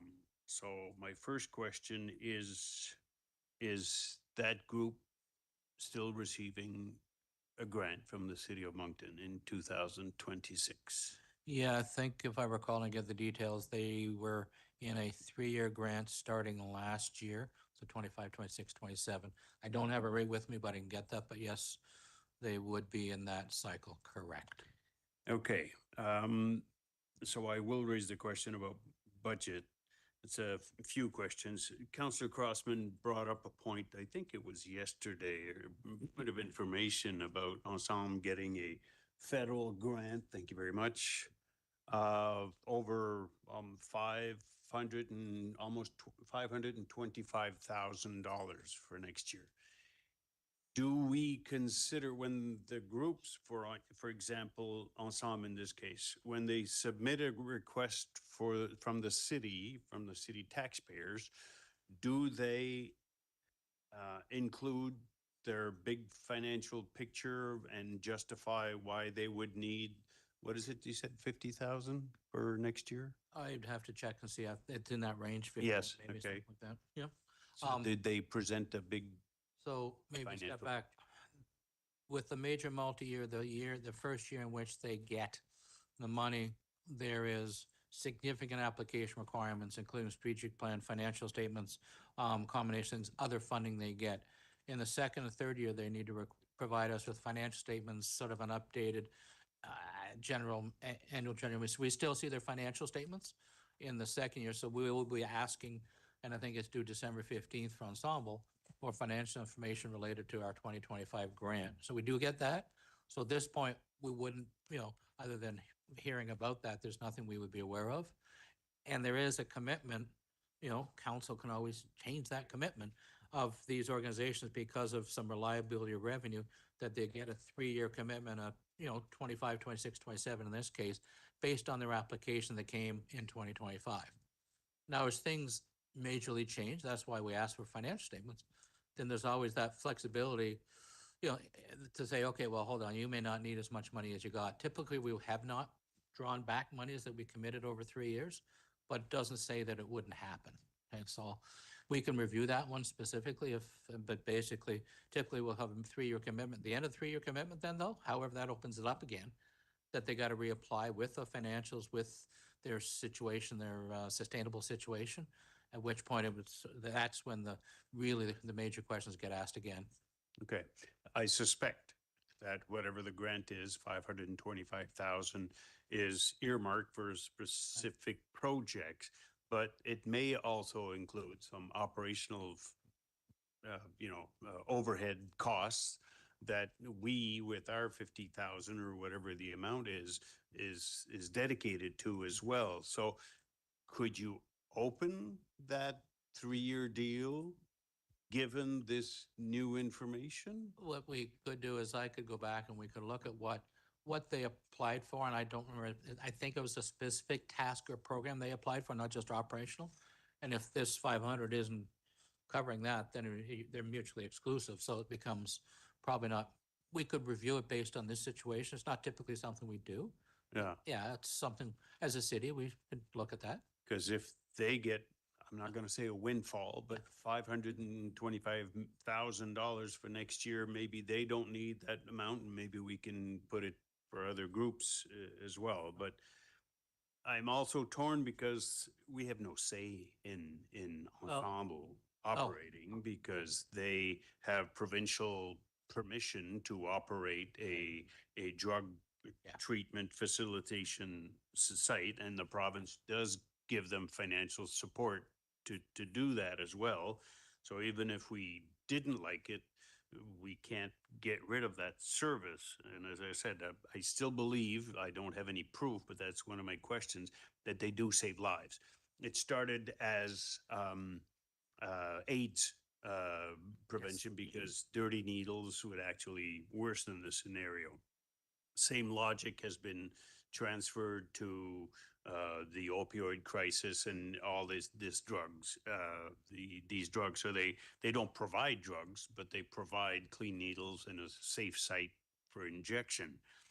Did they indicate in their request that they were actually saving lives, or what that like? And they have to go back, but I'm pretty sure they did. There was it was fairly detailed application. I could, and if I don't have it with me, but yeah, they would have said what their purpose, their mission, their values and all that, and sort of how they operate, what their intent is. It would have been included in the narrative. That's like a 15-page application with a variety of things in it, right? So that would help me.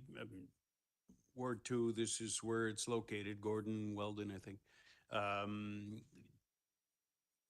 The people affected in that neighborhood by the consumption of illegal drugs, powerful drugs, they suffer the impact of some of the clients, some of the time, but for many residents, it's over and over and over again. And that's why it's the only grant, community grant, that gives me emails, phone calls, et cetera, et cetera. So I just want to make sure that I can explain why council is supporting Ensemble as a provincial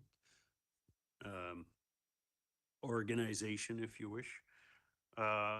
So if you have that application, I would like that, because I need to ponder whether or not make a motion to reconsider that funding, given this this significant grant that they've received from the federal government, that maybe we could take the amount that we are giving Ensemble and giving it to other groups instead. So I don't know how to proceed. how fast we can get that information by Thursday? I pretty much have it very quickly. Okay, so, so what do I do? Do I make the motion now and then maybe we'll throw it away on Thursday once we get the information? Or do I wait to get the information and then make a motion on Thursday or? By the end of the day, tomorrow morning, I can access that application. It's not hard to get. Maybe, perhaps, Counselor, maybe I can jump in, because I think that the actual individual grants will be brought back in December. This is about the entirety of the amount of dollars, not about whom gets which portion of it. So the discussion and debate about the justification around an individual grant like that would be held in December 15th when the committee brings back its report for consideration. So yeah, I don't know if that helps you, but I mean, at the end of the day, we're not going to be deciding on Thursday through any motion of any individual organization getting any community grants at this point. Okay, so we'll discuss the specifics in December. For now, it'll be that amount. So if I do make that motion to reconsider the budget for Ensemble, the total amount will not change. We will redistribute whatever it is that we would have hypothetically given to Ensemble. We'll redistribute that amount Yes. In December 15th, correct. on December 15th. Okay, okay, perfect. Merci, merci, Greg. Merci, Madame la Maire. Conseiller Bourgeois, j'ai une question à propos de votre... I have a question, Councillor Bourgeois, on what you just shared with us. Perhaps my question should go to Isabel. Ensemble is really doing. So we've been talking about transitional housing and the desperate need for service providers. So I would assume, I don't know, but will they be a service provider for transitional housing in the future?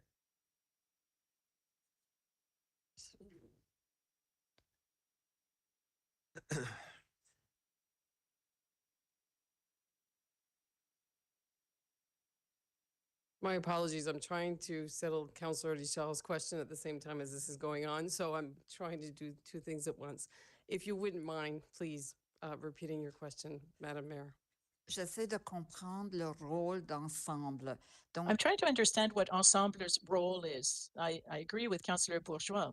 So we're working on transitional housing projects. We need services. So we have some people who consume drugs, but we need people who can work with these people. Can Ensemble play a role in the future with our projects of transitional housing? I think that Ensemble, as well as other organizations, are more than able than working with the organization that is going to lead that project. Right now, we're not at that stage, so we don't know yet, but it's a little too early to know how we're going to structure and who's going to lead it, this transitional housing project.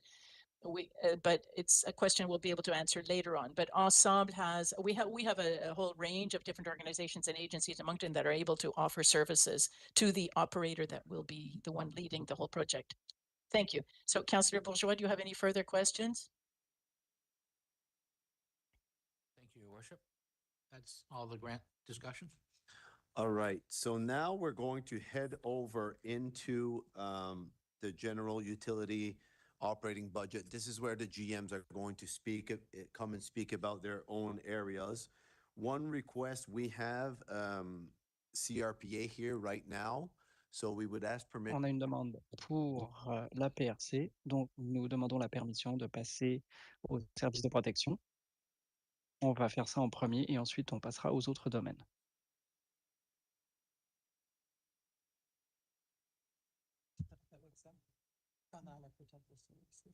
So protective services. Service de protection. Donc ça commence à la page 359 des documents du budget.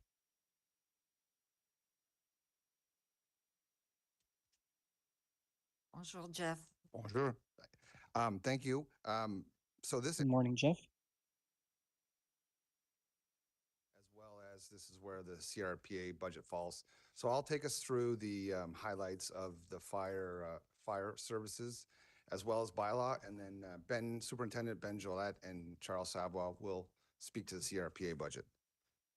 So two major things have impacted the budget, and you'll see it there in your level 2 and 3 requests. Obviously, fire services review was concluded in 2025, presented to council.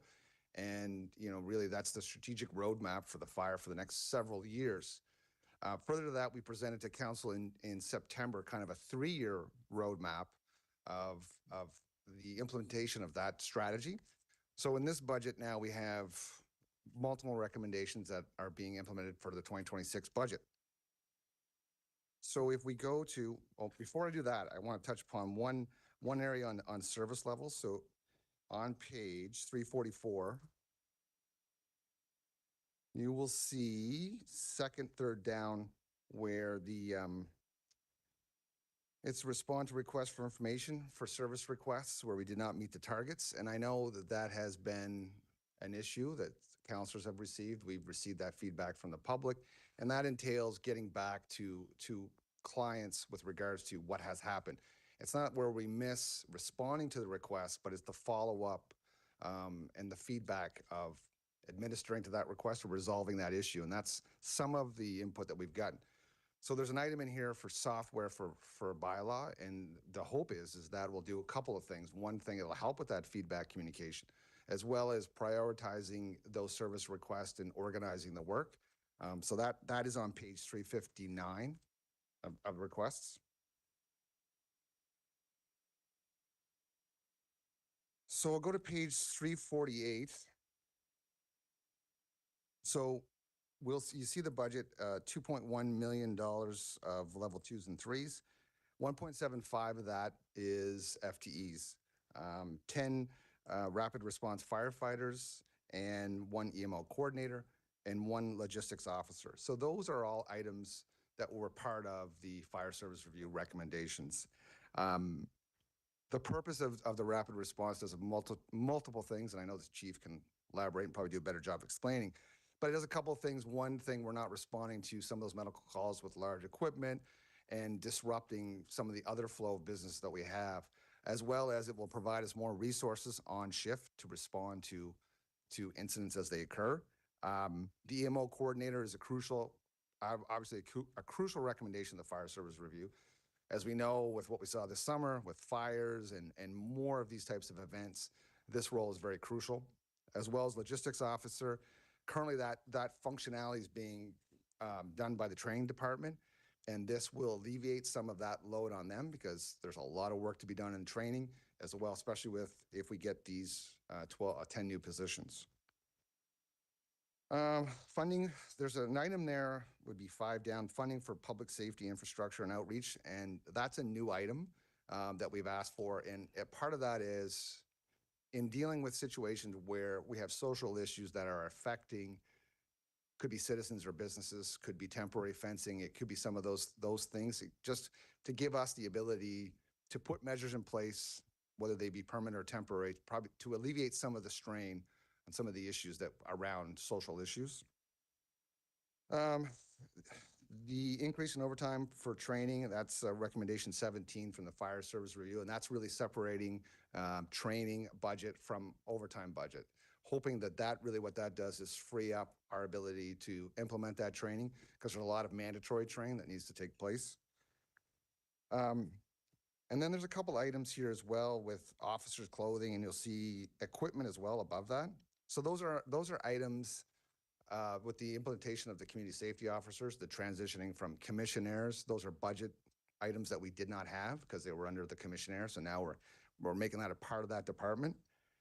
As well, you'll see there's the software from bylaw and operating revenue for rapid response vehicles.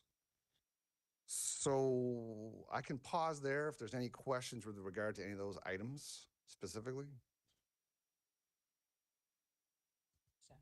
Conseiller Légère. Thank you. Thanks, Jeff. Just wondering. Councillor Légère. Structure and outreach. So that would be new funding, I presume? Yes. And those are some of the things that I think the community, be it business community or residential community, is asking for in terms of some of the improvements we might be able to do, fencing, things along that line. Yes. So I'm just wondering if that's enough funds. It's a start, 30,000. But I'm just wondering in your, I guess, experience in terms of where we are, would that be enough or I mean, I would have felt better with about $50,000 to start, and if you don't spend it, you don't spend it. But based on what I'm seeing, you know, I suspect that some of this funding would have been the same funding if we would have had it at that time that would have been used to provide some temporary fencing around Victoria and Park, and then do some things in and around some other vacant lots and things like that. Yeah, certainly. I mean, more funding allows more flexibility with some of those initiatives and allows us to try to be creative, because a lot of what we're trying to do is different initiatives to test to see what effect they have, right? Do they deter? Do they change behavior?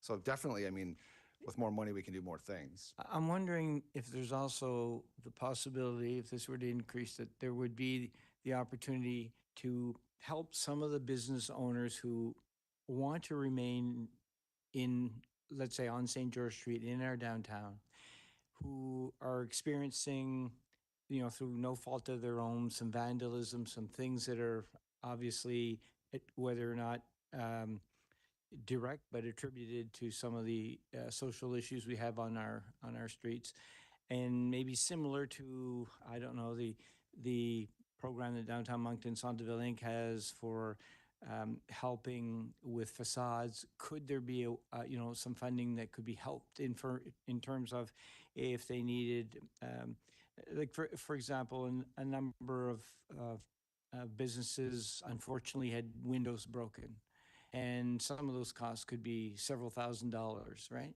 And it would be nice if the city had that ability. I don't know. I guess my question to you would be, is I feel it's something that's needed. I'm just wondering where it would be best suited, and is that something that that your department could partner, for example, with individuals like that? Yeah, the intention of this funding is really more on the preventative deterrence side as opposed to reimbursement. In situations like that, businesses have insurance and different things like that. So not sure I want to duplicate that, but this is really more on the deterrence, modifying behavior, trying to alleviate some of these stresses. Then maybe that's something. Okay, well, I still would feel more comfortable with perhaps $50,000 versus 30. But I would also think about, we've approved the DMCI, or at least we've, you know, their ask with respect to their levy. But I would be prepared to perhaps initiate a $50,000 fund that DMCI could structure that would allow some relief, you know, to some of the businesses in the area. I guess at this time, I'd move that we increase that by $20,000 to give you a $50,000 pilot, I guess you would call it, and you'll be able to address it next year. I don't know if I'll get a seconder, but in any event, I think I would feel better on that, and it would give you more flexibility. So are you moving the recommendation and that's seconded by Conseiller Bourgeois? And my second question would be maybe to Jacques is, if I want to contemplate that type of pilot for DMCI, because they've been very successful with their implementation of the facade program, how would I go about doing that? Is it just simply a motion? But I think perhaps asking them first without giving them, you know, a mandate.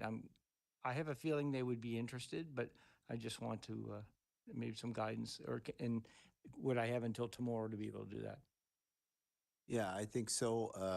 One of the things, I mean, I would propose that, again, 50,000, if we think about just the grand council contingency next year at 1 million.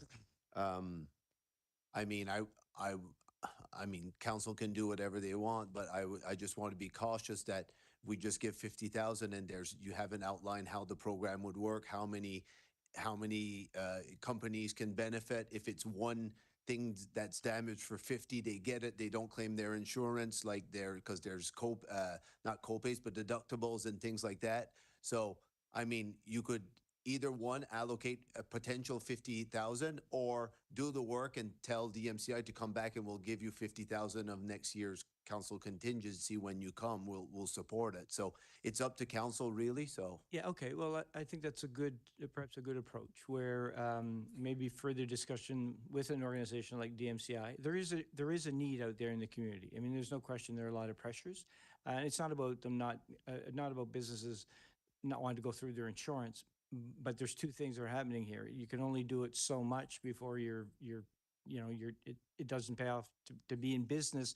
And I'd rather try to find ways to maintain businesses in areas that are currently, struggling somewhat. So, one okay, thing, well, Councillor. I will move it that way then. I'll have that discussion.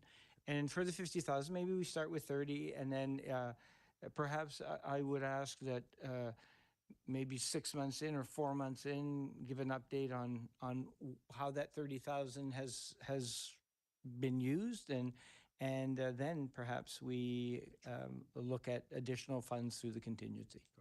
Sure, and Councillor, if I can just add to that, I mean, one of the things that we do offer businesses through the community policing group is doing CEPTEDs and some of those analysis of how that they can improve their property to make it more secure, deter some of those things that are going on. So that's something that we do offer free of charge.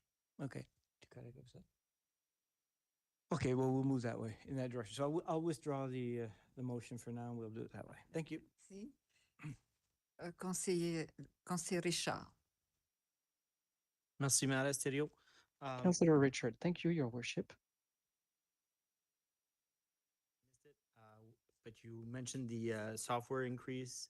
Can you go a little more into depth how that's going to help, what's going to do? Sure, I'm going to refer to my esteemed colleague here, Keith Landry. That's one way to get him up, huh? Good afternoon, Your Worship and Member of Council. Councillor Deschal, so right now we're using a software that was really built for public works for all intents and purposes. So what we're looking for is a software that would be specifically for bylaw. And coming back to the level of service, what's happening now is that these softwares would kind of say, hey, it's been 2 weeks. They would send us a reminder, contact the client and give them an update, for example. So we can program that kind of stuff because that's by far the number one complaint is that we go, the file is still open, they don't hear from, or they find out the file is closed and they don't know why, and it's a computer generated thing. So by this thing, we can do that. And the good news about a lot of these software is that we can kind of create our own messages without going to IT and then programming. So they're made that the staff can go and say, okay, when this happens, send this message, or they would send a message and say, are you okay? And then they would press send. So there's a review of the message, make it a little bit more personable. And then what's great about also is like, we can have some workflows that after 2 weeks, if nothing's been done in a file, it would remind the supervisor. And if after 2 weeks, it would go up until, well, we could actually bring it to the CAO. We could program that. So if the file stays stagnant, then we can have the opportunity to ask questions. So it's pretty effective softwares that are out there. That's a major upgrade. Yeah, it is. Because I'll send stuff through, report an issue, and like you said, it'll come back saying that it's been completed. Don't know what happened, but anyway, appreciate that. Merci. There's mention on page 349, providing 10 sessions annually upon request. And I'm just wondering what those sessions include and to who and how to get there. What page is that? Page, said 349, I meant 347. Yeah. Just trying to see. Yeah, right there. Yeah, Councillor Shaw. So that's for that's our fire prevention division. So if I don't know a seniors complex wants to have a talk, a session on fire prevention or on what to do in case of a fire, or if a school wants a presentation on fire safety. So those are we respond to way more than that. Is just kind of what the idea is there. So we definitely meet those and way more. Like we probably do about that amount every month. Okay, no, that's important. So I'm happy to see that.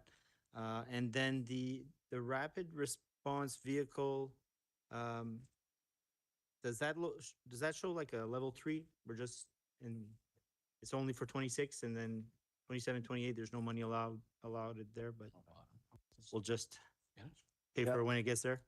No, so the way it works, whenever we purchase a vehicle, there's two things that happen when we purchase something new. There's the original purchase, so that's where you would see it's a one-time thing. And then after that, if you look below the second last line, there's $30,000 of operating impact of that rapid response vehicle. So that's the annual cost to maintain and look after the vehicle, plus to replace it when that vehicle will come at its useful. Oh, on page 348, sorry. Okay, thank you. Oh, there, okay. Yeah, so the first line is the purchase of the vehicle. Yep. And then after that, it'll be to operate it, and also it puts a life cycle to replace it at the end of its useful life. Okay, and I was looking at the budget request pages, Okay. so it wasn't showing on the same thing, so. Perfect. And that, I believe, that's it, merci. Merci, Conseiller Richard, Conseiller Crossman. Thank you, Your Worship. Jeff, Thank you, Councillor Richard. Councillor Crossman. but I'm pretty sure it can come up on the screen. I just want to congratulate the fire department on their wages and benefits to keep it under 21 million over a 6-year period. Is pretty impressive, knowing that we've had that report that's come forward and seeing that we need to put more time and energy into our fire department. So I just want to highlight that. That is a minor increase for that line of public safety in my eyes. But if we can go to page number, I think we're already there. 3, give me a second. Go to page 342.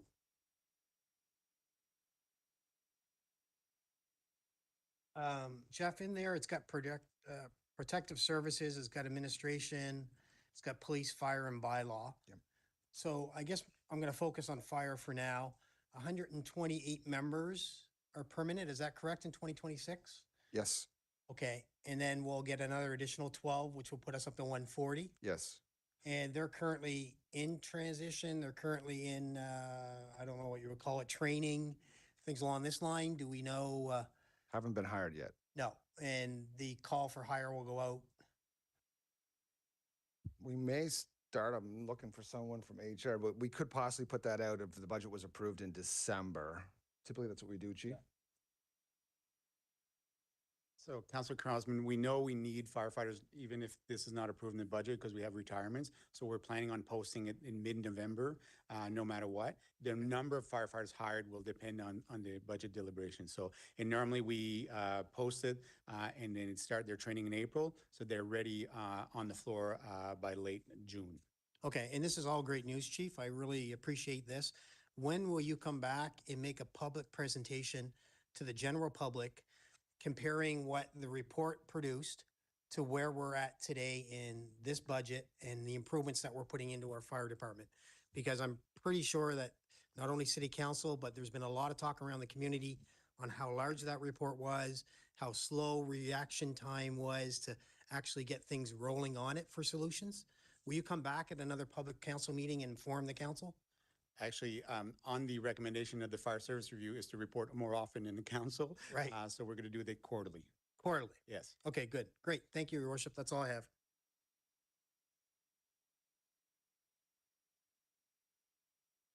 Conseiller Léger. Merci, Madame la Mairesse. Councillor Léger. Thank you, Your Worship. Time that the rapid response vehicle and crews would be visible on our streets. Do you have? Late June? Is that because of the delay in the vehicle, or is it because you currently would have officers or officers and then firefighters that would be trained and could be deployed in that type of vehicle, right? So is what would be the reason that it would have to wait until June as opposed to doing it earlier?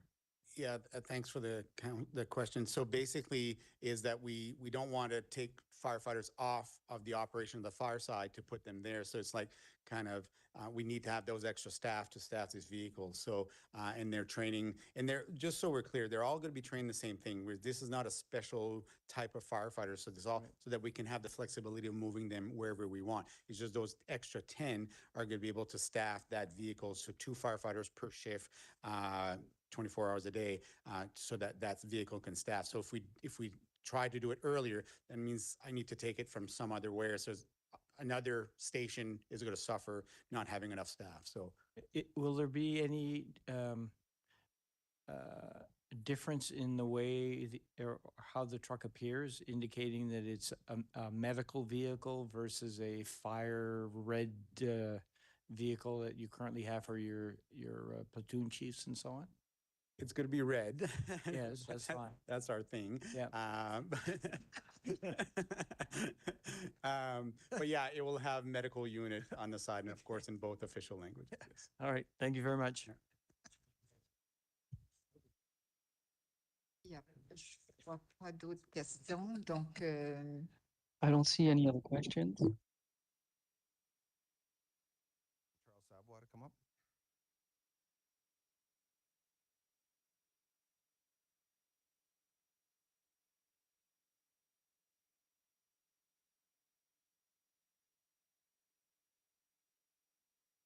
bonjour.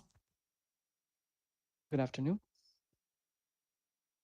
Good afternoon, Assistant, Deputy Mayor, rather, and city staff, and city council members. That no one would be available to present, so Chuck and I came prepared. Rather than repeating or maybe delving into issues, there was questions that were posed yesterday. Chuck and I have those responses that are available here. So we can either answer those, or the counselor that did ask the question can repose the question. I'll leave it to your discretion, Madame la Mairesse par intérim. Et donc, est-ce qu'il y a des questions? Any questions? Are there any questions for Superintendent Cholette?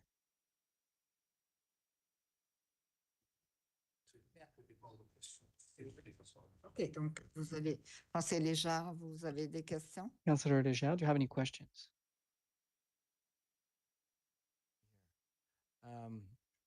I'm just wondering, normally it would be the CRPA that would be here because they're the ones that were requesting the 15 officers. And so I find it puts you in a predicament.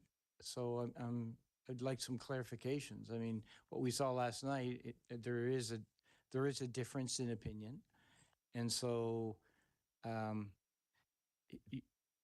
is what you're going to propose, or is it different than the CRPA? I'm confused as to how we proceed. No, it's a good question, Councillor Lejar. So for those that are on council, if they remember last year, there was an introduction that was provided by the CRPA, and Mr. Savoie and I went through our plan and did the proposal and I guess justification of the resources that we were requesting at the time. This year, in the lead up to these presentations, we were asked by the CRPA to have like a secondary position, and they would present the budget, and which is why we were there yesterday in support, and again today. However, we have nothing new to present because the process that was established this year was what was presented to council yesterday. We can answer whatever question that council does have at their disposal, or address any issues that were asked yesterday. But there's nothing new coming out today. So nothing new from last evening. So seeing where no one except the executive director is here from the CRPA, there's no comment from the CRPA that's any different. So Therefore, the ask last evening in the presentation was 15 officers.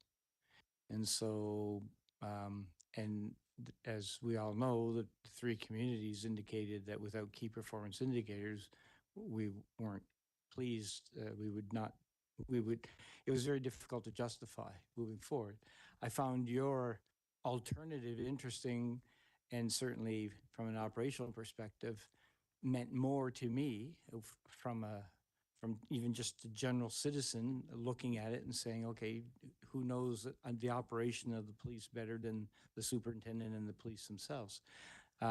Unfortunately, unless you're here to offer an alternative, you really can't. The CRPA have to offer that alternative.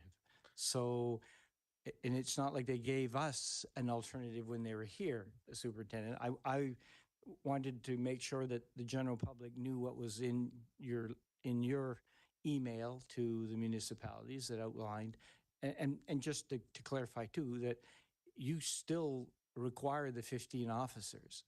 You are just trying to, I believe in the way you were wording it, stressing what impacts those were, how they were being felt in the organization and how you felt it would be best to be able to deploy and keep our community safe. And also understanding that right now, the only key performance indicator that is very solid is the population growth.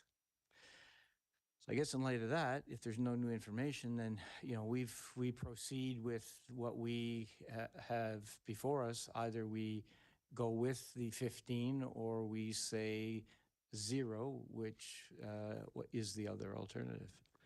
Can I intervene just for a second Yeah, in sure. terms of just a process as well? So I think what is a little bit different here as well is that the CRPA last night has presented their position, and they've also done that presentation with Riverview and Dieppe as well, right? So it's not like, for example, they could have one presentation where they go with one thing for those two communities and with us with kind of a different recommendation. So what I would suggest here is that really what we're talking about today is for council, and it'll be on Thursday, not necessarily today with the final decision. It's that vote on the CRPA, whether we go with what Riverview and Dieppe have gone, which is what we have in our budget binder, or we go with the 15. The only addition that we could do today is if we have answers, for example, like yesterday, Councillor Bourgeois had a question on were the new officers hired this year, the 7 that were budgeted, do we project a surplus or a deficit on them? But it's kind of a weird, like if it's not just us and the CRPA kind of coming in, right? They've presented where they stand. And then after that, if council decides to go one way or another, it will follow the process going through the local government minister and things like that on a decision. I just don't see where there's any new information. And so Unless we answer the questions, right, that were asked yesterday. you could, if you wish, answer the questions. There's no new, we know what we know what the request from the CRPA is. But yes, I guess in fairness, answering those questions would be helpful in terms of a better understanding. And we appreciate you standing there. I find it, you know, quite discouraging or I guess concerning that the CRPA would have no members here. Absolutely no one who is a board member comes to city council. And again, if that doesn't show poor governance, then I don't know what more someone needs to look at, to be honest. So in any event, I leave it to you to perhaps answer those questions. Well, thank you, it. Councillor Deja. So, the first thing that I'll do is it's basically sum up what you just said, and it's also a sum up of the document that was sent to the city managers, the CAOs back in July.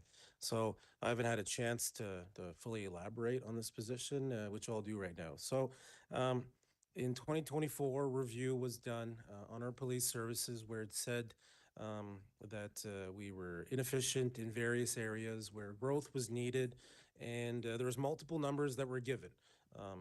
The low end number, or the number that was selected, was 46 extra members. And it was even higher than that, because then when we started looking at comparables of COP to POP for provincial, national, and also just the demands of the community, because there was a lot of community consultations that were done at the time. So that was our starting point. With the support of the CRP and the 3 municipalities, it was a staggered approach where we said 17. That's what was approved for 2025. So that's where we are right now, attempting to fill these positions, and I'll address that as well too. However, if we look at this year, for example, like Councillor Lejeune just said and was repeated yesterday, the only metric, the only data that we have right now is population growth. So all the other items, that was in line with the requests from the 3 municipalities and what we observe on a daily basis. We don't have that data. So that's why our recommendation based on that and other factors was we were recommending an increase of 4 for 2026 for population growth, because it's population growth, it's the only thing that we had available. So not to say that the data from 2024 is obsolete. It's just, it's dynamic. It's constantly evolving.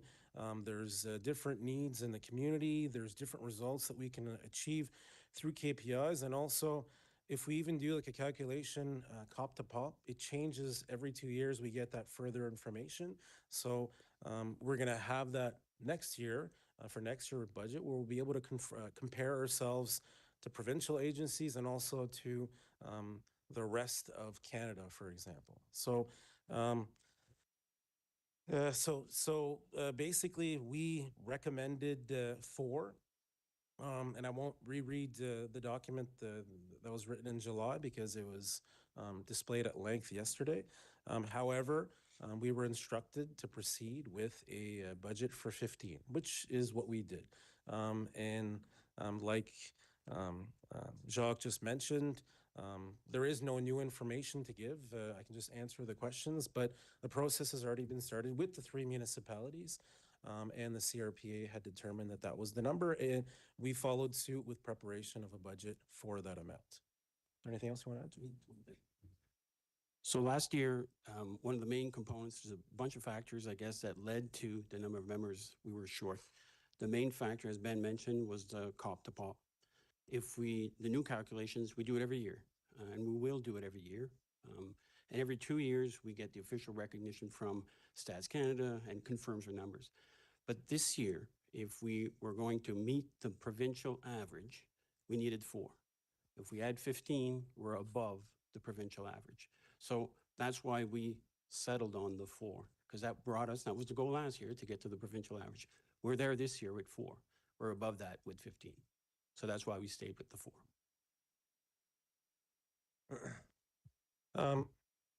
So if I may, Madame la Mairesse par intérim, to answer a question that was asked yesterday regarding how many people have actually arrived or been selected for these positions. So there were 17 new positions that were created last year. The exact number is 14, which was what I'd said yesterday, but I wasn't sure, and I wanted to make sure because there's so many ins and outs. So 14 of the 17 new positions have been filled. There's another person that has been identified, and they start later in November. So there's still one job that's ongoing. The issue is that 14 of the new positions that were created for 2025 were selected. The candidates were Kodiak candidates, so selected from within. These are when we did the reorganization of our complete organizational structure to boost investigative services. These were sought after jobs, obviously. So it's our hardworking members on patrol that applied for these investigative positions. There was also an investment in community policing. We had people that had been seconded from patrol to these community policing roles for several years. With the support, we created those new positions. And again, it's from within. So out of all the new positions so far that we've been able to fill, there's only one person, new person that's not Kodiak that's coming in from the outside. So that creates other vacancies, as we can imagine, because the hole that was filled there, that was made there, we're trying to get more people in, and we have a steady flow of new recruits that come from the academy. There's other individuals that are on their way from other detachments. So to answer financially what all that will do, Chuck can probably give a better explanation of that. So essentially, most of the new positions are there, but we have a new set of vacancies, right? The ones that left the job inside Kodiak and took the new job. So that means that you will see that we have a higher level of vacancy still. And that's what in the letter, it sort of mentioned that we need to sort of figure this. We've never had 17 new members in a year. So we've never actually gone through the full process. So that's why we need a little bit of time to see how well we would handle this experience. Well, now we know that there's quite a few that are going to be filled from inside, creating a new set of vacancies. So you will see in the statements that come out from the CRPA that we're going to have a surplus this year based on this higher number of vacancies created by these new positions that we asked for. So it's something that we're learning now, I guess, to sort of figure that out. I guess it's great for the membership inside. They have opportunities, and but it's something we're going to use if ever and when we ask for new members. This experience of bringing other people in could come from inside Kodiak.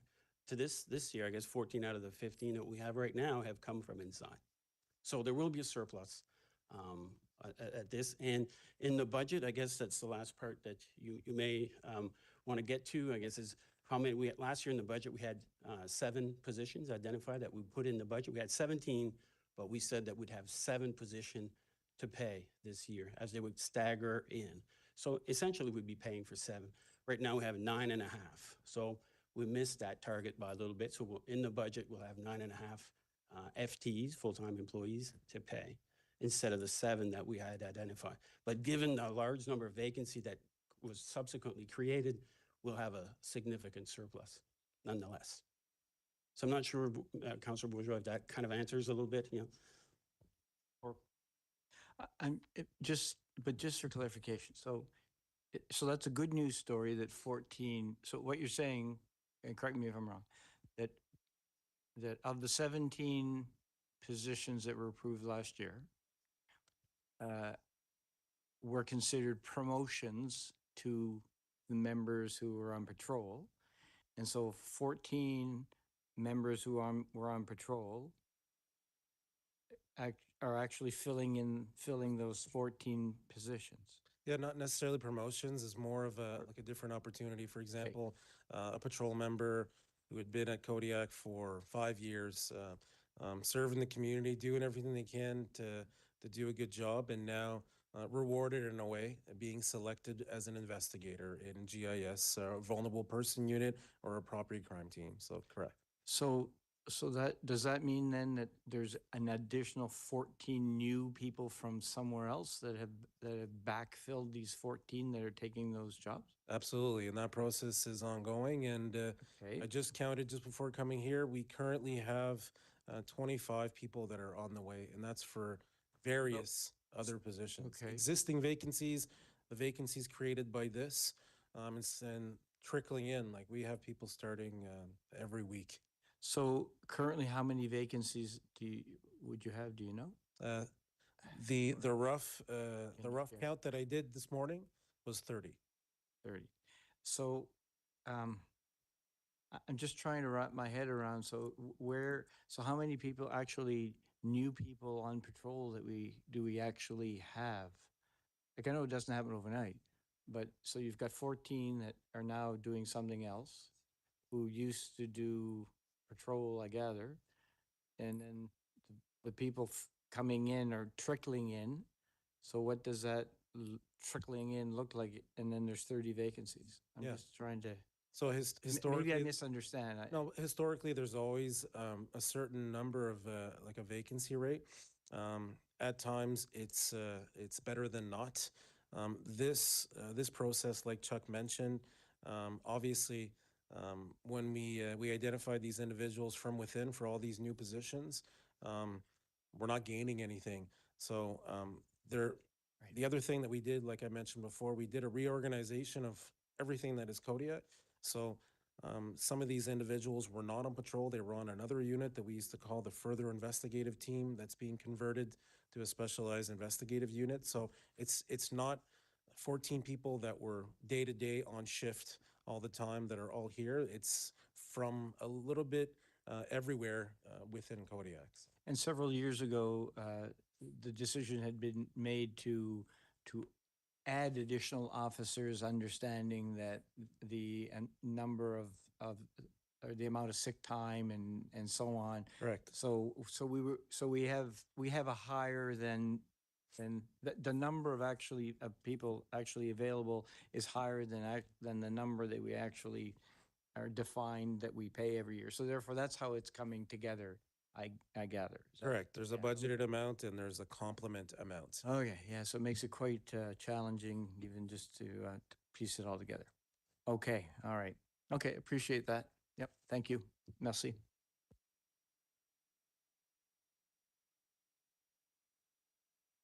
Excusez-moi, conseiller Crossman. Thank you, Your Worship. I don't think I can stress this any other way than disappointed in not having representatives here today from the CRPA. All my questions last night, you were here, you were in the room. They are based at keeping our community safe, keeping our citizens safe, keeping our businesses safe, especially our members safe. And I want to say thank you for answering my questions last night. You were very direct at times, which was great to hear because it seems like we're missing that back and forth. You and I had that when you came to council on a monthly basis. I'd fire questions your way. We always had that open communication, and we're missing that right now as well. I can tell you I am here on council. Just so I'm clear, did you just state that there's like about 30 vacancies within our current RCMP force here in Moncton? Correct. And that would include members on sick leave and all that stuff too, right? So that would be everybody overall? No, so the 30 vacancies is just vacant spots. Okay. But like Councillor Lejeune just alluded to, if we think about a budgeted amount and also a complement, we have embedded in our budget 24 extra positions to account for that historical off-duty sick, for example. Okay. But the 30, that is people that are identified for position but haven't arrived yet, Yep. or empty boxes. Okay, and I noticed somewhere within the budget binder, and I'd have to pull up the page again. I guess it's here, page 342. It looks like in 2025, you had permanent 95 staff. In 2026, you're forecasting 93. Is that something that you can answer, or do I have to go through CRPA to get that answer? Those would just be your municipal Jacques. employees. Municipal employees? Yeah, those are just your municipal and support services Okay. employees. They're From- not the regular members. The members, if you would go into the additional packages that we receive from the CRPA, Yep. those would be included. It's called page 7 on their documents, and it highlights, for example, in 2026, that this is the version with no additional members. There's 200 so sorry. In 2025, there was 199 required. The budget was 173 and the complement was not 199. Okay, and is that from draft 1, Jacques, or? Yes, and it says no additional RMs Right. on that one, yep. Okay, perfect. Superintendent, and Chuck, I don't really have anything more that I want to say than what was said last night. At this point, I'm going to look to Jacques and say, is this the point where I move a motion before council to decline or refuse the 2026 CRPA budget as presented to council? It can be moved, but we were planning, if the budget is approved here, it would automatically become a resolution on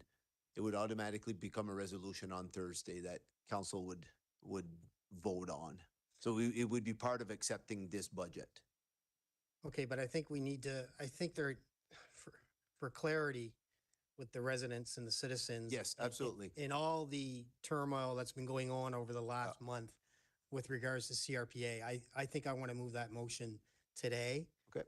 And that would be to support the 15 members, right? So I word it as in, I guess I move a motion that city council reject the 2026 CRPA budget as presented on November the 3rd, 2025, with the additional membership. Yeah, so we have it worded, Okay. and it basically goes on to it. It's more soft than that, but it's basically that, Sorry. no, no, but I think, and for me, it's all because of, it's also adding the reasoning in there. It's basically that city council does not support the request for the additional 15 members based on the tri-community request that have additional resources,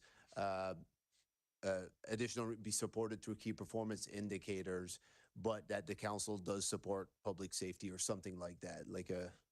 Okay, I wish I would have had that here today, Jacques. I think there's going to be a lot of people that are watching this, and the media is going to get a hold of this, and they're not going to want to wait till Thursday to hear that wording. So I would have moved the motion today. Oh, you can, absolutely, you can. Okay, so I'll move Yep. it with your Yep. additional points, I Yep. guess, because you know what that looks like. I haven't seen it. Yep. Superintendent Chuck, to you and your force and all the members. All I can say is at the end of the day, you're obviously trying to do the best you can with the resources that you have.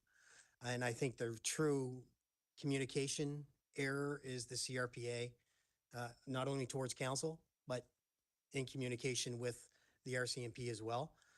We got to remember, we are an elected official board, so we are the politicians of the room, and for the statement to come out that there was political interference really concerns me from the CRPA, because the councils are the political part of that, and the taxpayer is what pays the salary of not only the RCMP, but our city staff members to do the best they can. So with that said, I'll move that motion and see if there's a seconder, and we go forward from there. So thank you, Your Worship. Merci, Conseiller Crossman. Conseiller Bourgeois, do you wish to second? So it's been moved and seconded. C'est beau. Merci. Conseiller Bourgeois, do you have a question? Allez-y. Merci beaucoup, Madame la maire. Je ne suis pas trop sûr si procéduralement, on serait pas mieux. I don't know if procedurally, maybe after the discussion, should we vote on it before waiting for Thursday? But so I just have a comment and a question before we get there. But I think we should vote on this motion to know where we're going. If we reject it, what do we do? What are we going to do in lieu? I just want to ask a question, first of all, to Jacques. You said something to the effect that the CRPA, and I don't want to misinterpret what you said, but that they had to present a budget for police services for the 3 municipalities. But my question, and I don't know if Mr. Robichaud maybe is the best person to answer this, or Nick, but is there something in the law that establishes the CRPA? We didn't create it, it was created by the provincial, but that would stop the CRPA from saying, for example, we're going to have a strategic plan for the city of Moncton because this is the type of crime that occurs there, a plan that's different from Riverview and different from Dieppe. Would there be something stopping the CRPA? And I don't know if Mr. Jolette or Jacques, you can answer this, but if we have a higher crime rate than elsewhere, for example, and the types of crimes are different here than what's happening in Dieppe and Riverview, why wouldn't the strategic plan be adapted to it? And even within Moncton, if there were wards that were more affected or different types of crimes in different parts of the city, I'm just asking the question. I just want to check would there be anything stopping having a localized kind of adapted plan rather than a regional plan? I can't answer that question, but maybe Nick has that information, but we can do some research and come back to you as well.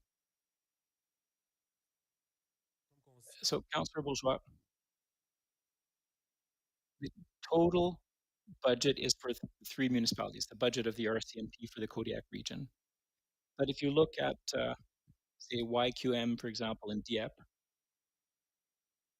that's something that's outside the global budget. Those are additional costs. There is so some things are possible.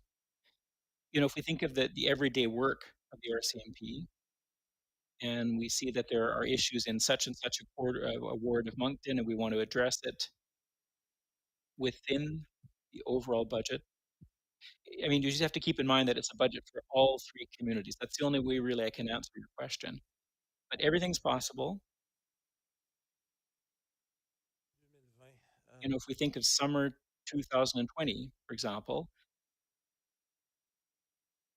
there were lots of problems in the downtown core, and we had tried a foot patrol, and it was a pilot project. There were 2 officers every evening that would deploy. And that cost about $50,000 for the summer. You know, there are projects like that you know, just specific areas that can be done. But if you think of the year, you know, it's the 3 municipalities that pay. Oh, no, I understand, but you have an office on Main Street, for example, but you don't have one in Riverview or Dieppe. So there's something specific to Moncton that you've established. So basically what you're saying is that there's nothing stopping, and I'll just stop there. But thank you for being here. I really appreciate this.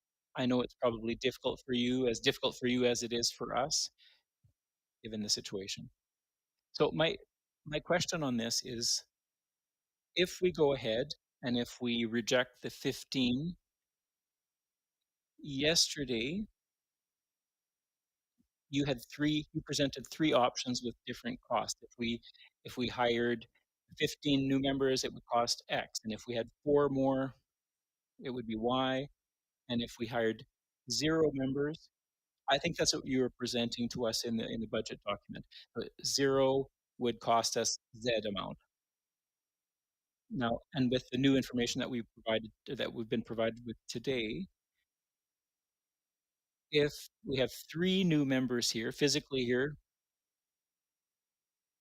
for budgetary, I mean, there's 7, but we've heard is that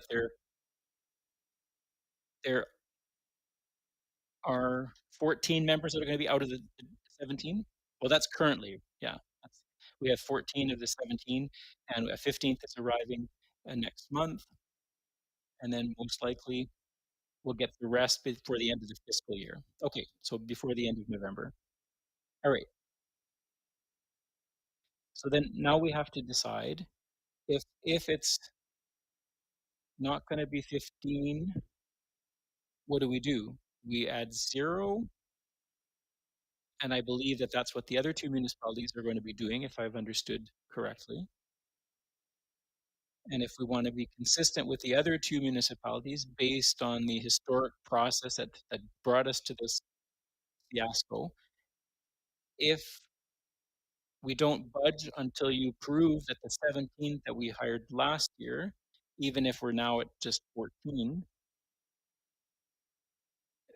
if you can't prove that that has made a difference, so we'll stay at 0 until we have, you know, research shows that more boots on the ground doesn't necessarily improve the situation. There are other factors. Unless these members are assigned to specific tasks. So the POP to COP ratio is one factor among many others. So with what we have as information, and correct me if I'm wrong, but it's either 0 or 4, and you're presenting 0. Yes, the way I see it at the macro level is this. And, you know, I'm not necessarily talking about the old positions or the new positions. I look at the overall number of operational staff. So last year, in the 2025 budget, which was approved, it was 17 officers, but in terms of cost, there were just 7 officers. So for me this year, in terms of budget, automatically, even if council approves just 0, there are 10 additional members that'll be added. That's the budget that we have right now. So that's what the 3 communities have in their budget proposals. And then you also have the CRPA's position, which is 15. And I think Riverview and Dieppe have taken a position, and Moncton will be taking a position. And then for me, there's a third scenario. And this was presented by Debbie and her team, that the 4 members that were proposed by the RCMP. So that option is great, but technically it's not on the table. Now, I can see when it's presented to the Minister of Local Governance, maybe he'll say, I don't know the process, but for now we're discussing 2 scenarios, 0 or 15. All right, thank you for the details. So basically you're saying 0 and 4. No, 0, 15. Yeah, but yesterday we presented 3 scenarios, and I said, okay, if we reject the 15, that's Councillor Crossman's what he's proposing. Wasn't it 0 and 4? Well, how could I say this? It was presented, but at the same time, if Dieppe and Riverview are going with 0 and we approve 4, well, then we're creating confusion. Okay, that's where I was going. So in the CRF yesterday, we know what the CRPA asked for, or CRPA. We'll see what council says. But if they reject it, what do we have as a choice? So yesterday we were presented with option 2 and option 3. So if we reject 15, you presented something with 4, you presented costs, and then you presented something with 0 in costs. Well, that was in the CRF. But,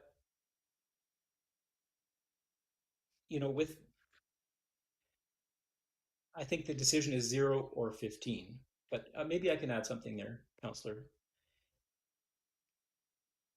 So the CRPA voted for 15, or voted on the 15. And the position that we have, that we received from council, the CRPA is asking for 15 new positions. Our recommendation, and the requisite recommendation from administration, which is consistent with what was presented last year, is that no new officers without proof or indication or details. So the 4 figure Assurer que le Conseil avait une idée que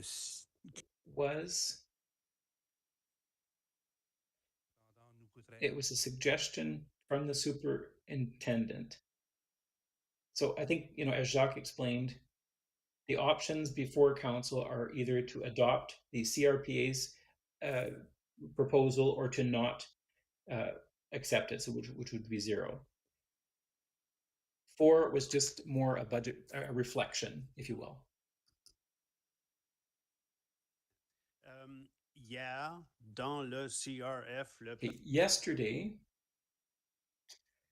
we were shown 3 options, 3 alternatives. One was what the CRP was proposing, 15. But here, now we have a motion, and we could change it. 0 is the other extreme. We could add 4, 5, or 3. We have that discretion to do that. We already did that 3 years ago when we added 5 police officers that we wanted. We wanted them in the downtown and the west end because there was crime in that area. And the RCMP did creative accounting with that, and it's your right to do that. I acknowledge that. I don't want to add other police officers if we don't know what we're going to do with them, but that's another question. But if we go ahead with rejecting 15, and I just want council to be aware that yesterday there was an option of 4 officers. So we've got 3, 15, 4, or 0. We'll go one at a time. If we reject the 15, then we'll have the 0 and the 4 as well. On reviendra à une motion après. Donc, conseiller Kingston. Councillor. It's a little bit noisy here, as I've explained. Am I coming in loud and clear? Oui. Yeah, first of all, to Ben and Chuck, I'm embarrassed, and I guess I can't offer an apology on behalf of the CRPA, but I feel badly that no one's there to continue this, and you were notified so late this morning. I don't know what to say. We have a vice chair, considering the resignation last night of our chair, so I don't think that was probably part of their plan this morning, today. So it's as discussed last night, it's been messy. And Jacques, I just wanted to get back to your third scenario there, which was 4 is not on the table, correct? I know you mentioned the minister perhaps making a final call on that. I just want to refresh everything that to Councillor Crossman's motion. 4 is not on the table, correct? 4 was included in the CRF yesterday, and I would say it's probably a mistake because it's not an official position for anyone. Right. It's unfortunate. I'll take that one. It was something we costed out because it was a position of the RCMP. I don't know what the validity of that budget would be. It was prepared by our municipal staff working for the CRPA. But again, it's not an official position by anyone. So, I mean, the more I reflect, it's the 15 and 0. But, I mean, that's where I stand. Conseiller Kingston. Est-ce qu'on l'a perdu? Councillor Kingston. Conseiller Kingston. Councillor Kingston, have we lost him? On a perdu le conseiller Kingston pour maintenant. I think we lost Councillor Kingston for now, so maybe Councillor Butler? About CRPA, but they're not here, so we can't deal with them. So, so last year in our budget, and I don't know who'll speak to that, Chuck, Ben, or Jock. Last year in our budget, you asked for 17 new members. Is that correct? Okay, so 17 new members. So with that, when you spoke today, Superintendent, you said that there was 14 positions, if I'm correct, that were filled from within. Correct. Okay, so really, we never had any added members because everything was filled from within. So we still have 17 members that we okayed. Even though you transfer them around and switch them around, there's still only a pot that you can have to deal with. And you had to take them 17 members or 14 members and put them someplace. So there's still 17 members that have not been hired. Is that correct? Well, I guess it's a different way of looking at it, Councillor Butler. Is the 17 new positions, when they were granted to us, there's a letter of offer, whether it's a promotion or a lateral opportunity, and like I mentioned earlier, 14 of those 17 spots so far have been filled from within. So yeah, and that's what I said earlier. It did create We filled 17 it there, but it's a vacancy in another area, so. So the additional, there's no additional 17 members that have been hired. That's what I'm trying to. Yeah, and again, when you speak about human resources, it's different than going out and buying something like tangible. For example, like if we're talking about a fleet, when we have 10 cars, we have authority to buy 7 more. We can go to a dealership and buy more. Now we have 17 because there's comings and goings. Some people retire, some people leave. We have new people coming in. We have other existing vacancies, and obviously, if it would have been up to me, it would have been cool to have a mix of having some of our people from within that go to these new specialized teams and bring in new people because we're always looking to hire new talent. It was not the case in this period where we had, like I said, 14 so far of the 17 from within. But like Chuck mentioned, when we're back at the table here next fall, that's going to be one of our metrics where we're going to be using to say, like, this was the first time that we did a large amount like this, so it'll be included in our future proposals if we ask for additional resources from years to come, so. So, well, yeah, and you know, and I understand that. I was there at one time, many years ago, and I do remember different people saying how hard it was to get a transfer. You know, there's a lot of paperwork, a lot of things that have to go on, and I understand all that.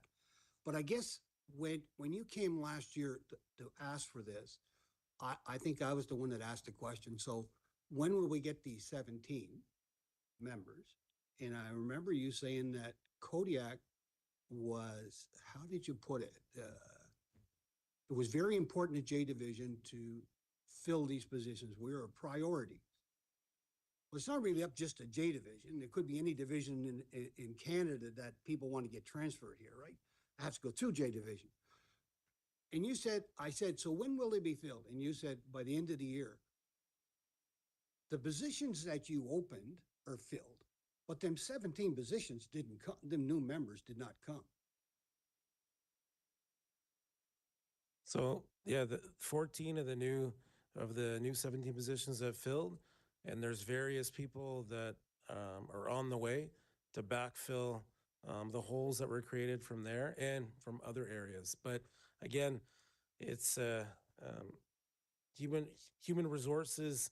It's complicated, and like I can relate it back to actually to buying something in particular. But like it's a constant work that's being done and identifying new people to replace people that are either leaving. New cadets are coming from the academy, but what we're mandated to do is to fill those positions. The positions have been filled, 14 of the 17 so far, and the rest will be. But yeah, but Councillor Butler, you're right. It's created holes elsewhere. But it had to make holes for at least 14. If you take 14 from your system and put them into this position, that position, then 14 have to be empty. Absolutely. So yes. we still, so okay, so there's 14 empty positions that new members haven't come and backfilled. Well, some have already arrived. I don't have that number I of. bet you're gonna have that number today. I asked last night. No, I didn't recall getting that question of the backfill, but I can get that answer as well too. So just roughly, how many do you think that has come? So why I'm saying this, Superintendent, is that we're saying, I want the public to know that we're still in the process of trying to get this police force to get up to par with copper population. So even though we haven't filled them 17 new ones, all the 14 positions have been filled that you have designed within the force, within Kodiak. We're still going to have a number of new police officers for 2026 that are going to arrive here. I'm like Jock, I think there's going to be at least 10 to 12 more members that are coming in 2026, even when we all vote zero for how many we're going to get in 2026. From that last year budget, they're still coming. Wouldn't that be correct? Yeah, absolutely. Like I mentioned earlier, we have up to 30 different empty spots right now, and I have 25 as of this morning when I counted, people that have been identified and that are incoming or active opportunities, whether it be a lateral opportunity or promotion. So yeah, there new people will be coming in the door, absolutely. Well, and that's exactly what I'm trying to get across. Because we filled them 14 positions, we didn't get the 17 that we had asked for in 2025. this year. So they will be still coming next year. And probably because it takes so long, in your words, human resources to get, it could be going to 2027 before we get everybody in, or even longer. So, Well, we'll see, Councillor Butler, and that'll be part of our proposal next fall for 2027. fair enough. All right, thank you, Your Worship.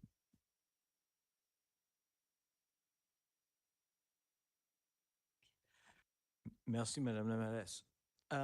So, Thank you, Your Worship.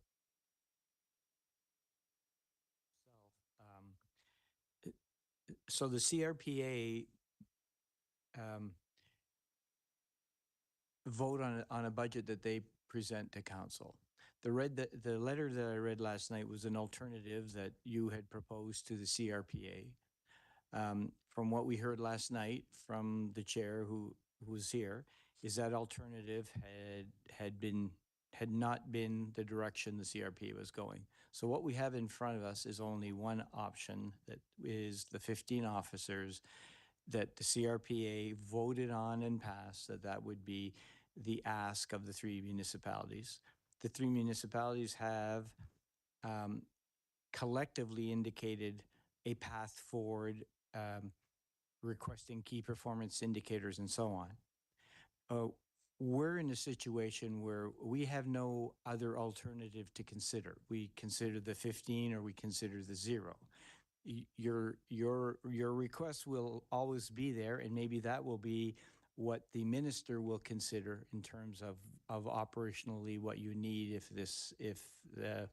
the budget fails. So just sort of clarification, I guess the CRPA presents the budget to us. It's not for us to give an alternative to the CRPA in the budget. So it's complex. It should never have been that way. Typically, it would have been that they would have voted on a couple of alternatives, perhaps. But anyway, it is what it is. I went back to look at how many officers we have, because this is complex when you look at the number of officers that are coming in and the ones that are going out and how that is and so on. But I think the good news is that, we still, you still have a complement of 195 on budget. You've got I think it's 169 that are budgeted, meaning there's some ability, and that the city, the tri-community is well, has enough resources, it appears, at least at the moment. And perhaps Inspector Superintendent Gillette, you can correct me on that, but I don't want the message out there to go that we're under policed. So just a comment on what you said earlier. So again, it's just to be clear on wording. It was a recommendation that we made to the CRPA. It wasn't a request. It wasn't speaking of needs. It was a recommendation based on what was elaborated. The CRPA decided and voted on 15. And we are the service provider. We presented a budget for 15. So for us, it's 15 or nothing. And that's what we're going to operate with regardless. We're going to do our best every day to do the work that needs to be done in the community to ensure public safety. There's some things that we will do well and we will do every day, and that's the guarantee to citizens, is answering 911s and going to urgent calls and being there. And when their violent calls arrive, it's going to be all hands on deck. There are things that we do sporadically that I've presented to council in the past. We will continue to do those items sporadically because we don't have the resource to do them on a permanent basis. Things like open air drug enforcement, things like involvement in schools, patrolling in schools, traffic services. It will be sporadic because we have to concentrate on our core duties, which is answering 911s and effectively investigating files, criminal files, to protect witnesses. And that's our commitment to the community. So. And I think if we had a perfect world where, like last year, we approved the 17, in an ideal world, you'd have the 17 now, and you would have had them, right from the get-go and so on. That's not the reality. And so those are the challenges. And I think in this unfortunate situation we're in, there's a lot of dysfunctionality that, has played out. And I certainly appreciate what your officers do on a daily basis. And I think none of the councils are we don't want to be the bad guys. I think what we're trying to do is we're trying to be data-driven, make some decisions that, are reflective of the needs and so on. And it's unfortunate that we're at this point, but I appreciate you, both of you being here today. And so, Councillor LeJudge, to finish off on that, not that I want to have the last word, is so are we. So are we. And that's exactly what we presented in our recommendation as well too. And it's been shared in the other two councils where various councillor had said, show us what you need, but we want to see the data of what you need. And whether that number is 1 or 500, show us, and we will. Merci beaucoup. Donc, conseillère Adjet, vous avez le dernier. Thank you very much, Councillor Adjet. You'll have the last word. Thank you, Your Worship. If it would be appropriate to vote on the motion, and I think we certainly entirely understand the challenges and respect the actions that have been taken. And hearing that there are possible 25 for the upcoming possible 30 vacancies, I think is very encouraging news. And I was wondering if it would be appropriate for us to vote on this at this time, and therefore we could move forward. Absolument, Monsieur le Gérant. Absolutely, Mr. City Manager. I think our CFO has the wording, Councillor Crosman, for that motion, so you can modify it if required, and then maybe pass a vote. And on record, we're not related. That City Council not approve the CRPA budget requesting 15 additional officers as they have not been able to support the increase with key performance indicators. Donc, et appuyé de conseiller Bourgeois. So this is moved by Councillor Bourgeois.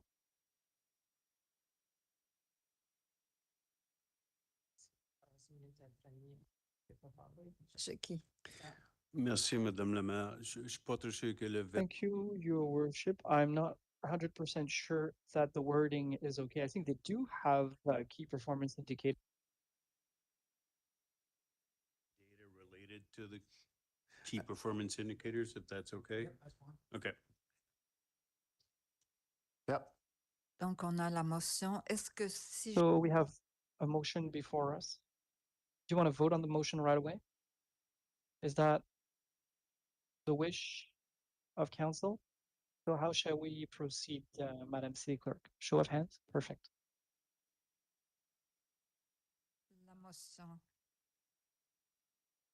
The motion carries.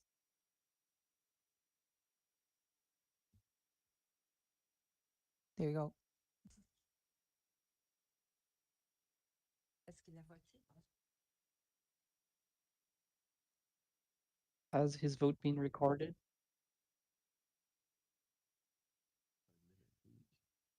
Oh, just a second. He may have texted me. Donc, la motion a passé unanimous. The motion carries unanimously. Councillor Bourgeois. You have a question? So we concluded the vote, right? So this would mean when we approve the budget as presented, so there will be an addition of 0 new officers. We don't need a special motion. Okay, that's the way it is. Deputy Mayor, Councillor Kingston voted yay. He's having some technical difficulties. C'est beau. Merci. Okay, so as we resume, our next section will be governance and corporate governance, which is our CAO. Oh, dude.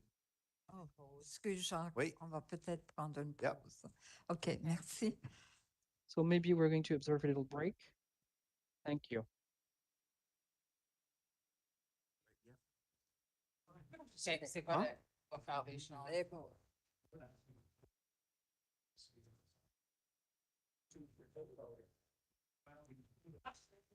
Oh, I think, yeah. You know what?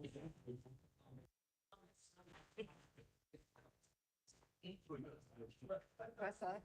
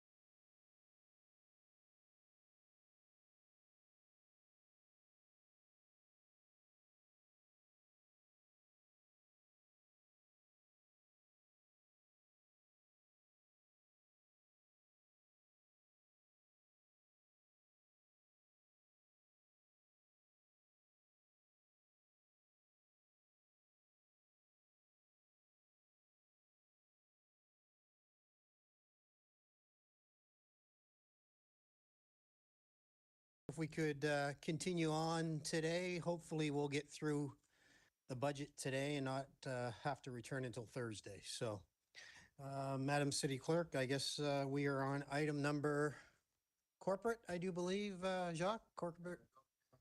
Okay, good.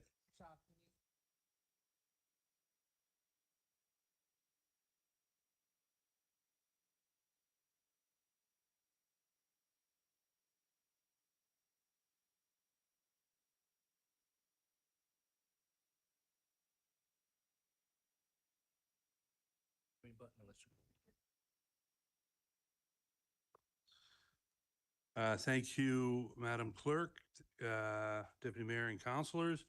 I'll be presenting the governance portion of the budget. Again, the governance portion of the budget covers basically the CAO office as well as mayor and council. Overall, this really covers salary of 4 individuals. I believe it's four individuals, and then the operational cost that comes along with them. Really no changes from last year, except for 2 items that were identified as level 2s and 3s for consideration. The first item is a council professional services increased funding. So again, if we listen to a little bit of what has been suggested by the Commissioner on local governance, as well as some of the conversations that I know that we've had in our strategic planning sessions. It's around ongoing training for council, the entirety of council on an ongoing basis. So we've budgeted $20,000 a year to bring in training for that, I guess, requirement. And the second piece is, as we know, there will be a transition in council in May. So we're budgeting an amount of $25,000 for technology, new iPads, and so on and so forth for council. And that is what we have to be presented. And here for any questions. Thank you, Mr. CEO. Councillor Bourgeois, I do believe you do have a question. It's yeah, more comment. I think it was last year, we had a discussion about hiring a person that would be a sort of executive assistant to council, to all members of council. The mayor has an administrative assistant, but regular councilors don't have any staff that can just say, okay, I'm interested in what they're doing. We have a procedural bylaw review. What's the procedural bylaw in Fredericton, St. John? Somebody who could do some of the legwork. I don't know what the other members of council need for administrative or executive support. I don't see it in the budget, so I guess it's a question, what is the CAO's thoughts on, I thought this was a pretty clear request. I don't remember us making a motion to that effect, but at least a study, and there's a new council about to come in, with maybe half of us gone, replaced by newbies. They will need somebody to help them navigate the system as well. So any thoughts or where that idea is at? Thank you, Mr. CEO. Yeah, I can jump in. Thank you for the question or the statement. So a couple things. Number one, the executive assistant to the mayor is basically admin assistant or executive assistant to the CAO and the mayor. So we share half-time that position. When it comes to the request for additional support, executive assistant support to council, I know that in the clerk's office and with the deputy CAO and I, we've had conversations. How do we realign internal staff to be able to provide those services? So we're working out those details now. We'll have continued conversation with council to ensure that those roles line up with the needs of council. And so we thought at this point that no additional resources were required. We'd be able to meet that need internally. Okay, so by next council at least, by absolutely. June, there will be Absolutely. a person designated, one-stop shop. I can phone that. I'm not sure it'll be one person. It may be shared between 2 or 3 different people. So i.e., either by service or by individuals, but we'll have something to bring back to council. And OK, merci beaucoup. Merci, Monsieur le Maire adjoint. Thank you, Councillor Bourgeois. Councillor Richard. Merci, Matt Adjoint, Crossman. Just questioning in the probably non-labor costs, or I'm not sure where that would fit, but we had discussion this fall about expenses for counselors to attend different conferences or AGMs and stuff like that. And I'm just wondering if there was anything extra added and if that's included in there. I can defer that one to our CFO. I think that on an annual basis, we usually increase by cost of living increase, the amount of budget total for the total pot. But from individual allocation, I don't think it has been considered at this point. No, currently in the numbers, it would not be there.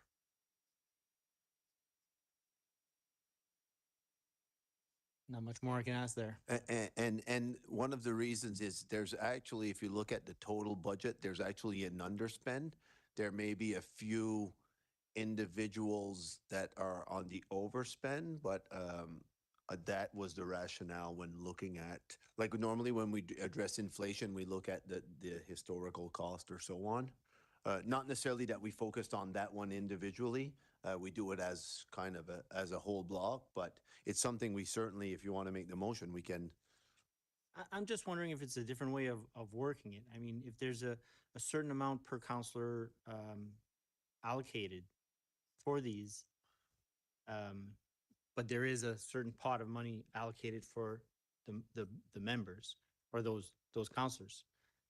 Is it such a big thing or not? I mean, maybe it's okay like it is, but it's just to be able to, is there any policy that we have to change or something to be able to use that money that hasn't been used or something? So one of the things we'll review, I know that there's a council policy that defines the amounts.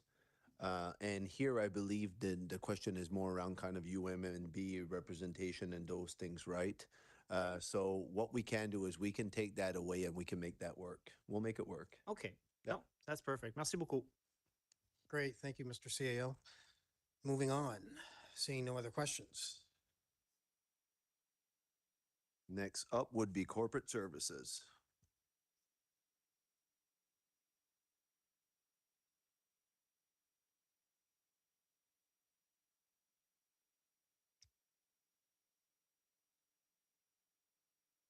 All right, Kevin, welcome. Good afternoon, members of council. I'll walk you through the corporate services area. Broadly speaking, this is an internal service area, mostly supporting other departments. However, with communications, obviously, there are some external and public-facing services, communications, and considerations there. So 4 departments in the corporate services area: human resources, our information services or IT department, strategic initiatives, and communications department, which also oversees our customer service area. So I'm walking through pages 253, 254, and 255 in the budget document. So I could go on a long spiel about all the work that's done in all the areas: human resources, IS, comms, and strategic initiatives. You may be familiar with some of that work, however, but be pleased to walk through any questions you may have. Our area has a number of requests that are coming forward, which are summarized on page 257 of the budget binder. Level 2 requests include a full-time role in the information services area for a business analyst. So this is to support our information services group and initiatives that we're not able to get to. For example, we're working with the operations center to get in some work, but it's on hold and on pause, just simply because we don't have enough resources for implementation at this time. As well, in the communications area, public engagement is becoming more and more onerous. Our organization continues to expand, and our communications team doesn't have a dedicated engagement employee. So engagement is happening off of the corner of everyone's desks, and a lot of projects, such as the municipal plan, are requiring more and more public engagement. We're also finding that the quality of work from our consultants requires a lot of support. And so we feel that this role could actually have some return for the municipality as well, that we could take some of that work away from external consultants and deliver that in a more robust manner internally.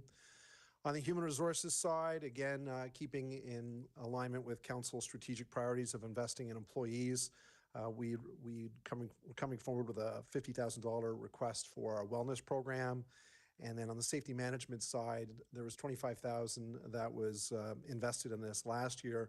However, when we went to market, we found that unfortunately $25,000 didn't cover the safety programs that we were looking at. So we're coming forward with an additional ask of $25,000 at this time. Other than that, things are relatively stable in our area, and happy to take any questions that you may have. Thank you. Thank you, Kevin, for your presentation. Not seeing any questions or comments from around the table, so I guess we can move on. Very That good. was well done, Kevin. Thank you. I have to come up with some cool lingo like that cop to pop thing. So next year. Thank you. Next up, we would have legal services, legal and legislative services.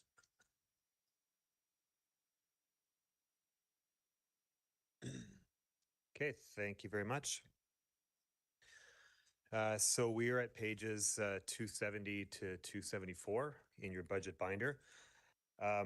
Not really anything significant for this year. We oversee the legal department and the city clerk's office. There's no changes in staffing levels that we're looking at for this year. In terms of key initiatives, our department, so the legal department, would support all areas of the corporation. Most of the projects under the strategic plan would require some legal support in terms of legal advice or contract negotiations or contract reviews, that kind of thing. Risk management review, insurance services. We provide all of that. And then the city clerk's office obviously is kind of the conduit between administration and city council. And obviously they're going to be having some new initiatives this year with the municipal election coming up in 2026. We don't have any public-facing service levels. There are no level 2 or 3 increases for this year, no significant revenue changes. The only significant change that you'll notice in our budget is a reduction of $110,000 in professional services, and that's just moving that amount over to the HR department because traditionally we had one pot of money for external legal services between HR and the entire corporation, but HR manages their own external legal services. So we've just moved that money over to their department so they can manage that money themselves. So it's not a reduction; it's just moving it to another area. And that's about it. Good. Thank you, Nick. I appreciate your presentation. Councillor Butler. Thank you, Councillor Crosman. Nick, how much do we pay for when we contract out for legal a year? Well, it tends to vary from year to year. I mean, we have For different. 2025, then let's do that one. Yeah, well, I don't have the exact number. I can provide that to you, but we're looking at being within budget for the year. But I can provide the actual amount. Yeah, I guess I'm not looking so much for the budget, but is it better for us? Since the city's growing and your department doesn't seem to be growing, do we need another legal person in your office? Well, that's a conversation that we'll probably have for the next budget year because currently we have one contract position under the HAF funding, and that individual's contract will be up at the end of or near the end of next year. So we're going to have a conversation corporately about whether there's whether we can make that permanent or. Yep, or what. that sounds good. I was just kind of looking at the budget and just figuring out it'd be cheaper to instead of contracting out. Thanks. Thanks again, Nick. I don't see any other questions, so we will move on. Jacques? All right, so now it would be my section, which starts on page 276. So in the finance service area, so I oversee the finance department, the purchasing and central stores, the revenue office, and fleet. We're not proposing any staffing level changes for the year. In terms of the big project that we are working on, again, we'll need to get prepared for the new election. With the orientation and those things. But the biggest project we're working on right now is we are about maybe a month away from going out to market for a new ERP system, so an enterprise resource planning system, working collaboratively with HR and other departments or so on. That would include a new accounting system, a new HR systems or so on. That will be a multi-year project, probably two to 3 years. It'll be done in phases. So that's where that's our major project. The funding was approved last year, so you would not necessarily see that request this year. In terms of revenue, our biggest component out of the 3.8 million is 3.4 million in interest revenues, which we're holding steady. We have other items in there, for example, are just miscellaneous things such as tax certificates for house sales. We have cell phone tower rentals, so cell phone companies use our assets to basically to rent, and we also have P card revenues. And on the expense side, there's basically labor costs. It's just normal increases. And in terms of the expenses, there's many different things that go in there, but there's a reduction in capital from operating of 900,000. That again was to balance the budget, but we were able to offset some of that with the funding received. That was the net impact. Our deposit to reserves are 733,000 less than last year. Our fiscal costs are 1.8 million more than last year, so kind of those three offset. And then we have small things in insurance and property taxes, maintenance and repairs. That is in fleet because of the tariffs being put on parts or so on. And the assessment costs went up by 90,000 because that's a formula driven on our assessment base. So nothing major to report there. I will open it up for questions. Thank you, Mr. CAO. Not seeing any questions, so we will move on. Operation services would be next.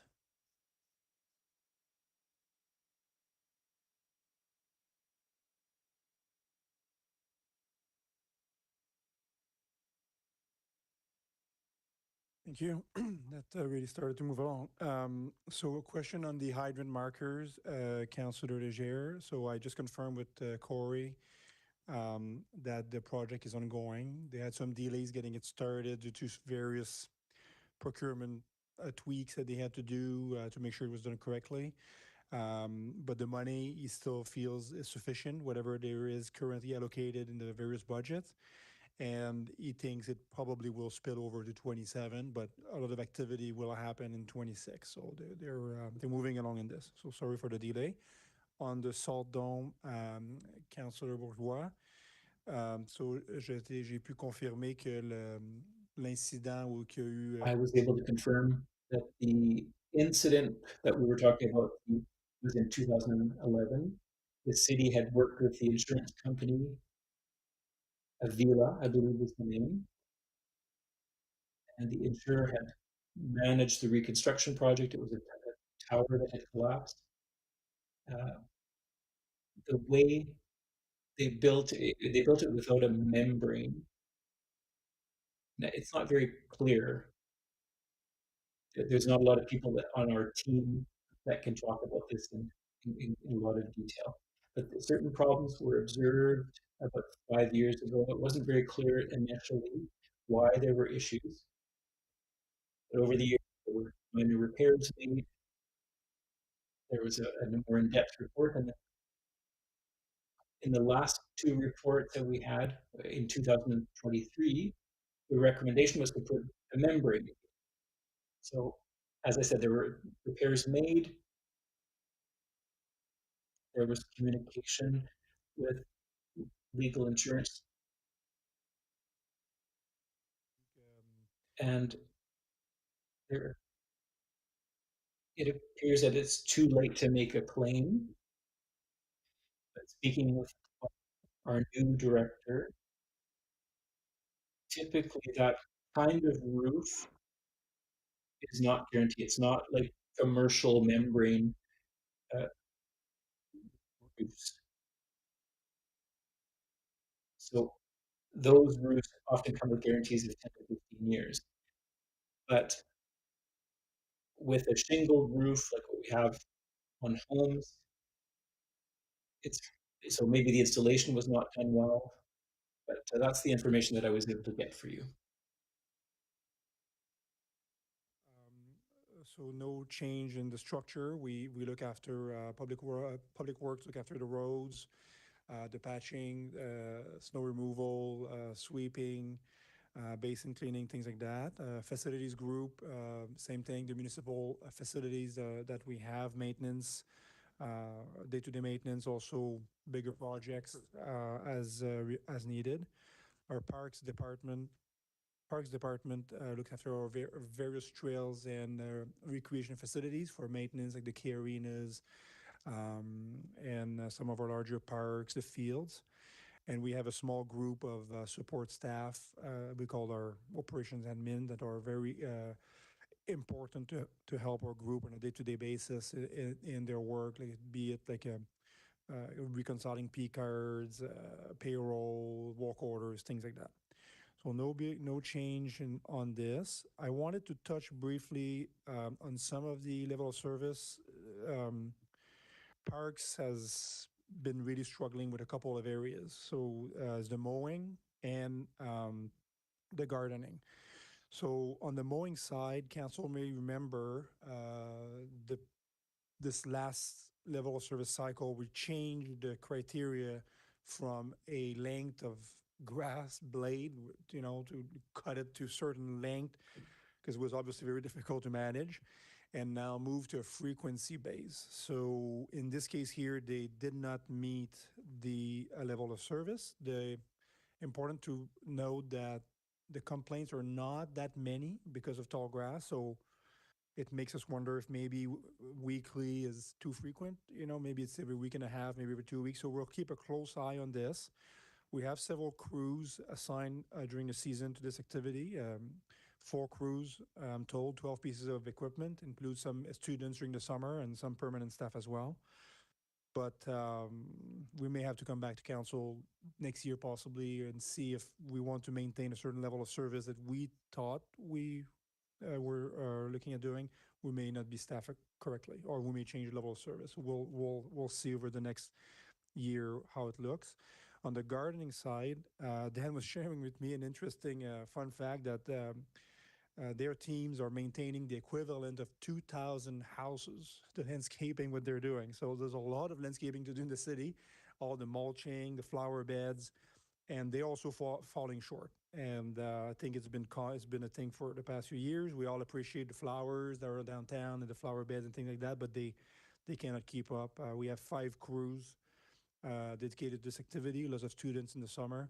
We're not currently coming to council with a request for this, but we may have to revisit either the level of service, the number of areas we maintain, or maybe the staffing over the coming year. It's not impossible. We might come with some possible changes.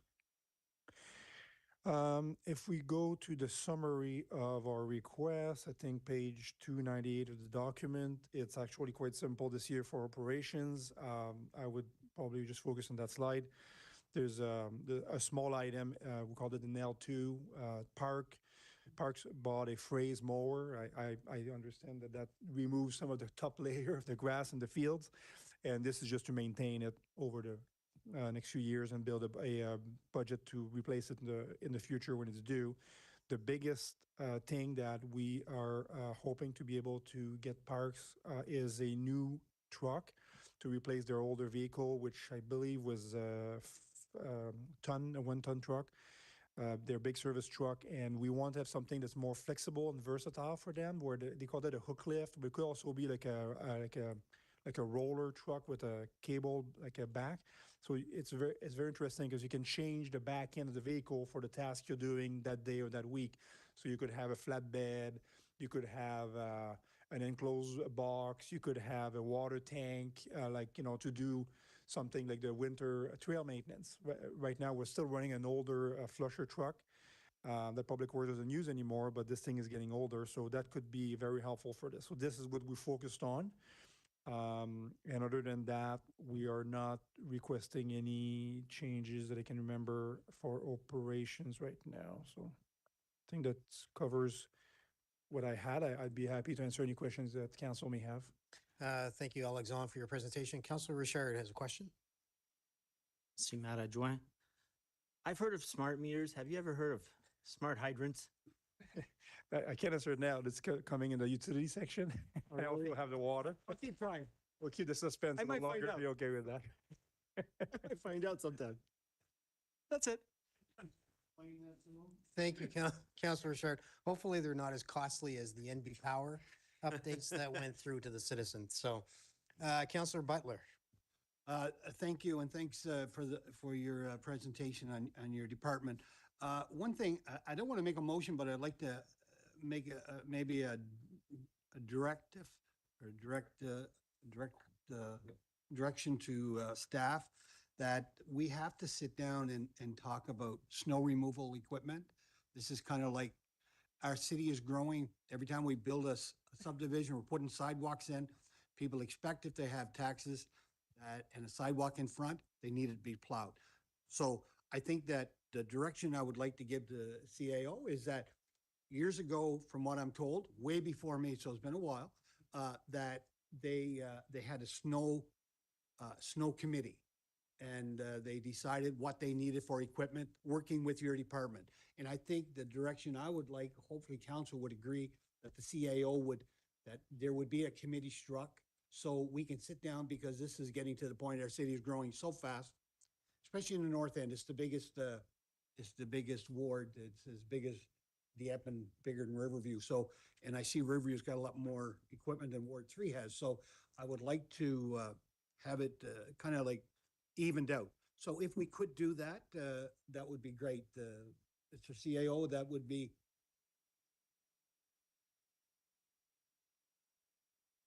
Thank you for the question, Counselor. I know we'll sit down with the leadership team, with the operations group as well, and see what what options would have to create that committee and how it would be structured and so on and so forth. Yeah. So there was a committee before, so it's not like we have to No, no. reinvent the wheel. It's been here. I think Councillor Crosman, you would know about, you were here then, and so would Councillor Bourgeois, because he's been here forever. Yeah. Took a little break, but he's back. And oh my God, he laughed. Did you see that? So anyway, if we could do that, get that committee together. 100%, we will, yeah. Thank you very much. Councilor Butler. And yes, I do remember being on that committee my first term. So thank you. Councilor Legier. Thank you, Deputy Mayor. For the salt dome, and I know that it's going through insurance, so you're going to replace the shingles, but I'm just wondering, is there a life expectancy once they do that?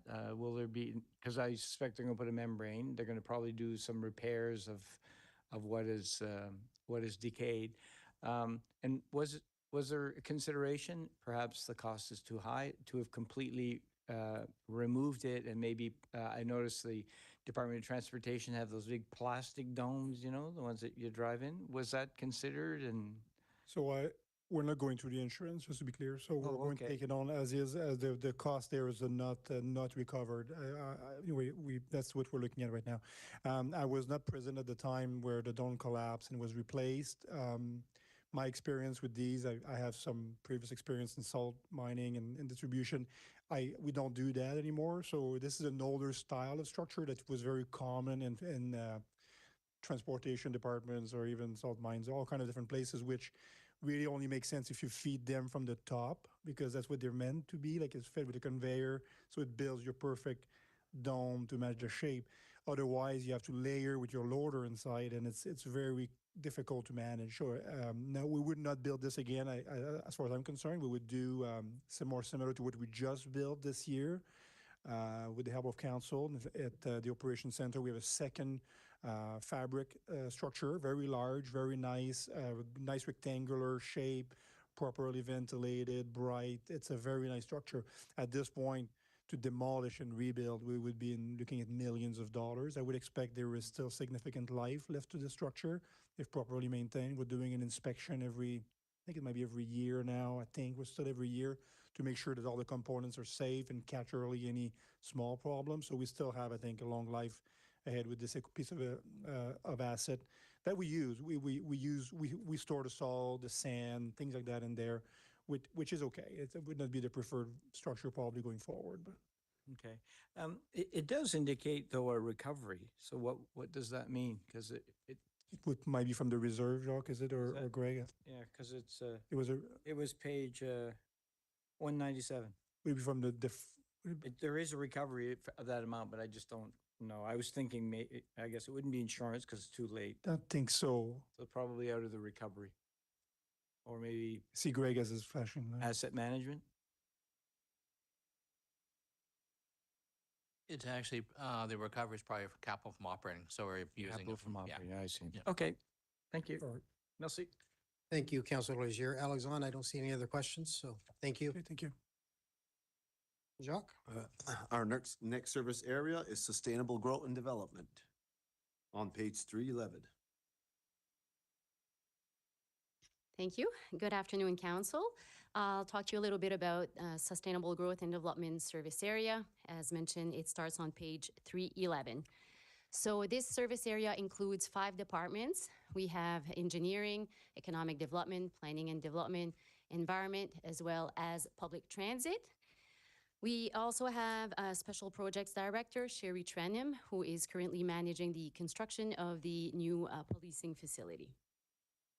There are 185 permanent employees working under this service area, and we focus mostly on infrastructure, so roads, sewers, water mains, active transportation, housing, municipal plan, policies, zoning, permits, inspections, immigration, climate change mitigation and adaptation, as well as public transit, of course.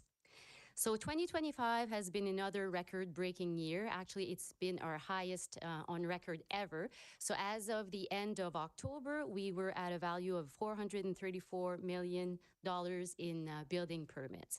So as mentioned, this is the highest ever building permit value, which is absolutely amazing. We're really happy to see that. We've been really busy dealing with, obviously, just providing services to accommodate all these permits. As I mentioned last year, this growth is exciting. It presents major opportunities for the city, but it also has some challenges. Challenges with housing, as well as balancing recapitalization and growth project, transportation. You've all heard of traffic congestion in the city. So just some of the new dynamics that we have to deal with, or increasing, I'd have to say.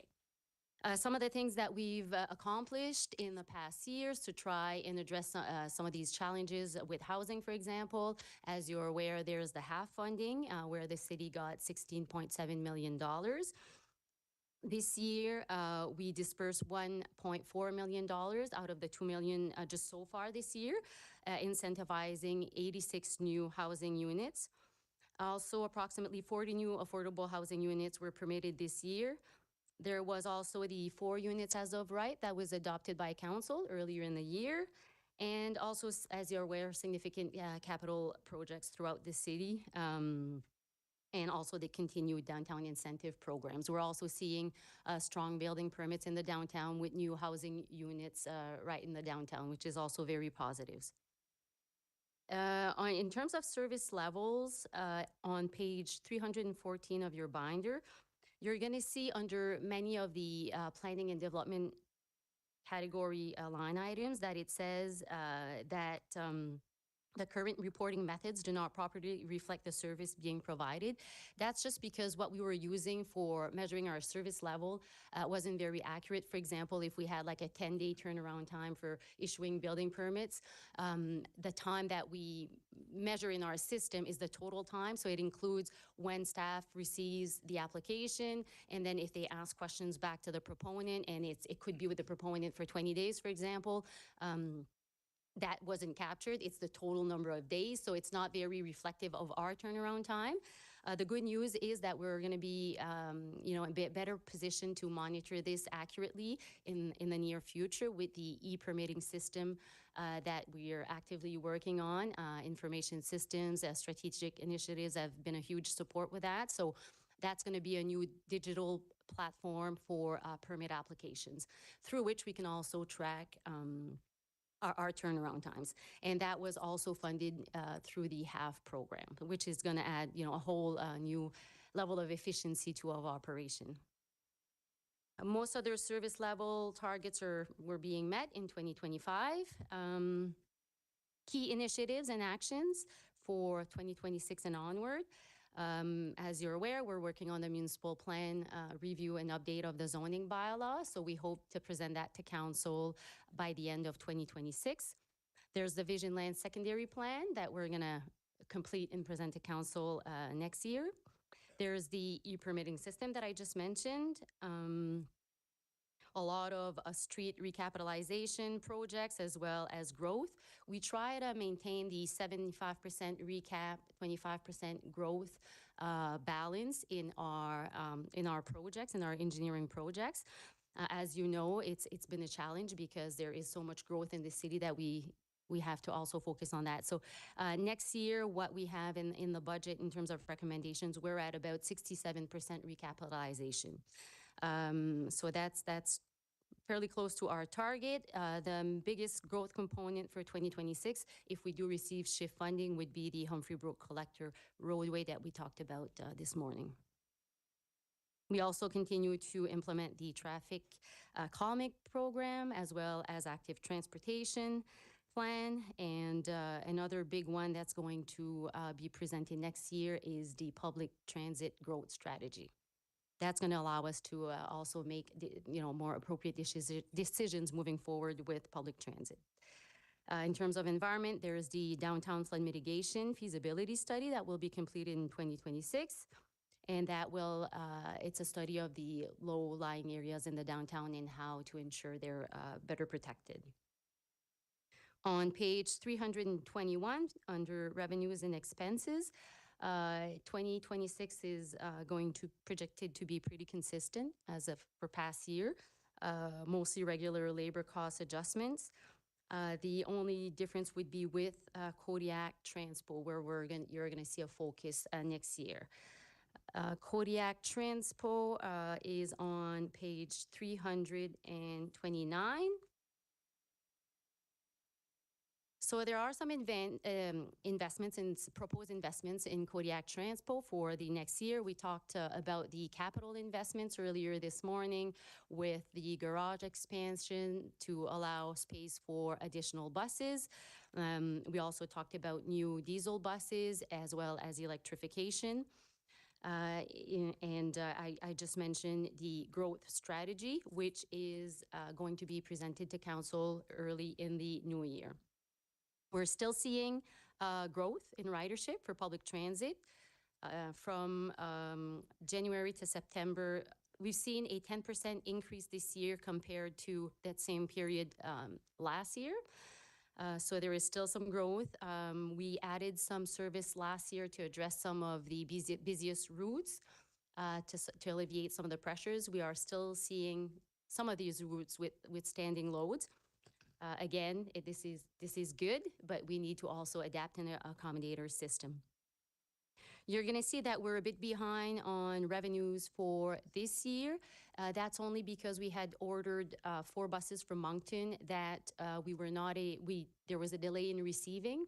And also right now we have a few mechanics positions that are vacant. So there's a delay in putting these buses on the road. So the ridership and revenue that we expected to have in 2025 from these additional buses will be delayed a bit. So that's why you're going to see that revenue that's a bit lower than expected. There's a few level 2 and 3 requests for Kodiak to address some of the pressures. A few positions. So you're going to see one that's a level 3. It would be a temporary position, as we called it assistant operations manager, and it's really to allow us to succession plan at Kodiak Transpo. This business is very specific, as you can imagine. So it's very important that we plan for the future. We also have an assistant operations manager position. Oh, sorry, that's the one I just talked about. We have a night shift supervisor position. That would be a full-time position responsible for overseeing the night shift, which has six employees, so mechanics as well as service persons. We also increased the current transit reserve to allow the purchasing of one bus per year. We had already had funding for that. However, there's been a cost increase with diesel buses, so we need to increase that amount. There's also, you're going to see an operating amount related to the purchase of a new truck for supervisors. We were renting vehicles and we just can't adapt them to our needs with the equipment that we need to put on the vehicle. So that's why there's a purchase there. So in summary, that's our service area, and myself or members of my team are here to answer any questions. Thank you for your presentation, Elaine. Councillor Butler. Thank you, Councillor Crosman. Elaine, great presentation as always. You got an awful lot of people underneath you for sure. Good staff though. The question I have is, I get calls all the time, and I'm sure other councillors do too. The active transportation. Have we ever done a study or do any kind of survey that they're being used? So why I say that is I get calls all the time that, you know, that as we make these bike lanes now, they're wider on the street and they take up, there's just enough room for 2 vehicles to pass. I'm wondering if we ever do a survey is, if they're not being used, we could move them to someplace else where they could be used. Just because they're not permanent. So, I mean, we can take up the little green bobbies there on the side of the road and move them. But I'm just wondering, have we ever done that? Or we're just, it's there, it's going to stay there forever? It doesn't seem like a very, very good way of doing an active transportation. For instance, I'll use Millennium Boulevard, growing like crazy with all them apartment buildings. I can see where they go there, but they don't seem to be going on to Killam. They seem to be going into the downtown area. So like, I'm just thinking that when we get calls, I don't have the answers. Are they being used? So Yes, thank you, Councillor Butler. We don't do counts on active transportation users like we do for vehicles. However, we build them so that users come, right? So it's a bit difficult to say if they're not users now, maybe they're not needed. We hope when we build them, it takes time, and then we hope to see the users come to the area. Now, there's always opportunities. If there's a specific street that the right-of-way is needed for something else, I think we're studying a few areas now where the active transportation could be routed on a separate way. That's always opportunities. But I think the objective is to have them in as many places as possible so that users have many options to travel to their destination. So I guess my theory on that is the opposite of yours. My theory is if they're not using them, they lose them. That's the way I look at it. You know, if it's not there now, I don't see, for instance, Purdy Avenue, I get calls from people there all the time saying, you know, nobody uses it. Nobody uses it. And they can't park on the side of the road. If you park on the side of the road, then the bicycles have to come out and go around that parked vehicle. So there's a number of things, but I just think that as moving forward and as the city is growing so much and we think about active transportation, we should be putting it where they're using it. And I don't know, for instance, on Hildegard Drive, they just put one on each side of the street. So we're having problems with Hildegard with traffic, for instance. Coming off a mountain road, and in the morning you get Ivy Road and all that. And then they come along and they put these bicycle lanes on each side. Listen, everybody thinks, oh, there's Butler going again. He doesn't like bicycling. I got a bicycle. I go bicycling too. You know, that's why I'm so fit. Why does everybody laugh at that one? Yeah, you missed something there. So anyway, so all I'm saying is that I think that someplace down the road, we have to take direction in some way to have these issues looked at. If they're not being used, or can they be better used someplace else? That's all I'm saying. Okay, thank you, Councilor Butler. On the one you mentioned, Hildegard, I know we're looking at that one specifically to see what other opportunities there may be. As well, we have to be careful if they are not being used now because the community is changing, the dynamics are changing. As we get more traffic and congestion, some people may choose, to use more active transportation. So I think it's a change that we're seeing within the community. So, but not to say that we can't, we're going to look at it and keep an eye on the facilities we're installing and monitor, but we hope that they are used in the future. I as well. Thank you. Thank you, Councillor Butler. Councillor Bourgeois, I do believe you said you had no more questions or comments, but That's true. I just. Elaine, I apologize in advance. No, I asked the question this morning. I just wanted to make sure that it was addressed now, as I was told this morning. So I'm not adding a question, but I do want to thank Councillor Butler. Now I understand why he looks so good for his advanced stage. The question this morning about Kodiak Transpo and the seniors pass. Yes, that's a question that is being discussed at the governance committee. The governance committee makes all recommendations regarding fees and charges for Kodiak Transpo. So that's a question that would be evaluated at that level. And then if ever there would have been a recommendation, you would have seen it coming to council today. Okay, merci beaucoup. Thank you. I stand with my promise. Thank you, Councillor Bourgeois. Thank you very much. Has increased dramatically. Is there any conversations with increasing the pads that the ridership stand at to wait for the bus, such as like I'm just thinking commercial space areas, where they have to stand in the, I don't want to call it the dirt or the mud, but they're standing on a very small cement block. And there seems to be more and more that are taking the bus that are at corporations and buying things. So is there any forecast to increase that pad size? Yes, thank you, Councillor. I think that we have done, Kodiak has done several this year, adjustments in adding concrete in some locations, and we'll continue to do that in the coming year where we see a lot of users to provide more of a solid dry pad. Okay, good. Thank you. Thank you, Elaine. Thank you for your presentation. Mr. CAO. The next, Sorry, what? CFO, sorry. it's okay. Did I say CAO? I just gave you a huge increase. Sorry, Jacques. I'll just call you Jacques. There you go. Related to Surge and everything. Today's been a No, bad day. you said you weren't related. Yeah. No, I'm not. That's what I mean. Community services would be up next.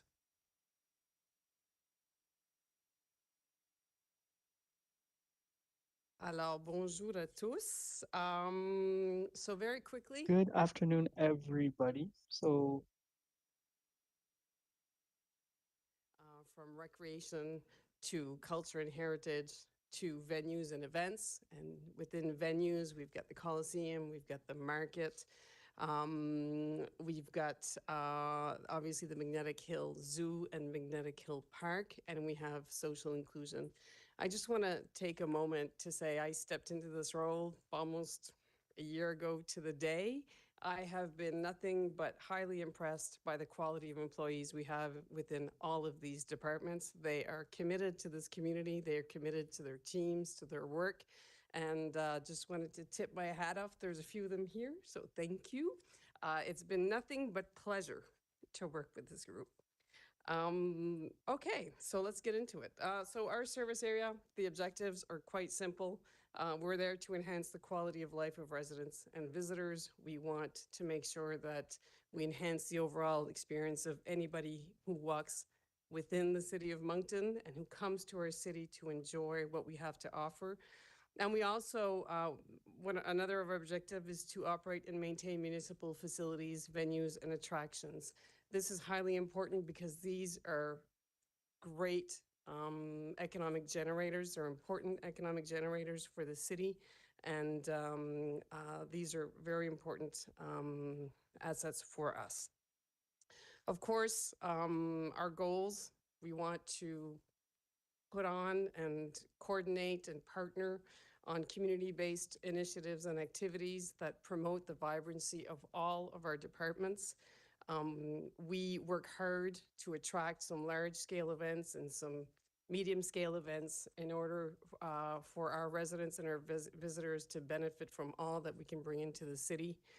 We want to ensure that the Coliseum, again, and we've talked about it a number of times today, that it continues to be an economic generator of activities and movement. It's a significant asset, and we want to make sure that continues. And we want to make sure that the Magnetic Hill Park and Zoo and Resurgo Place remain top-notch attraction.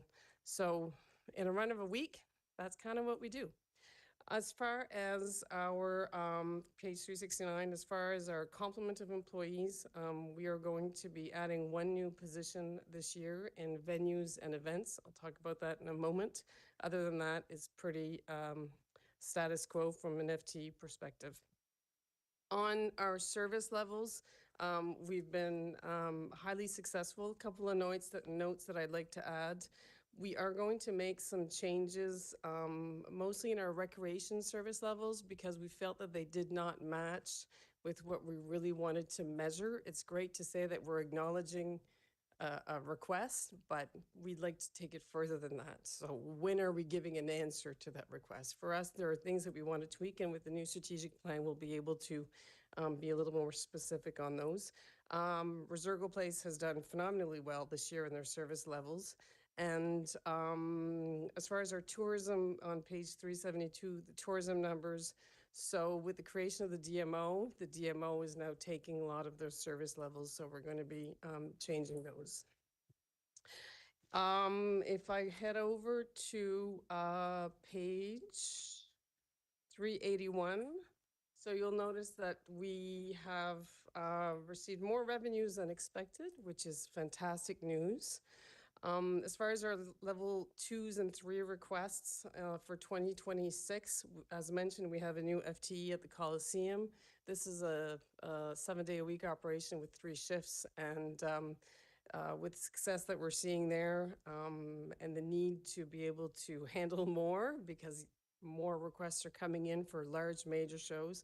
That facility is so strategically located, and I think people are really tapping into that. So we have another FTE to help us out. We have, under the contract agreement for the Canada Games, we're going to provide some operational support, so that's nothing new. We've talked about that. We are increasing our funding for seniors programming, so we had an initial 50,000. We are adding another 50,000, so this is really for Ellen's role specifically, nothing else, for Ellen's role.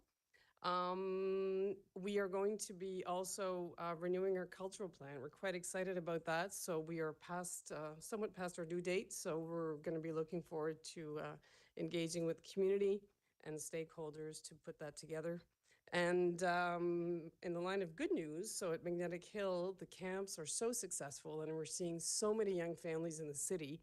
And there's such a need for added camps during the summer that we're going to add extra weeks.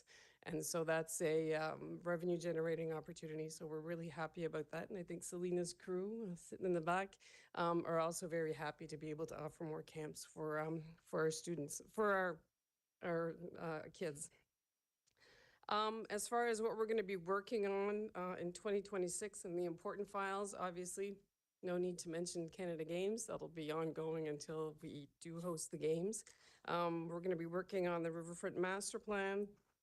The aquatic infrastructure is something that we'll be looking at as well. We have a few feasibility studies. Cricket, rugby, and ultimate frisbee. Disc golf is underway. Pickleball. All of these things will be worked on in 2026. We're going to be looking at making some enhancements to the Magnetic Hill Park as a whole. That's an area of focus that we feel we can really tap into to make sure that Tourism New Brunswick and all the visitors recognize that it is a top-notch attraction. So we're going to be making some improvements there.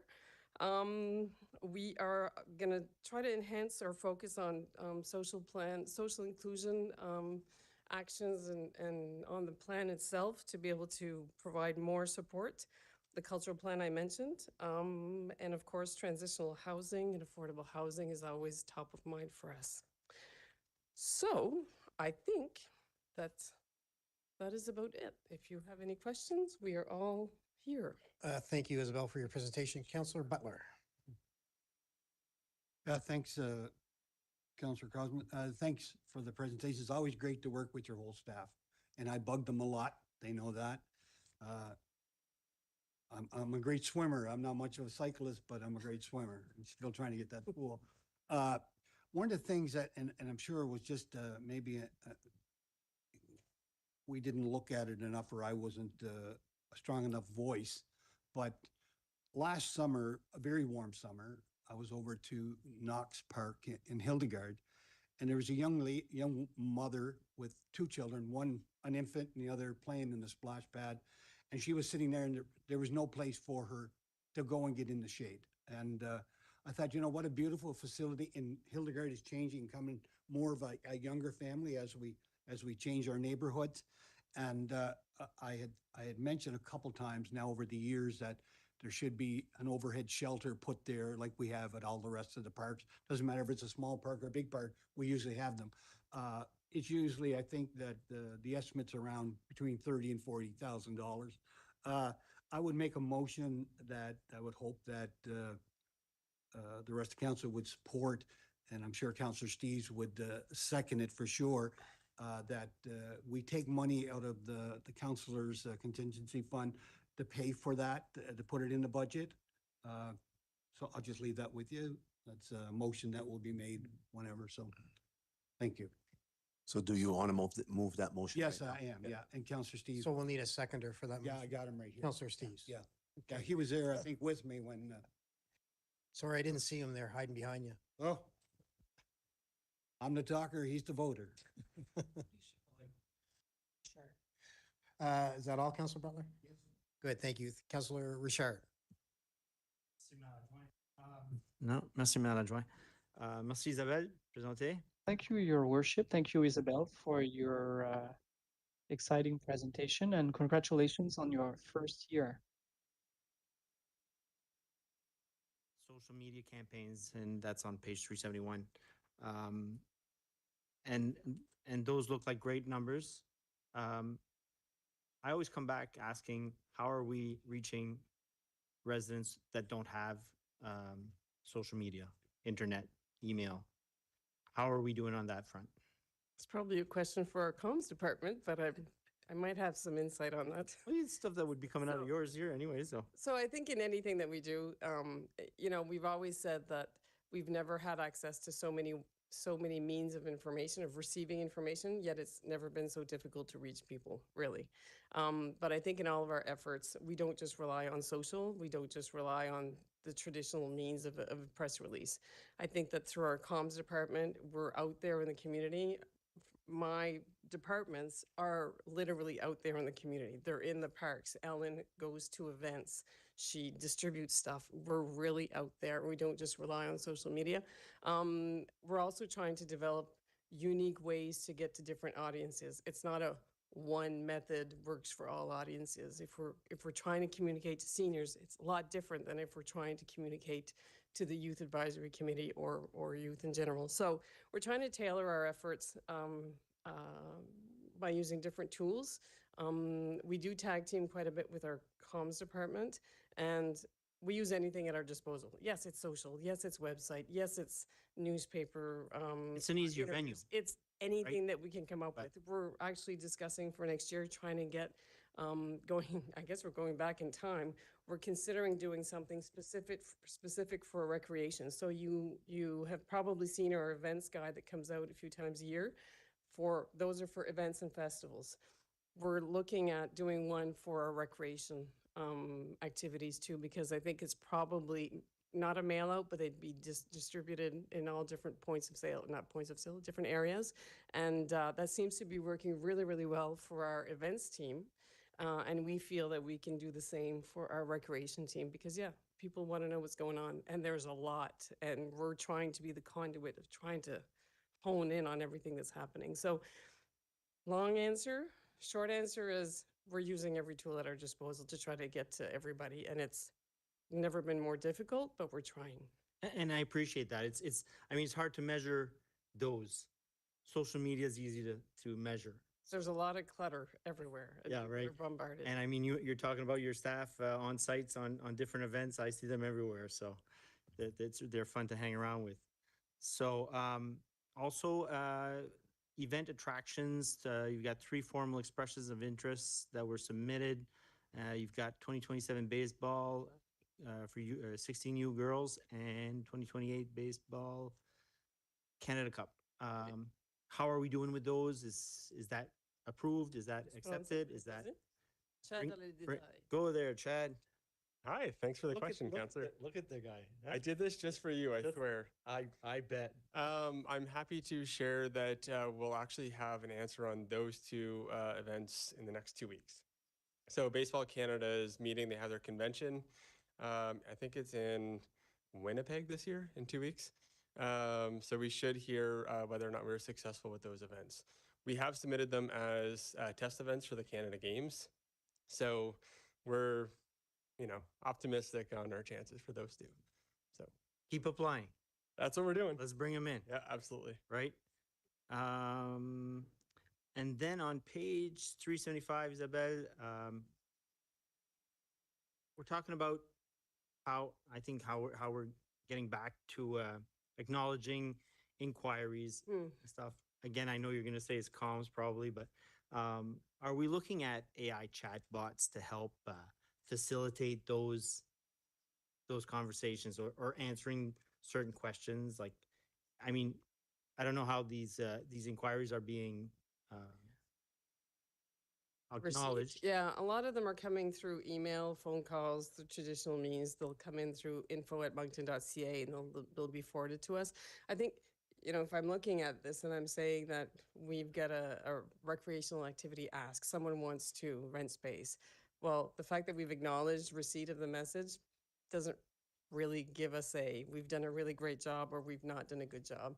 For me, something like this, and we'll have to spend a lot of time looking at this over the next year to make sure that they're the right things. But, how quickly are we turning over a response, like a real answer, a yes or a no, and this is what's required or this is what you need to do?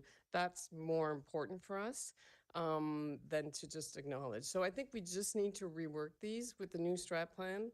We're also going to try to tie those in a lot more closely and make sure that we have maybe less but more precise service levels. So we're pretty confident. Monica have talked about it and I have talked about it. We're going to talk with the team too to see what we can put in there.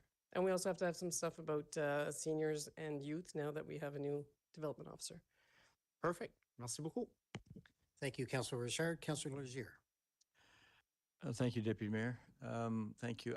I'm wondering if we could maybe get an update, and maybe it requires some planning or action plan on what residents and citizens keep commenting on. When will we see events at the Stade or at Magnetic Hill? And we're investing in maintaining the infrastructure. A few years ago, we spent over $1 million, could have been last year, to buy the covers that would protect the Stade. But we're not seeing anything. And so I'm just wondering if it would be timely maybe to create some type of event strategic plan,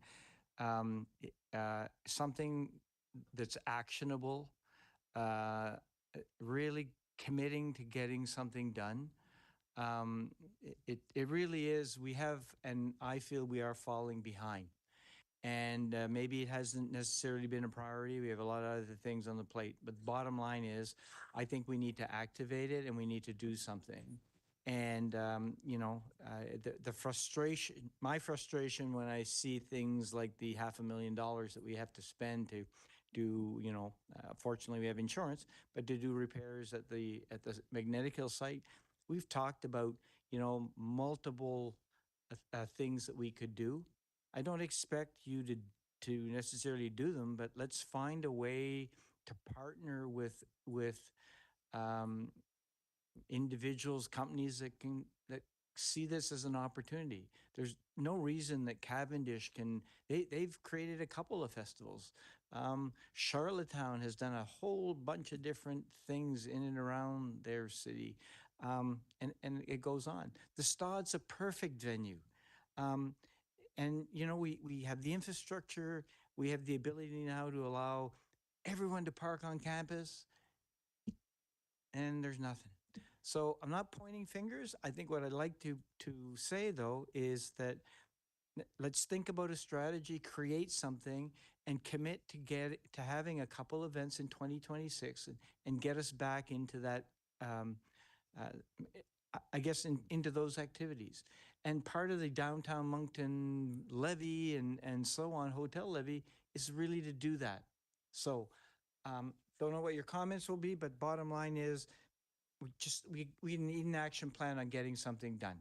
I would argue that we've had that action plan for several years now. Then we Staying- need to, then we haven't gotten anything done, and we need to. So negotiations in this area are extremely complex, complicated. We don't control everything. We have some fantastic venues. I totally agree with you. There are a couple of things that have changed over the past several years. If we're looking at Magnetic Hill as an example, think of Taylor Swift. Taylor Swift did not go to 45 cities in Canada. No, I'm just giving this as an example. She has gone to 2. They stay there for a week and they say, people come to us, right? She went to 2 cities in 2 cities? 2 cities in Canada. That's different from what we would have seen 4 or 5 years ago, where they would have toured 45 cities across the country. That is one factor. We have had a lot of interest. We have come so close over the past few years on many of these. And we are quite confident right now we're in a really, really good spot. We weren't in a good spot for a few years. We are back. We're back to where we were. And we're quite confident that we'll be able to have something in the next few months, next I can't say few months could be a few, but bear with us. I know it's difficult. It's difficult for us too. And every day, every week we talk. We can't wait to announce something. We are, again, we're in a really good position now. We're just asking for a little more time. Not what you want to hear. We understand that. But Shane is on this. I see him every day of the week. He is working the phones and working the relationships and building the partnerships back to what they were.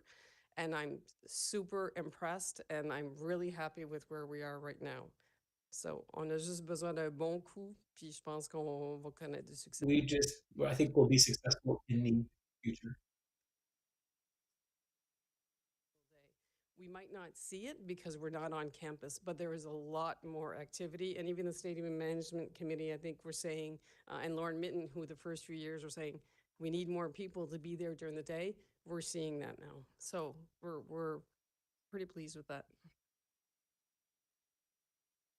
I know it's late in the afternoon, so I'm not going to carry it on, but I don't feel that we're really doing that. And so, and no disrespect, I think that you know, the proof is in getting stuff done.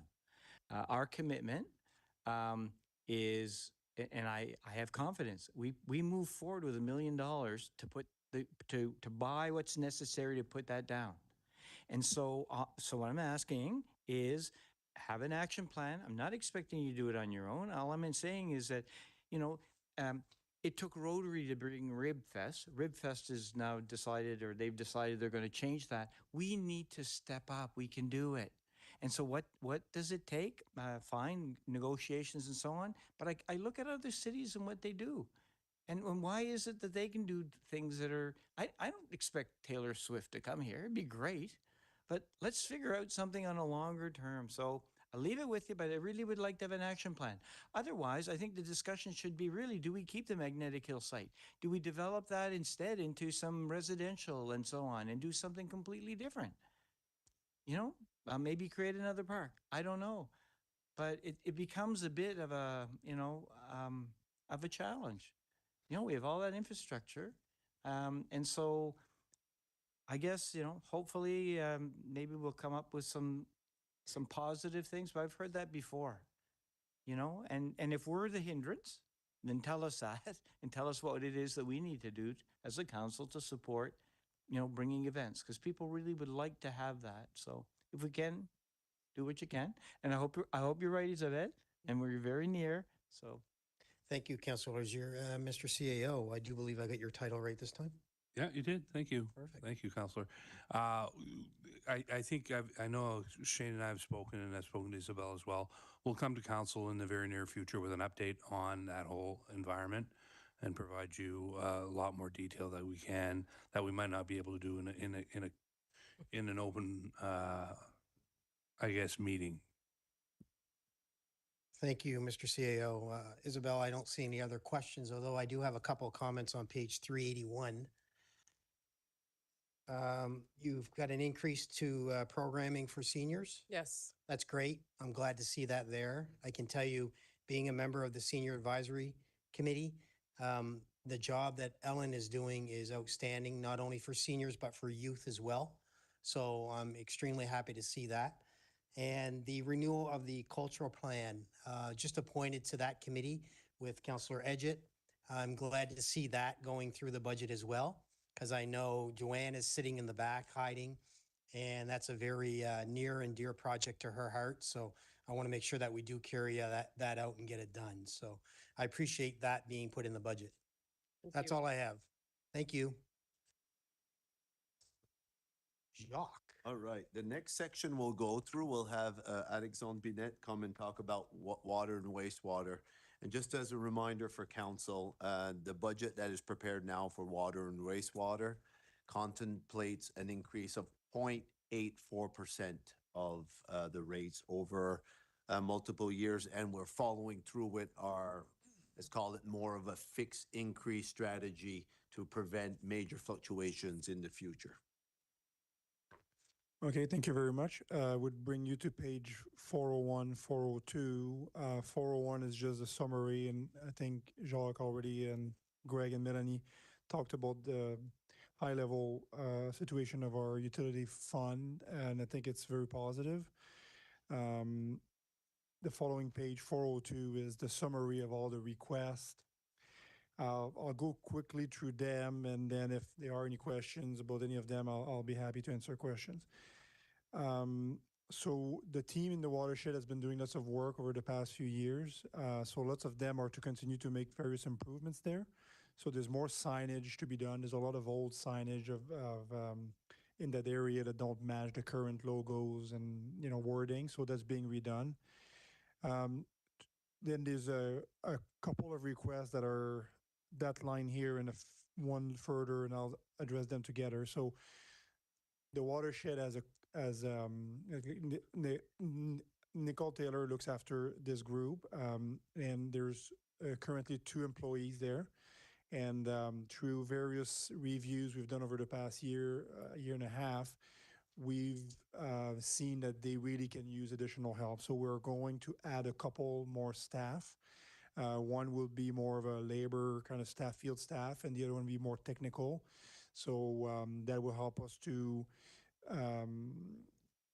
stay on top of all the water testing that is required now, the blue-green algae, but also an area that we haven't touched for quite some time, which is the forest management area. So we want to be able to get back on this now that the group has been stable and doing very well in this watershed.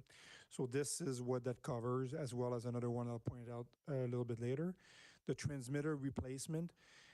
We have a number of flow meters in the city, and they require some upgrades and replacements. So this is Aquamaster. So it's a type of transmitter to bring back this data to our servers.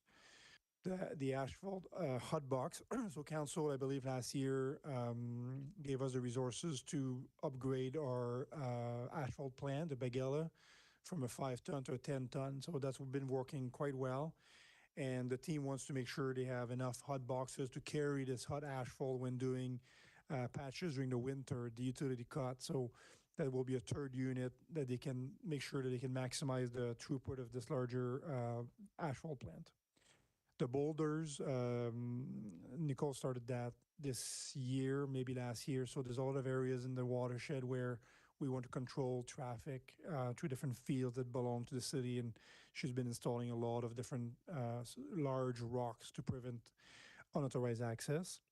The convert students to FT position is the other part of the additional staff. So to answer, I think, Councillor Butler's or question from earlier today about the student hours. This is where some student hours are being used toward a conversion to full-time staff. Now, having said that, while the students are very helpful in many areas of the city, in this specific circumstance, it was not easy to get the right staff at the right time. So the team felt this was a much better use of our money there to convert these student hours into a full-time staff that can stay with us, learn, develop some expertise and skills into the various things like the forest management, the water testing, and things like that. District meter area analysis. So the city has a lot of different water meters, and there are some zones that are defined and kind of supposed to be balanced and looked at. And I believe there's one or two zones that are not complete. So the team wants to put a bit of money there to finish this work that was paused for some reason over the past few years. Ditching, again, is something for the watershed, as Nicole and her team has been doing a lot of improvement there. They want to clean up some areas. The fat, oil, and grease, that's under Cora's group. So I think we have communicated with council over the past few weeks that we are launching a enhanced version of this program. So we have an additional staff that we have in place now, and we have a software, but I believe that we fell short a little bit on the licensing fees. This software will allow us to better manage all the requirements for the annual testing of the backflows, the private hydrants, the oil, fat, and grease traps with the restaurants and things like that. So this is what that's about. Guide rail improvements, that's along the watershed to, again, prevent unauthorized access by ATVs around the guardrail and accessing areas that they shouldn't be going to. Landscaping, hydro seeding along the same lines. Lighting improvement also. So the watershed team is looking at the security there, making sure that things are done correctly, that we limit our risk of vandalism, theft, and things like that. So the next two items at McLaughlin, there is a city-owned property, a house, used to be called a caretaker house that requires some work, namely the roof and the shed that need to be replaced. Various tools upgrade. We didn't get the details, but Corey's team had a list of things that they were backlog and things that they wanted to take care of. That's what that's covering. The operating impact here, being L2 for the asphalt box and the cameras. Rate stabilization, I believe Jacques and his team touched on this. Driftwood. So every year the team is trying to collect a lot of the wood that come ashore to make sure that it's clean, and they're just going to keep up with the current funding they have to be able to do that. Now we're coming to the smart hydrants. I think it might not be as exciting as you think it is. So we started this year. Actually, we're able to start the process to test one or two.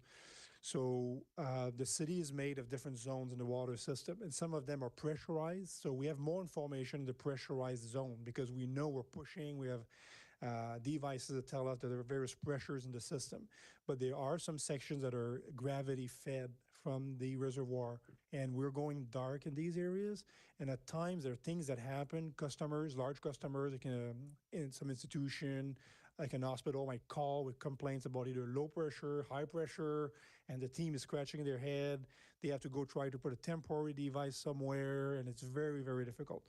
So we've learned about this technology, and it's simply either a new insert for an existing hydrant or a new hydrant, and it will look exactly like an old hydrant, but has electronic components inside. So we'll be able to communicate critical data to our teams, like the temperature, the pressures, and various pieces of data like this that can help us to better understand how the system is working. Do we have any issues in any specific areas in the city? Be able to react better and without chasing something that we don't understand. So that's what we're doing. It's not uncommon right now in the utilities. If you look online, you might see some of this happening. So we started this year, and we want to make sure we continue. We won't have a lot of them. I mean, at the end, we might have, I don't know if it's 10 or a dozen or something like that. But we want to continue to improve our visibility or our data decision-making in that department that's been doing quite well. So that's what it is. Surveillance camera upgrades. I touched on the L2 previously. So again, same thing along the lines of security there, making sure we can preserve the assets. The team is looking at some strategic areas with IS that they want to have better coverage. Road access, an access road here for the, I think it's the tunnel area of Tower Road. So they wanted to upgrade the road. They did a bit this year, but they need more money to finish it next year. Tractor. So this team has been working with very, very little tools in the past. And to go help them, it's very, very long drive for anybody from Parks or Public Works to go handle a stone or a pallet. So they've been trying to be creative, and they've been looking at trying, I think that's a rental here, a small tractor, similar to what Parks has been using already, and see how that fits their needs to be able to be efficient and safe in their operation. The user rate, I'm not sure what that is. Maybe Melanie can touch on this at the end. And the instrumentation standardization, Corey was explaining to me that it's just a matter of bringing up to par a lot of our different instruments that measure the turbidity, the chlorine levels in our system at various locations. So it's just to make sure we have the right equipment in the right places to give us the information we need to operate this water system. So I went quickly. I'm happy to take any question. Thank you, Alexandre. Councilor Richard, I believe you do have a question. Oui, merci, Maire Adjoint. I might get some sleep tonight now. Is it worth the wait? Yeah, no, I appreciate that, and that's a really cool technology to be able to makes lots of sense at the end of the lines where you don't know what's left, and so no, it's really cool. The only comment that I had, and I love everything that's been budgeted here or requested.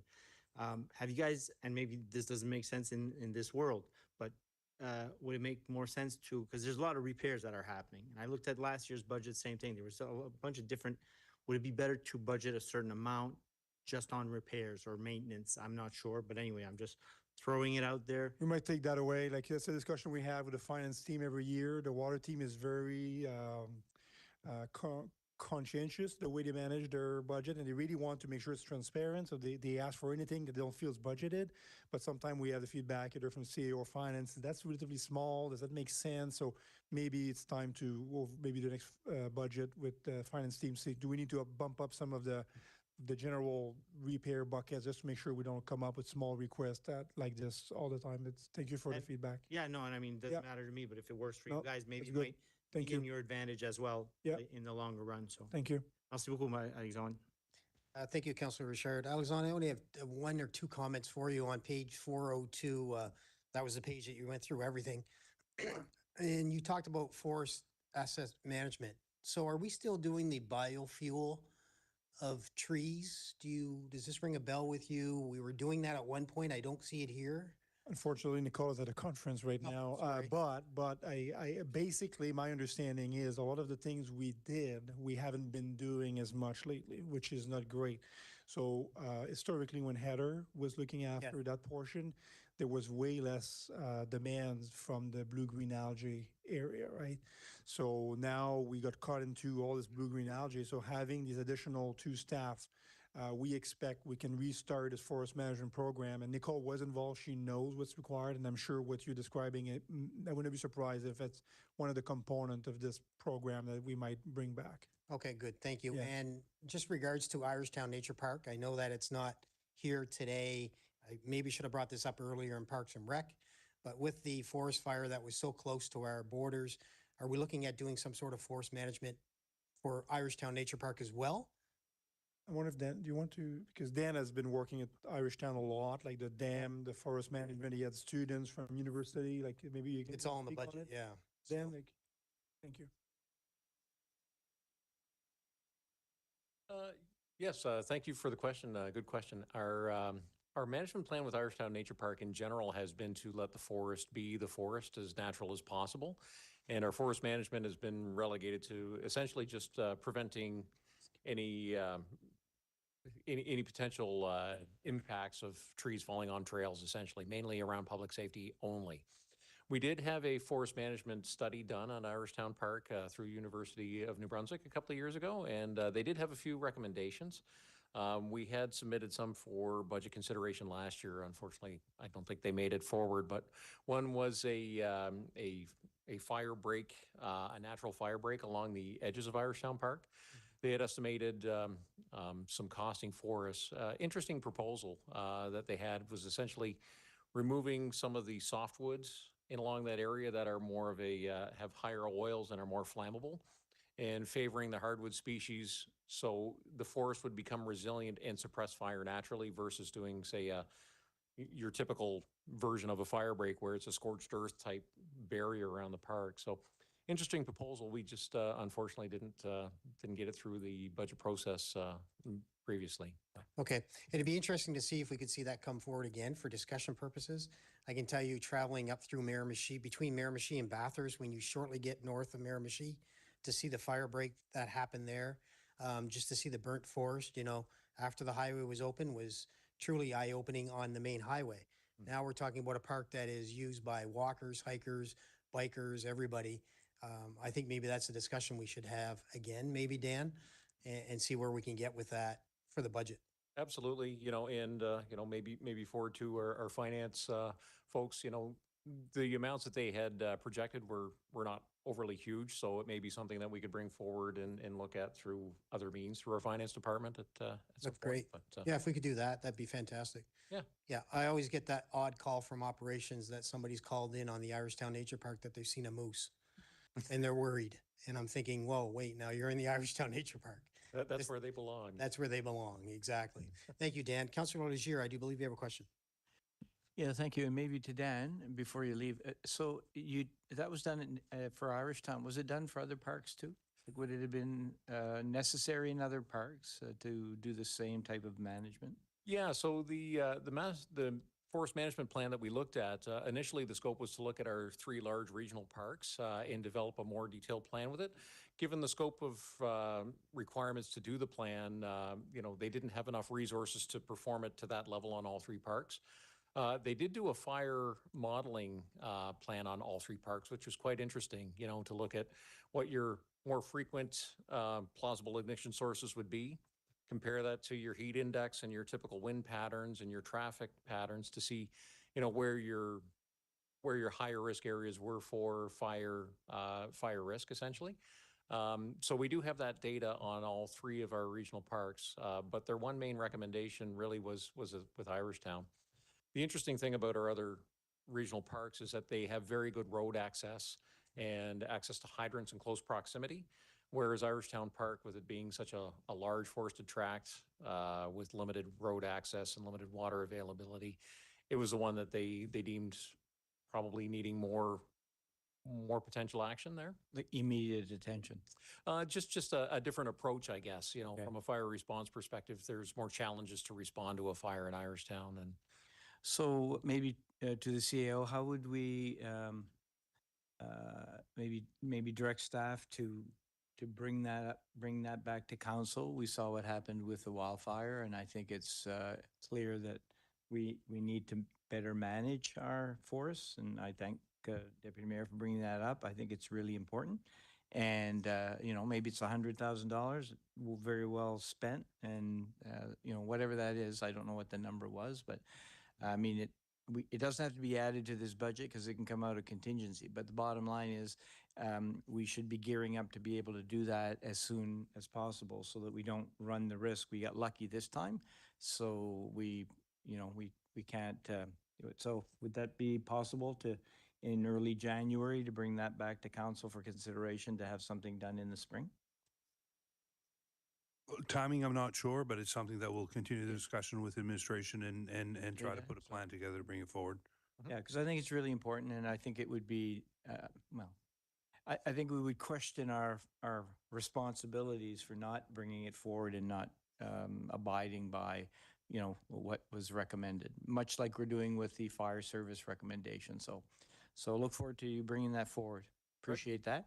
And I have one question maybe for Alexandre. I just wondered with the driftwood, what happens with the driftwood? Is it just simply placed in the forest area, or is there a reuse of that in terms of being chipped?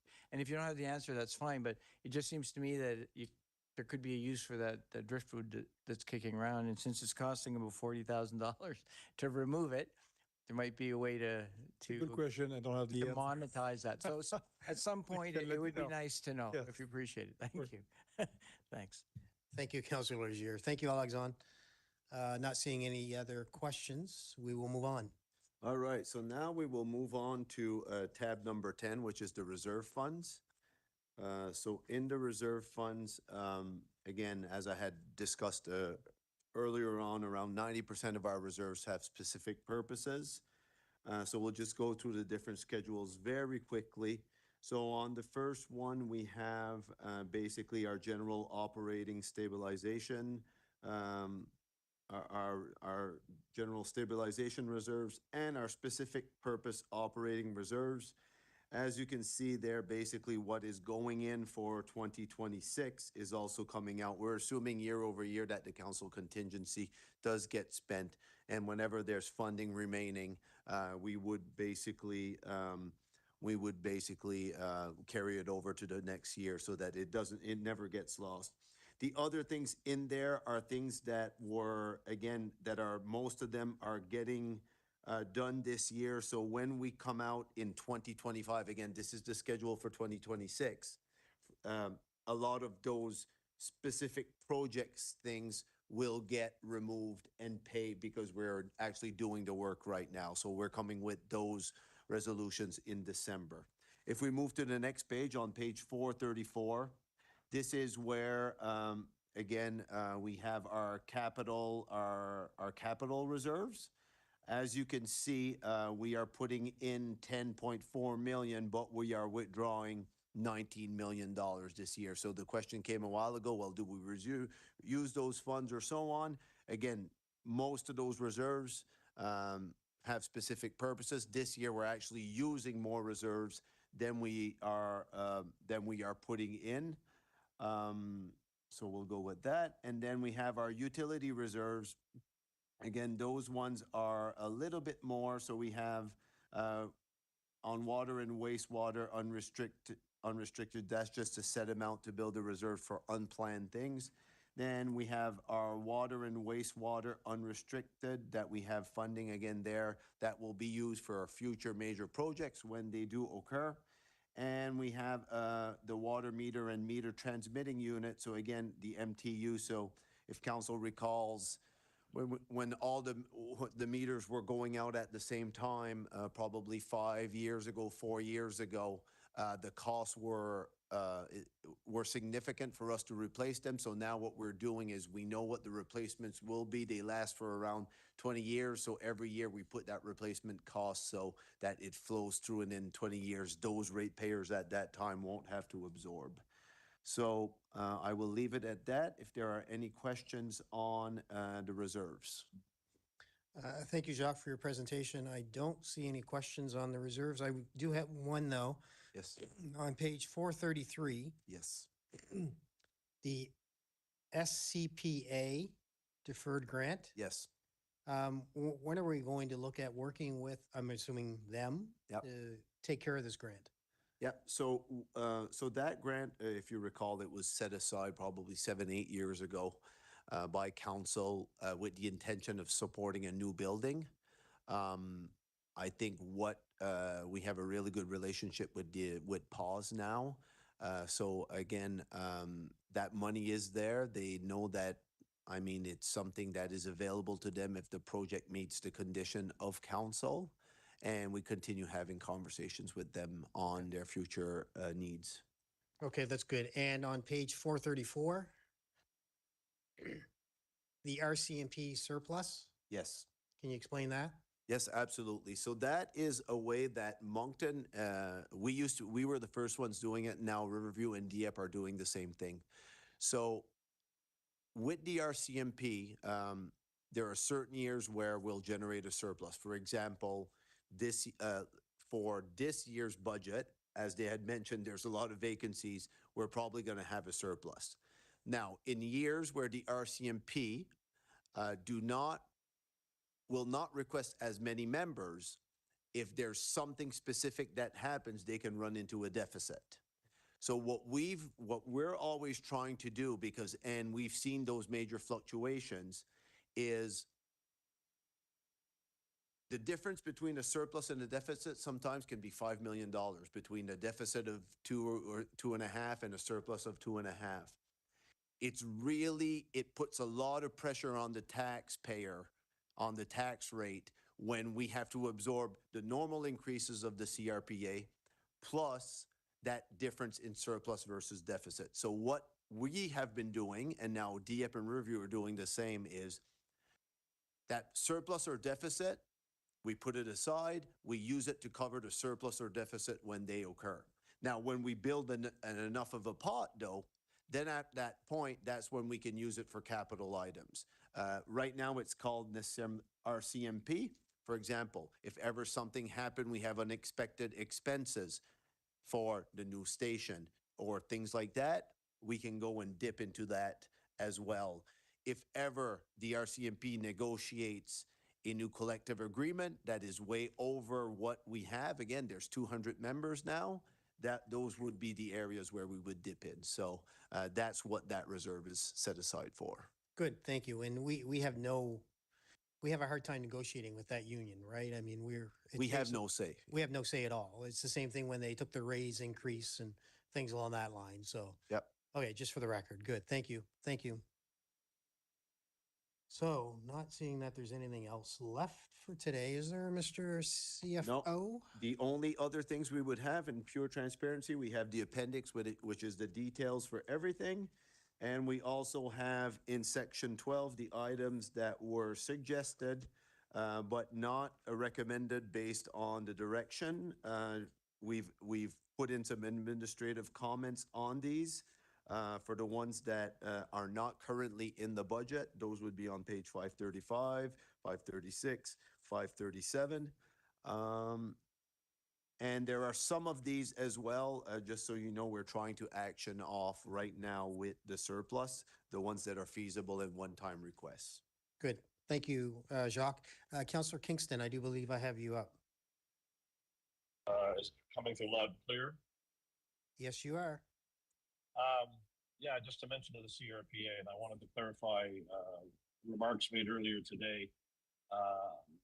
I had mentioned there was nobody there in the room from the CRPA. In fact, Executive Director Amanda McNeil was there, and the Vice Chair, Mr. Guerra, is ill today and could not be there for the presentation. I was unaware of those details, and I thought I'd like to clarify that, and maybe a small apology as well, because I assume nobody was in the room, but of course, being remote today, unaware of those details. So I'd like to just provide that.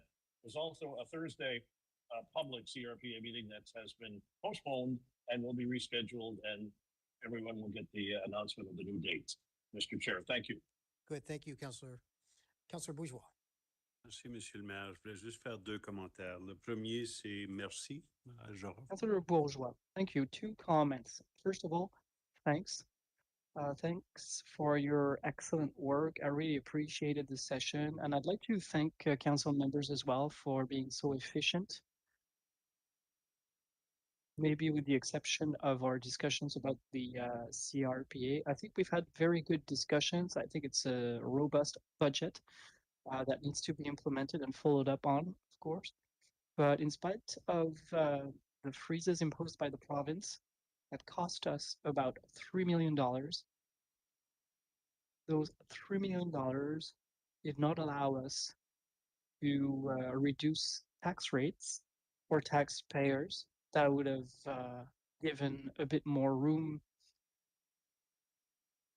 to our citizens, our fellow citizens. And with that money, we could have implemented about 20 projects for a total of $4 million. But I think there's another million that was recouped elsewhere. But there's about 20 projects that would have cost $3 million. So those amounts would have allowed us to fund those projects rather.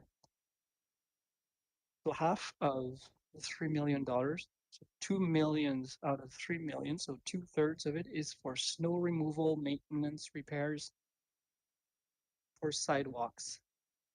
So we need to realize that we weren't able to do everything we wanted to do, but the positive note is that if fiscal reform gets underway, next year the new council will have sufficient funding to fund those projects. So it is due to the freeze imposed by the province. We weren't able to do all that we wanted to do, but we did 80% of what we wanted to do. So I think that under the current circumstances and given the situation and that we were put into by the province, I think we did a really good job. And I think I'd like to thank the municipal team, municipal staff. There's no such thing as a perfect budget. But we're going to increase the number of police officers. We're going to work hard on public safety. It's a major priority of our budget. Thank you, Deputy Minister, and thank you to my colleagues. A really good session. I have a couple of questions, and one is on page 535, and maybe just some clarification. It has to do with parks, and it has to do with the utility 3 labor for regional parks. And it says that operations has found another method to fund these resources, which will be shared shortly with council for those 2 initiatives. It's about $200,000. So, is there a particular reason that it would not have come before us for budget consideration? It is a pressure point. I've spoken to several in the regional parks that go from one park to the other, and it's not necessarily the most efficient. So I'm just wondering for clarification. Yeah, so there's something contractual right now that is being negotiated that, Okay. Again, we would prefer, like, we'll come back to council with that. Okay, all right. Well, that was just for clarification. And then one last thing, which is, yes, so having to do with fire, and it has to do with replacing the 2011 Kubota and trailer. And then in the formal request has not been made to the fleet department to understand the needs and look at different options. So is this something, I mean, they've obviously, they must use it, and they've identified they need to replace it. So are you saying that is something that probably will be short in its evaluation if it's a piece of equipment they need, and the proposal was that this particular Kubota could be used, by another department? Is there something I'm missing on that? I just wanted to. No, so normally for equipment, we do have a process where the recommendation is made when there's a piece of equipment that doesn't meet the needs of a user department. It's basically taken, it's analyzed, and I mean, then we work on a solution to make it work, right? For this one, all it is right now, it's not necessarily that like fleet is not supportive or anything like that. It's just we want to recognize what is that needs, what are our alternatives, just like we do for any other solution. And then after that, we would action it. And if it's an emergency needed, we certainly come to council and we get it approved. And if it's something that can wait till next year, it's just for this one, there was not a lot of information when we had the discussions. And my last question would be having to do is interesting analysis because the bylaw enforcement had asked to purchase a couple of half-ton trucks. And the analysis came back saying that the usage of the six vehicles currently allocated by bylaw indicated on an average that almost 2 vehicles a day do not move. But do you have a real clear idea in terms of that? I mean, they go to different, they respond almost similar to how our police force responds, in terms of going to an encampment and so on and so on. And is there a way to, because later on for another fire service, you talk about there's 12 vehicles that are available, and at any given time, not all being used. So is this something that you're going to be addressing in terms of how to maximize the use of the vehicles? Yes, so we have installed AVL, so it tracks the vehicles everywhere it goes or so on. It's amazing the data that it provides you. It's real time. You can see all the vehicles on a map. You can see everything.